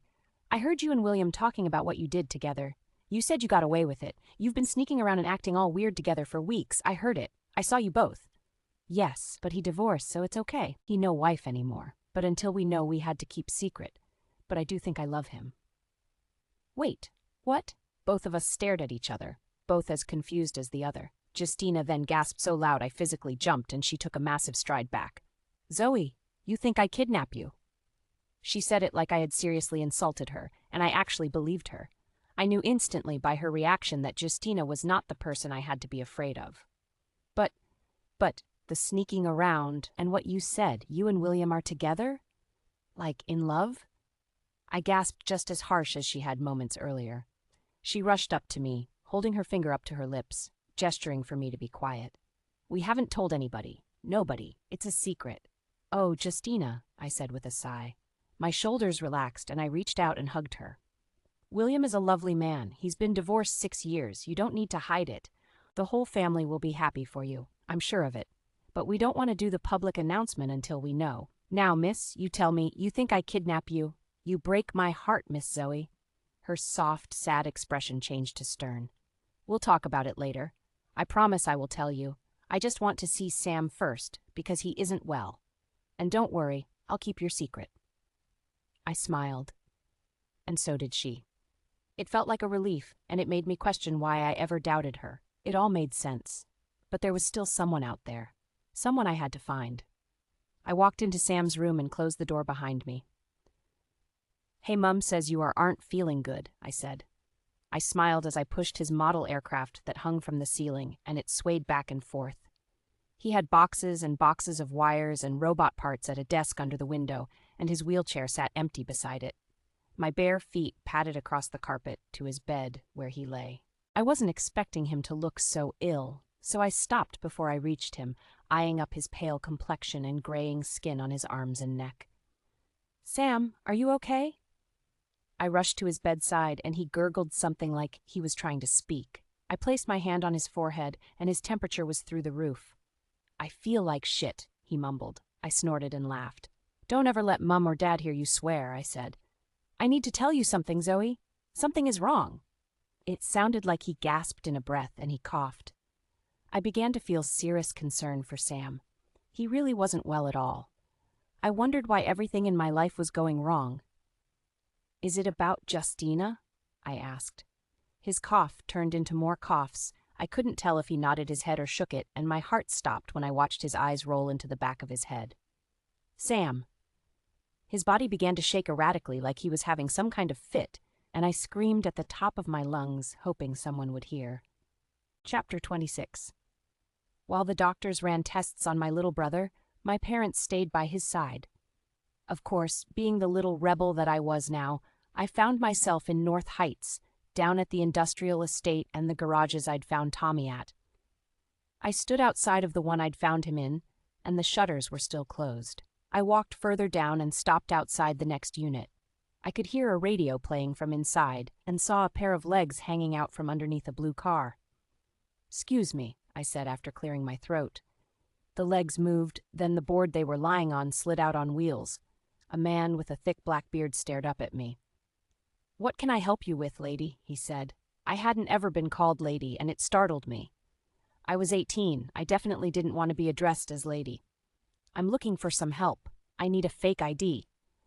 The man spewed out laughter and sat up. He wiped his face on the sleeve of his check shirt and leaned on the car to pull himself up. I realized how absolutely massive the pair of legs were when he towered over me. I had to hold my hand across my eyebrows to block the sun as I looked up at him. He was like a big grizzly bear. "Do I know you?" he asked. No. But I need one, and I figured someone around here would know where to get one." He laughed again, and I felt a bubble of anger in my stomach. "Get out of here, lady." He turned and picked up a thermal cup that was sat on the bonnet of the car. "Arsehole," I said. The man stopped, and I felt a hiccup in my heart. My body stiffened, and my eyes shot open wide. "What did you say?" He turned and took a few steps back towards me. I stuttered some inaudible words. "Hey, what's going on?" I recognized the man in the beanie hat straight away. He was skinny and tall with a long, thin nose. He emerged from inside the garage. You know me? I was with Tommy, over there." I pointed at the locked-up garage. "Yeah." "This is Tommy's bird?" the big bear of a man said. The skinny man in the beanie shrugged. "Yeah, she was there before he got lifted. Spoke to him on the phone. She's a vegetarian, apparently." What the hell did that have to do with anything? Clearly, being vegetarian to them meant I was a different breed of human. An alien. That's what I need it for. I need to visit him. "So why you need a fake ID for that?" Grizzly asked. He put his palm on the car and leaned his body weight on it. "I thought you type of guys didn't ask questions." His eyebrows lifted. The two men eyed each other up. "She's definitely with Tommy?" the grizzly man asked, and the skinny man nodded and shoved his hands down his pants. "I need a name, photo, date of birth, and, well, it usually costs $500, but since you're with Tommy, let me see what I can do." He dipped into his pocket and pulled out a pen and a long piece of paper. "Write down what you need." "Can you do it today?" I asked, to be met with a laugh. "Not likely. I don't do them, but I know a guy." He gave me the piece of paper, and I noticed it was a receipt from Asda. "You think he would rush me to the front of the queue if I gave him $5,000? Both men's eyebrows lifted up their foreheads, and they turned to look at each other. It was like I could see the ka-ching signs in their eyes. Chapter 27. I couldn't ever remember a time I'd felt as nervous as I did when I handed my fake ID card to the prison officer. He took it from me and inspected the passport. He even squinted at it. He held it up, looked at the photo, then at me. I swallowed hard. I wasn't really a rebel. I was scared. I didn't live in this world, so I wasn't sure how to. He did it again, and on the third time his eyes met mine, I was on the verge of fainting. It was cold out, but I felt a bead of sweat run down my forehead. Tommy was in prison for kidnapping me, of course. I wasn't allowed to visit him. Of course, though, I couldn't seem to stay away from him. I kept thinking about him, especially that kiss. "Miss Hart?" he said. "Visiting?" He dropped the ID onto the counter, and with shaky hands I took it. "Tommy Hart." "You family?" "His sister," I lied. "I have my visitor's order." I pulled out the A4 piece of paper from my pocket that said I was legally allowed to visit him. The man took it from me and gave it a once-over. He looked down at the clipboard he had and he wrote something on it. This was it. I was about to be caught. I'd soon be hauled off to jail and locked up for the rest of my life. "To the right," the guard said. I stood staring at him for a lot longer than I should have.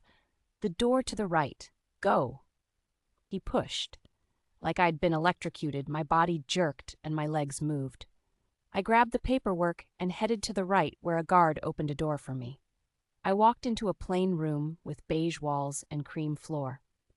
The room was filled with around 10 tables, surrounded by 4 chairs each. One woman in a short skirt smeared her lips with gloss. At another table, 3 children sat with their father. A random mix of people filled the other tables, as we all waited for the prisoners. I took the one empty table at the back, my gaze darting around the room like I was some sort of criminal. A loud buzzer sounded out into the room, and a door at the far end opened. A mix of people walked out and separated, all finding the table where their visitors sat. Tomney was in the middle. I noticed him straight away. Damn, he was so good-looking. He looked like a proper manly man, tall, handsome, with stubble now growing around his face. He had a red bib hanging over his shoulders and down his chest. "What are you doing here?" he said. He took a seat at the table opposite me and interlocked his fingers. I found the gray sweater and joggers he wore rather sexy, and I had to tell my brain to quit it again. He was a criminal. A real bad boy, not just one from stories. He was the real deal. I pulled my sleeves over my hands and bit my bottom lip. I was a nervous wreck, while he sat looking uninterested. "I'm sorry. I didn't mean for this to happen," I said. "It was my fault they found you, but it was an accident." Tommy shrugged nonchalantly. "So, are you okay?" A smile spread across his face, and his blue eyes lit up. "I kidnap you, and you're now visiting me in prison asking if I'm okay. I think there's definitely something wrong with you." I shrugged and nodded my head. I completely agreed with him. "I don't think you're a bad guy. I just think you've done stuff to survive." Tommy sat back in his seat, his head tilted as he studied me. "It was that kiss, wasn't it? You came all the way down here for more. You just can't get enough." I felt my face blush and I looked away, my eyes landing on a guard who was patrolling the room and listening in on conversations. "You wish," I said, and then instantly cringed at my own reaction. "Rat boy called me? Said a little posh girl turned up asking for a favor for $5,000, he said. I couldn't use my real name. He looked at me like a proud parent, like I'd finally came to the dark side. "You look like you've been crying," he said. He sat forward again and put his hands back on the table. I self-consciously touched my face and shook my head, even though I had been crying not long before. My little brother's took a bad turn. "He's in hospital. We're all on edge, I guess." I shrugged. "Why haven't you told the police who put you up to it?" I changed the subject in case I burst into tears right there in front of him. "I don't grass on anyone." I slipped my hand into my pocket to pull out my little wallet. "I need you to look at this and tell me if this is the woman you spoke to. You know, the one who asked you to." I didn't finish the part about kidnapping me. I slipped out a family photo that had been taken 3 years earlier when we were on holiday in America. Justina and William stood behind myself, Dad, Sam, and Mum. The memory made me smile. We'd had so much fun. Tommy looked at me for a moment before he slid the photo to him and picked it up. His eyes studied the faces before he looked back up me and nodded. "Is that the woman who asked you to do it? The woman with the accent?" I just wanted to be 100% sure about what Justina had told me. "Yeah, that's her." It cemented everything. "Right there, her with the red lipstick." He tapped the photo and slid it back to me. I frowned, confused for a moment. I picked up the picture and double-checked the faces. "This lady here?" I said. I pointed to Justina. "No, her." Tommy pointed a finger at the other woman in the photo, my mum. For a moment I sat silent, thinking he must have been mistaken. "But you said she spoke with an accent." "She did. It was her. Her with the red lips, little woman." He held his arm up, palm flat, like he was showing me how tall she was. "No, you have to be mistaken. Look again." I pointed at Justina and he shook his head. "It was her." He pointed at Mum again. "Definitely. She told me your dad would be gone, and the only people in the house would be the maids." My heart beat fast, pounding against my rib cage. It couldn't be. "Mum? Mum was the boss?" Tommy's eyebrows lifted and he sat back. "She's your mother?" I nodded. "Why's your little brother in hospital again?" I swallowed hard before I jumped up to my feet, knocking the chair backwards and grabbing the attention of everyone in the room. "I have to go." I snatched up the photo and legged it out of the room. I heard Tommy calling my name, but I had more important things to worry about. Chapter 28. Getting to the hospital felt like a blur, running past a sea of people that were just a big colorful blue. I jumped on the metro, heading for the city, surrounded by people, but not once did my heart slow down. I couldn't believe it. It had to be wrong. It had to be. Mum would never do such a thing. I couldn't stop my mind racing, like a carousel, round and round, fast, spinning, ready to lose control and spin off its hinges, exploding into little pieces eventually. I ran across the hospital car park, in through the main doors, and skidded to a stop at reception. "Sam. Sam Walker. He came in critical care. I need someone to check him." I need help. I think someone might be trying to hurt him." I could barely speak between breaths. The nurse, who looked already run off her feet, trying to answer the line of people I'd just jumped in front of, shook her head. "Please wait your turn. I have a lot of patients to see to first." God damn it. I slammed my palm on the reception desk and pushed off, heading for the stairs. Sam's room in the private hospital was located in the center of the wide, purple-painted corridor. It smelt like disinfectant and hand sanitizer. People walked past me, none of them knowing that inside my heart was ready to explode right outside my chest. I got to his door and swung it open so hard it hit the wall and bounced back towards me. "Sam," I said in a breathy shout, trying to catch my breath. He turned to look at me, his white hair flowing down over his ears and forehead. He had tubes coming out of his nose and wires attached to his arms and chest. Machines above him and beside him beeping. "Mum, get away from him." Mum stood up from leaning over Sam. I couldn't see what she had been doing. She picked up his hand and held it tight. "Excuse me, young lady?" I hated this. I had to keep telling myself this was real. The sound of the toilet flushing and water running from the sink brought me back to reality. Dad emerged from the ensuite bathroom, drying his damp hands on a hand towel. He looked sloppy again in black slacks, his dark hair messy. "Zoe, I thought you were at home. How'd you get here?" he asked, looking concerned. He tossed the towel onto the chair and headed towards me. "Are you okay, sweetie? You look terrible." "Dad," I started. "Mum, it's Mum." "The way our daughter has just spoken to me," Mum said. She looked genuinely hurt. She looked like she'd lost a lot of weight over the past few weeks, and she was already tiny. Her cheekbones looked hollow, and the bones in her neck and chest poked through her skin. Dad looked between us. Sam nodded. I knew he wanted to speak, but he was too weak, too ill. "It was Mum. Mum set up the kidnappers. Mum is behind it all. I didn't want to believe it, but it all makes sense. And I think she's doing something to Sam." Dad almost laughed. His eyes shone like they always did when he was happy. But then they fell again when he realized I wasn't joking. "That's ridiculous." "What?" He laughed, looking between all of us. "Every time Mum is around him, he gets sick. Every time." "Zoe," Dad said. He looked exhausted and like he really didn't want to have this conversation. "Sam. Sam." I power walked past Dad and across the room. I grabbed my little brother's cold hand and stared into his eyes. My stomach felt like it fell to my feet. He looked like he was dying, withering away in front of me. "Zoe, your brother is sick. It's nobody's fault. But he's in the best place." "Is it Mum? Sam, talk to me. Is Mum hurting you? You said you needed to tell me something. It was that, wasn't it? Mum is hurting you?"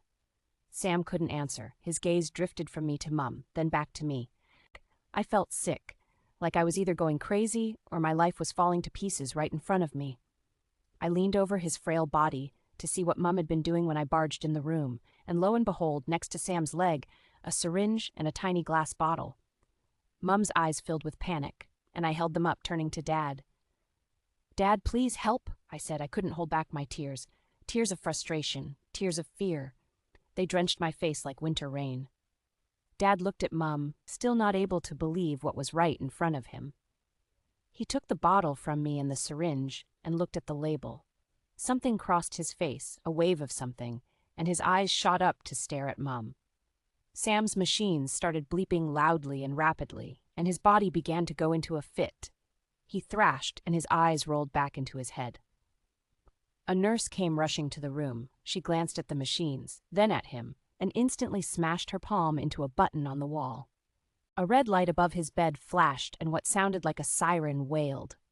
Before I knew what was happening, a crowd of doctors and nurses surrounded his bed like a pack of hungry wolves, pushing us back. "Take the family out," one of the doctors said, and a nurse rushed over to us.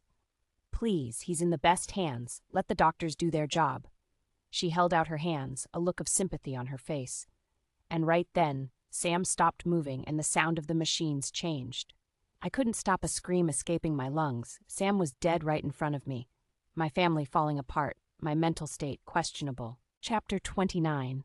Mum was sitting in a jail cell. Sam was lying in a bed in a hospital, dead or alive I didn't know. I felt numb, a feeling I'd never really truly felt. The kind of fear that's crippling, like you can feel it eating away at your insides, creeping up your windpipe and suffocating you. enjoying its kill. I rubbed my hands together between my knees. I couldn't shed another tear. It was like I dried up. The door opened, and Dad slunk inside. He looked as bad as I felt.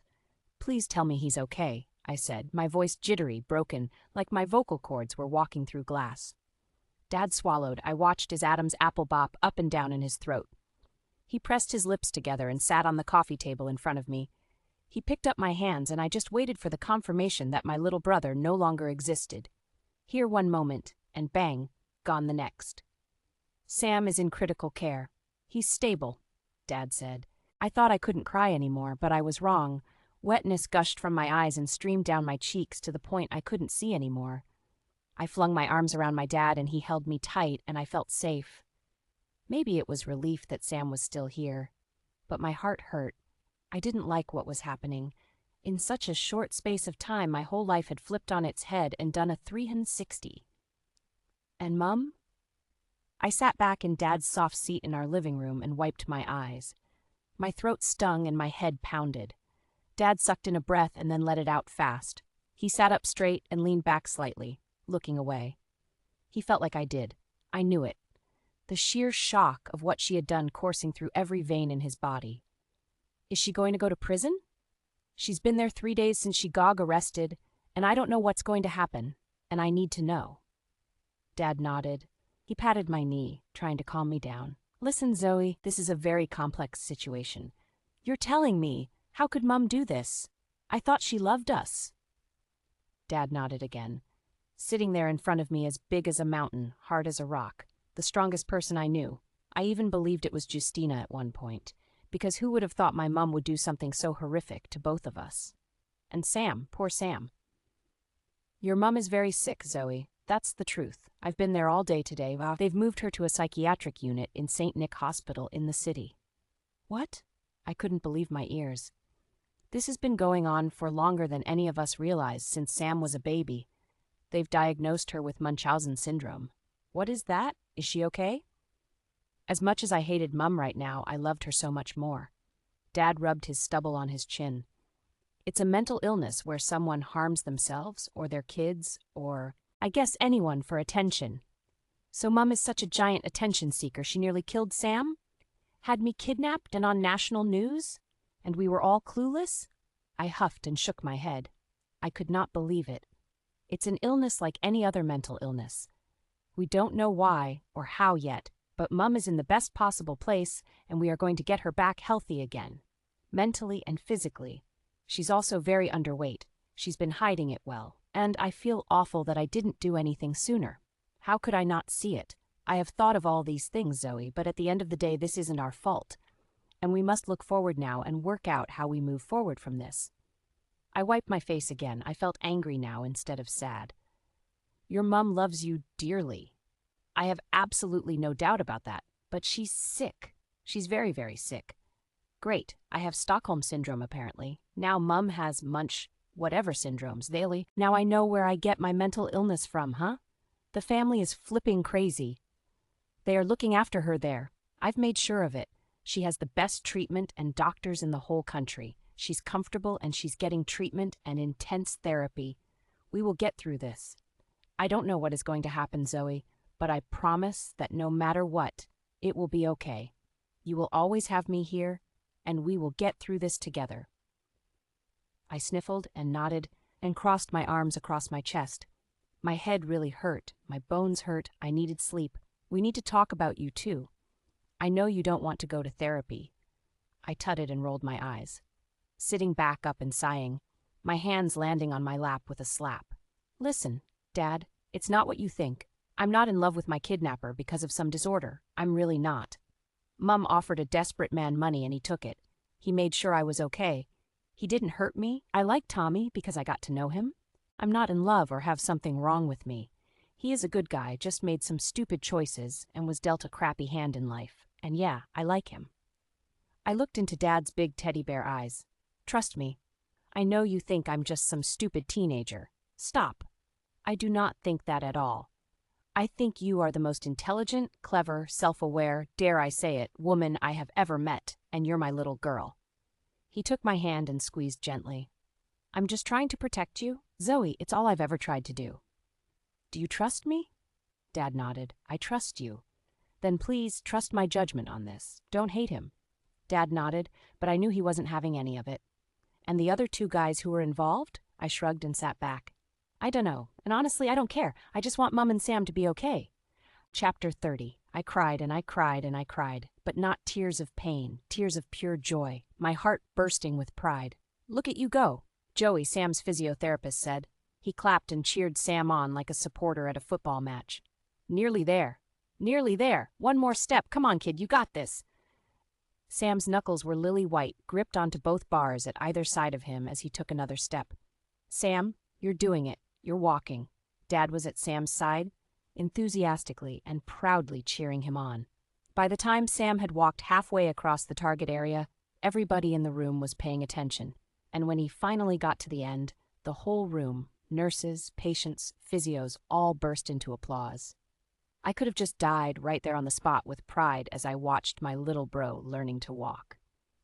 I had never seen Sam walk. Over months I had watched him on his highs and lows, recovering and rehabilitating from such dire circumstances. But he was doing it. He was really doing it, and he was getting stronger every day. The doctors were confident that now he wasn't being deliberately poisoned. His body was working like it should have been. And once he built up the muscle mass in his legs, he'd be able to walk and function like a non-disabled person, the person he was never allowed to be. He'd been working hard for over 6 months, and he just nailed it. He sat in his wheelchair, his smile beaming, lighting up the whole room. He looked at me as if to say, I did it, sis. Did you see me? His white hair in a short ponytail at the back of his head, wearing the new tracksuit I'd bought for him on my shopping trip to the city with Justina. I covered my mouth, trying not to cry, but failing, and I ran to him and wrapped my arms around him. I had high hopes for my brother. He'd talked about going to university, and I had every belief that he would achieve everything he had ever desired. All those times he had been held down, years of his short life taken away, it had given him a power up, a fire in his belly to seize exactly what he wanted. Chapter 31. I felt bad that I couldn't focus when Justina brought me on a shopping trip to the upper part of the city. We were there to pick out my bridesmaid dress for me to wear when she married William in 4 months' time. But I just couldn't concentrate. This one is lovely, Justina said, pulling a blue one-shoulder dress from the rack of expensive dresses. You try it on? I smiled and nodded, and Justina sighed. I know you are sad, Miss Zoe. I'm so sorry. I'm ruining it, aren't I? No. Course not. She shoved the dress back on the shelf and led me over to sit on the soft velvet chairs in the boutique. The nice lady who worked there gave us a glass of champagne each, and we smiled and thanked her. You have right to be worried, but it will be okay. I know.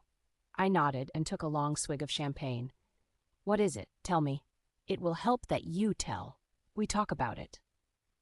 Justina must have been sick of me talking about it, her and Dad. I knew I would have been. I was doing my own head in, worrying and thinking about things and talking about things. I'm just feeling really anxious about Mum's review tomorrow. They're going to let her out on Thursday if everything is okay. I've tried to ready the house. I've put out her favorite pajamas, bought her favorite food and ice cream. I rented our favorite movie. But I keep thinking they're not going to let her out. Justina pressed her lips together in a sympathetic smile. She stroked my hair and pulled me into a hug, and I'm scared that when she gets out she won't be the same, or she'll still be ill. Your mama is doing amazing. She's better. She's good. She's been in there long time, long time, 9 months, and you see her every week anyway. I smiled and nodded, and Justina let me sit up straight, still keeping an arm around my shoulders. She does look good, doesn't she? And she sounds good. Better than I've ever known her, actually. And she's gained all that weight. I'm just worried about her relationship with Sam, too. Hey, your brother is the most intelligent kid I know. He's thriving, he's forgiving, and he's grateful. He knows she was very ill. I nodded and smiled. She was right. Everything would work out. It had to. It would probably never be the same as it was, but deep in my bones I prayed that it would somehow be better. It's not just that, is it? What do you mean? Justina let go of me, a smirk on her big red lips, a knowing smile. 2 words, Tommy Hart. The mention of his name made my heart flutter, and I shrugged. It's his trial tomorrow. He's being sentenced for what happened. Dad wants him punished before he will consider forgiving him, and Dad's lawyers reckon Tommy will get life in prison.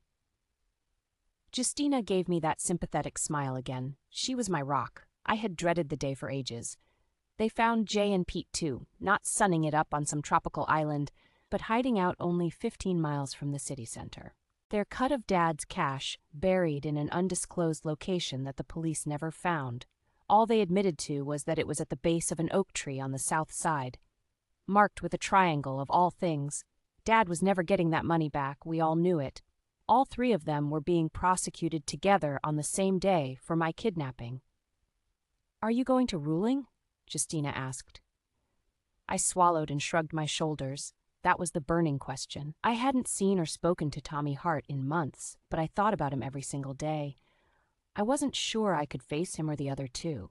Chapter 32. Tommy 10 years later, another letter, another reminder that she wasn't within my reach. It made my skin crawl. I sat on the edge of the bed in my cell and picked up the box from my bedside table. "Tommy, you not wanting a game of pool, mate? Tucker's bet 3 days of comms on it. Be down in 10. Jay gave me the thumbs up and left my doorway. The sounds of the inmates socializing on free time from the level below traveled up and into my room. I'd usually be down there with them, taking them for everything they've got. But today I'd gotten her letter, and on the few occasions of the year I received a letter, it stirred something up inside me, and I couldn't function properly for the rest of the day. I used to get Jay to pre-read my letters, only the ones from her, because if I ever read that she had moved on or mentioned a guy, I would have burnt the place to the ground along with the fucking letter. But I'd gotten a bit better at opening them myself. She'd never spoken of any guy or any plans, but it still stirred something up for me when I looked at the envelope. She'd always seal it and draw a smiley face on it. But the guards had ruined every single one when they ripped them open to make sure they weren't laced with drugs. I'd pace the room, whacking it against my palm over and over, like an anxious ritual, every single time for 10 years before I'd managed to open and read them. This one had a photo of her dog in it, a little mongrel she'd saved from a shelter a few years ago. It stared at me with big brown eyes and a ball between its teeth. She'd named it Jane. Jane was a stupid name for a dog, but I longed to be there with them both. I had to face it. I had to do my time before I went and got what was mine. Her. I couldn't get her out of my head, and sometimes I hated it. I'd worked hard, put my head down and grafted for 10 years to better myself in preparation for my release, and I did it for her. I didn't want to be a broke loser anymore, turning to crime, or using the money from her ransom. I didn't want that. I wanted to be on the same level as her from my own doing. Having my past follow me everywhere I went was something I could never avoid, but I just wanted to be better now. I wanted her and her family to know that this wasn't about money. She could have been a broke city girl for all I cared. There was just something about Zoe that filled me up inside. Something I couldn't explain. Something I had never felt before towards another person. She was so delicate, like a flower. There was a photo of her in the newspaper 2 years ago where she'd attended a charity event with her dad.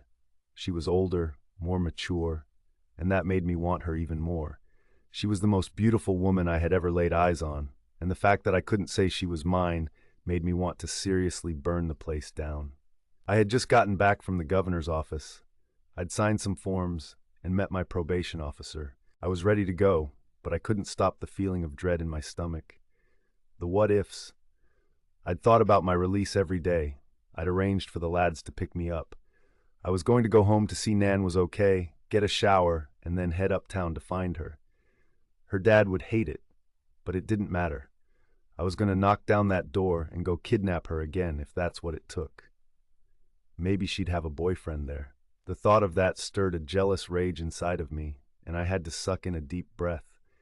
I opened the box on my lap and placed her newest letter on top of the rest of her letters. "I'm coming for you, Zoe Walker, whether you like it or not," I said. Chapter 33. "You're coming to the graduation party tonight, right?" Georgia asked. I opened up my locker and pulled out my bag. I shrugged out of my scrubs and pulled on my jeans and sweater, swapping my surgery clogs for my comfy Skechers. Actually, I can't make it. Zoe, I need you to carry me home like you always do. None of our friends can piggyback the way you do. Plus, you've worked hard for this. What could be more important than you finally living your dream and passing out as a vet? I flung my head back in laughter, thinking about all the times I'd had to pick her up off the floor and take her back home to her boyfriend because she drank too much. I was in a good mood, the perfect mood to party. I'd just been part of a team that saved the life of a beloved mongrel dog who needed surgery. And she was right. I had worked hard. I had plans to open up several surgeries across the city and eventually further to help low-income households receive affordable vet care. I was living my dream saving animals, but I couldn't go. I'd waited a long time for the moment that was almost upon me. Rain check. I really can't, but I hope you all have the best time, and you know I'm proud of you too. Georgia scrunched her eyes up and shot me a smile. Her silky black bobbed hair bounced smoothly on top of her tiny shoulders. She was my best friend, met her on my first day at uni, and we were inseparable ever since. Okay, babe, call me. I hope it goes well. She reached out and pulled me into a hug. After saying goodbye to Georgia, I slid into my little mint green Mini Cooper that Dad had bought me after I graduated. I looked at the clock. It was almost time.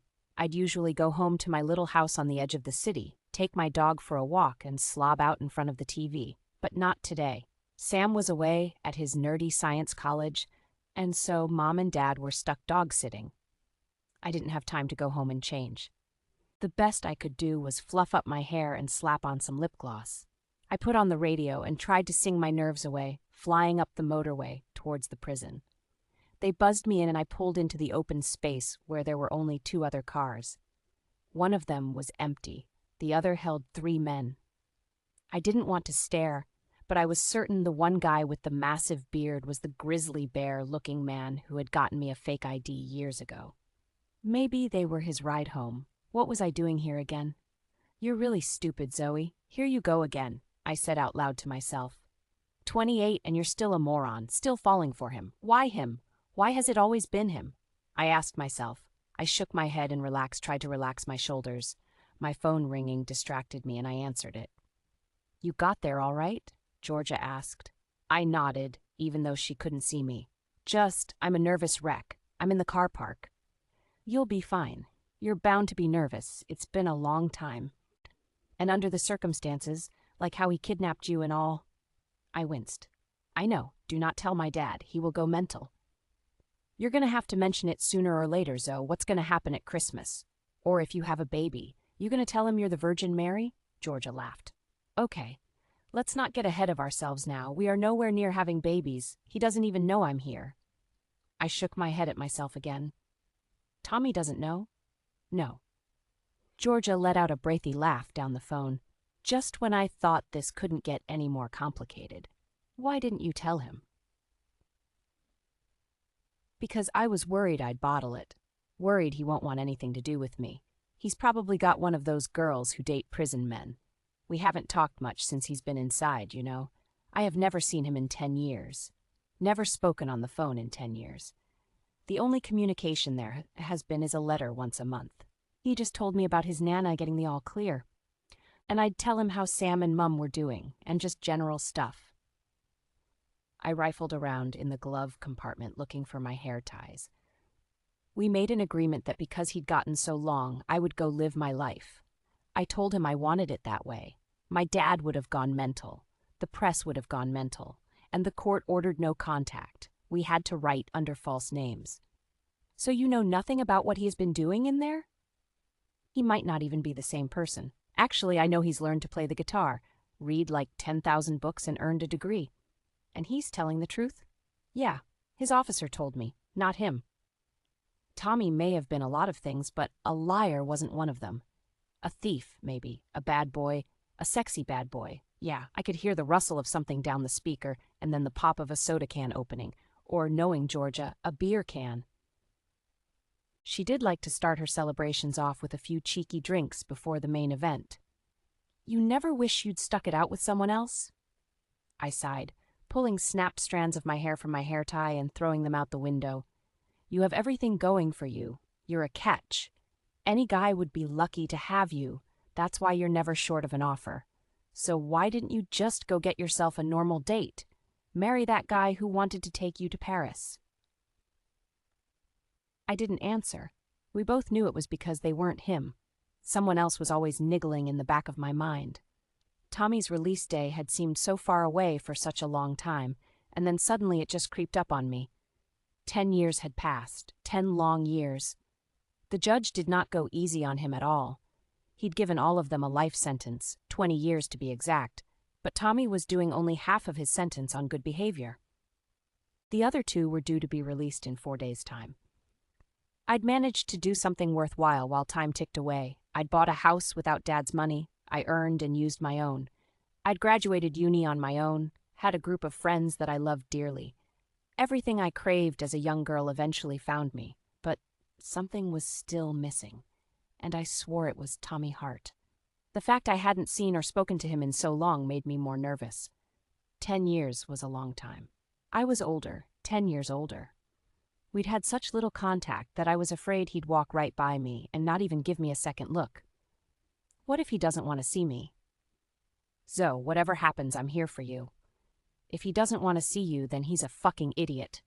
Ring me and I will get a taxi there and whoop his sorry arse. Think of it this way, you guys are so very different. You would have never met under any other circumstances. I believe 100% that everything happens for a reason, and maybe you were just meant to meet, and that's why it had to happen that way. I laughed. You're so wise, Georgie. I mean it. You just say the word. Listen, I know it's complicated, but you know in your heart that you need to do this or you wouldn't be sat outside that prison right now. You do what you gotta do, and I'm only a call away when you need me. I could have cried. I was so grateful for my friend. They never got the money back, did they? Do you ever wonder what they did with all the money?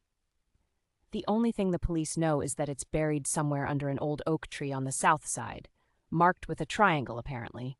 I laughed. I don't care about the money. Neither does Dad. I saw movement at the main gate, 2 guards and him. It had to be him. I think this is it. I'll call you back when I get the chance. I sat up in my seat, nerves flooding my body. I flung my bauble onto the dash and took off my seat belt. I will be waiting. If I don't hear anything in the next hour, I'll call you. Okay, love you, bye. Love you. Georgia hung up the phone and I slid out my car and slammed the door shut. Holding my hand above my eyes, trying to block out the sun so I could see further, I took a few steps forward, my nerves shot. A figure dressed in a light gray sweater tracksuit headed towards me, holding a see-through bag and a box with love hearts drawn on it. My heart did a flip, and I bit down on my lip. The gates buzzed, and he walked towards me. About 10 feet away, he stopped, recognizing it was me. His body seemed to freeze up like a statue, his lips parted slightly. He looked different, older, his jaw speckled with stubble, his massive blue eyes staring straight into my soul. His body looked bigger, more muscular, like he'd spent the whole 10 years in the gym. God, I could have just melted on the spot. He was a man, a very good-looking man. Very, very, very good-looking man. Zoe, he said, a smile lifting his gorgeous puffy lips. When he said my name, I felt my knees weaken. His voice had an edge to it that I couldn't describe. It was like it left his mouth and traveled up my spine, making me tingle. My bad boy with a good heart was standing right in front of me, a free man. I'm just here to collect the money you owe me. That IOU is well overdue now, Mr. Hart. Tommy stiffened his lips to suppress a laugh. It looked cute, like a schoolboy sort of smile. He walked slow strides towards me and stopped when our toes were almost touching. I could have sworn my heart actually detached itself and bungee jumped up into my throat. All right, veggie girl. I guess I'll have to take you out for lettuce to apologize. He dropped the bag and the box at either side of his feet and leant forward. Slowly, his arm slipped around my back. Just him touching the fabric on my body made my breathing jolt. If I didn't feel my heartbeat in my ears, I could have sworn I'd just died. His lips finally touched mine. Immediately, he went for the kill. Deep, passionate kisses like we'd both been storing up the energy for this exact kiss for the last 10 years. The guys in the car across the lot began cheering and hooting. Our kiss eventually turned into soft pecks, and I felt hot.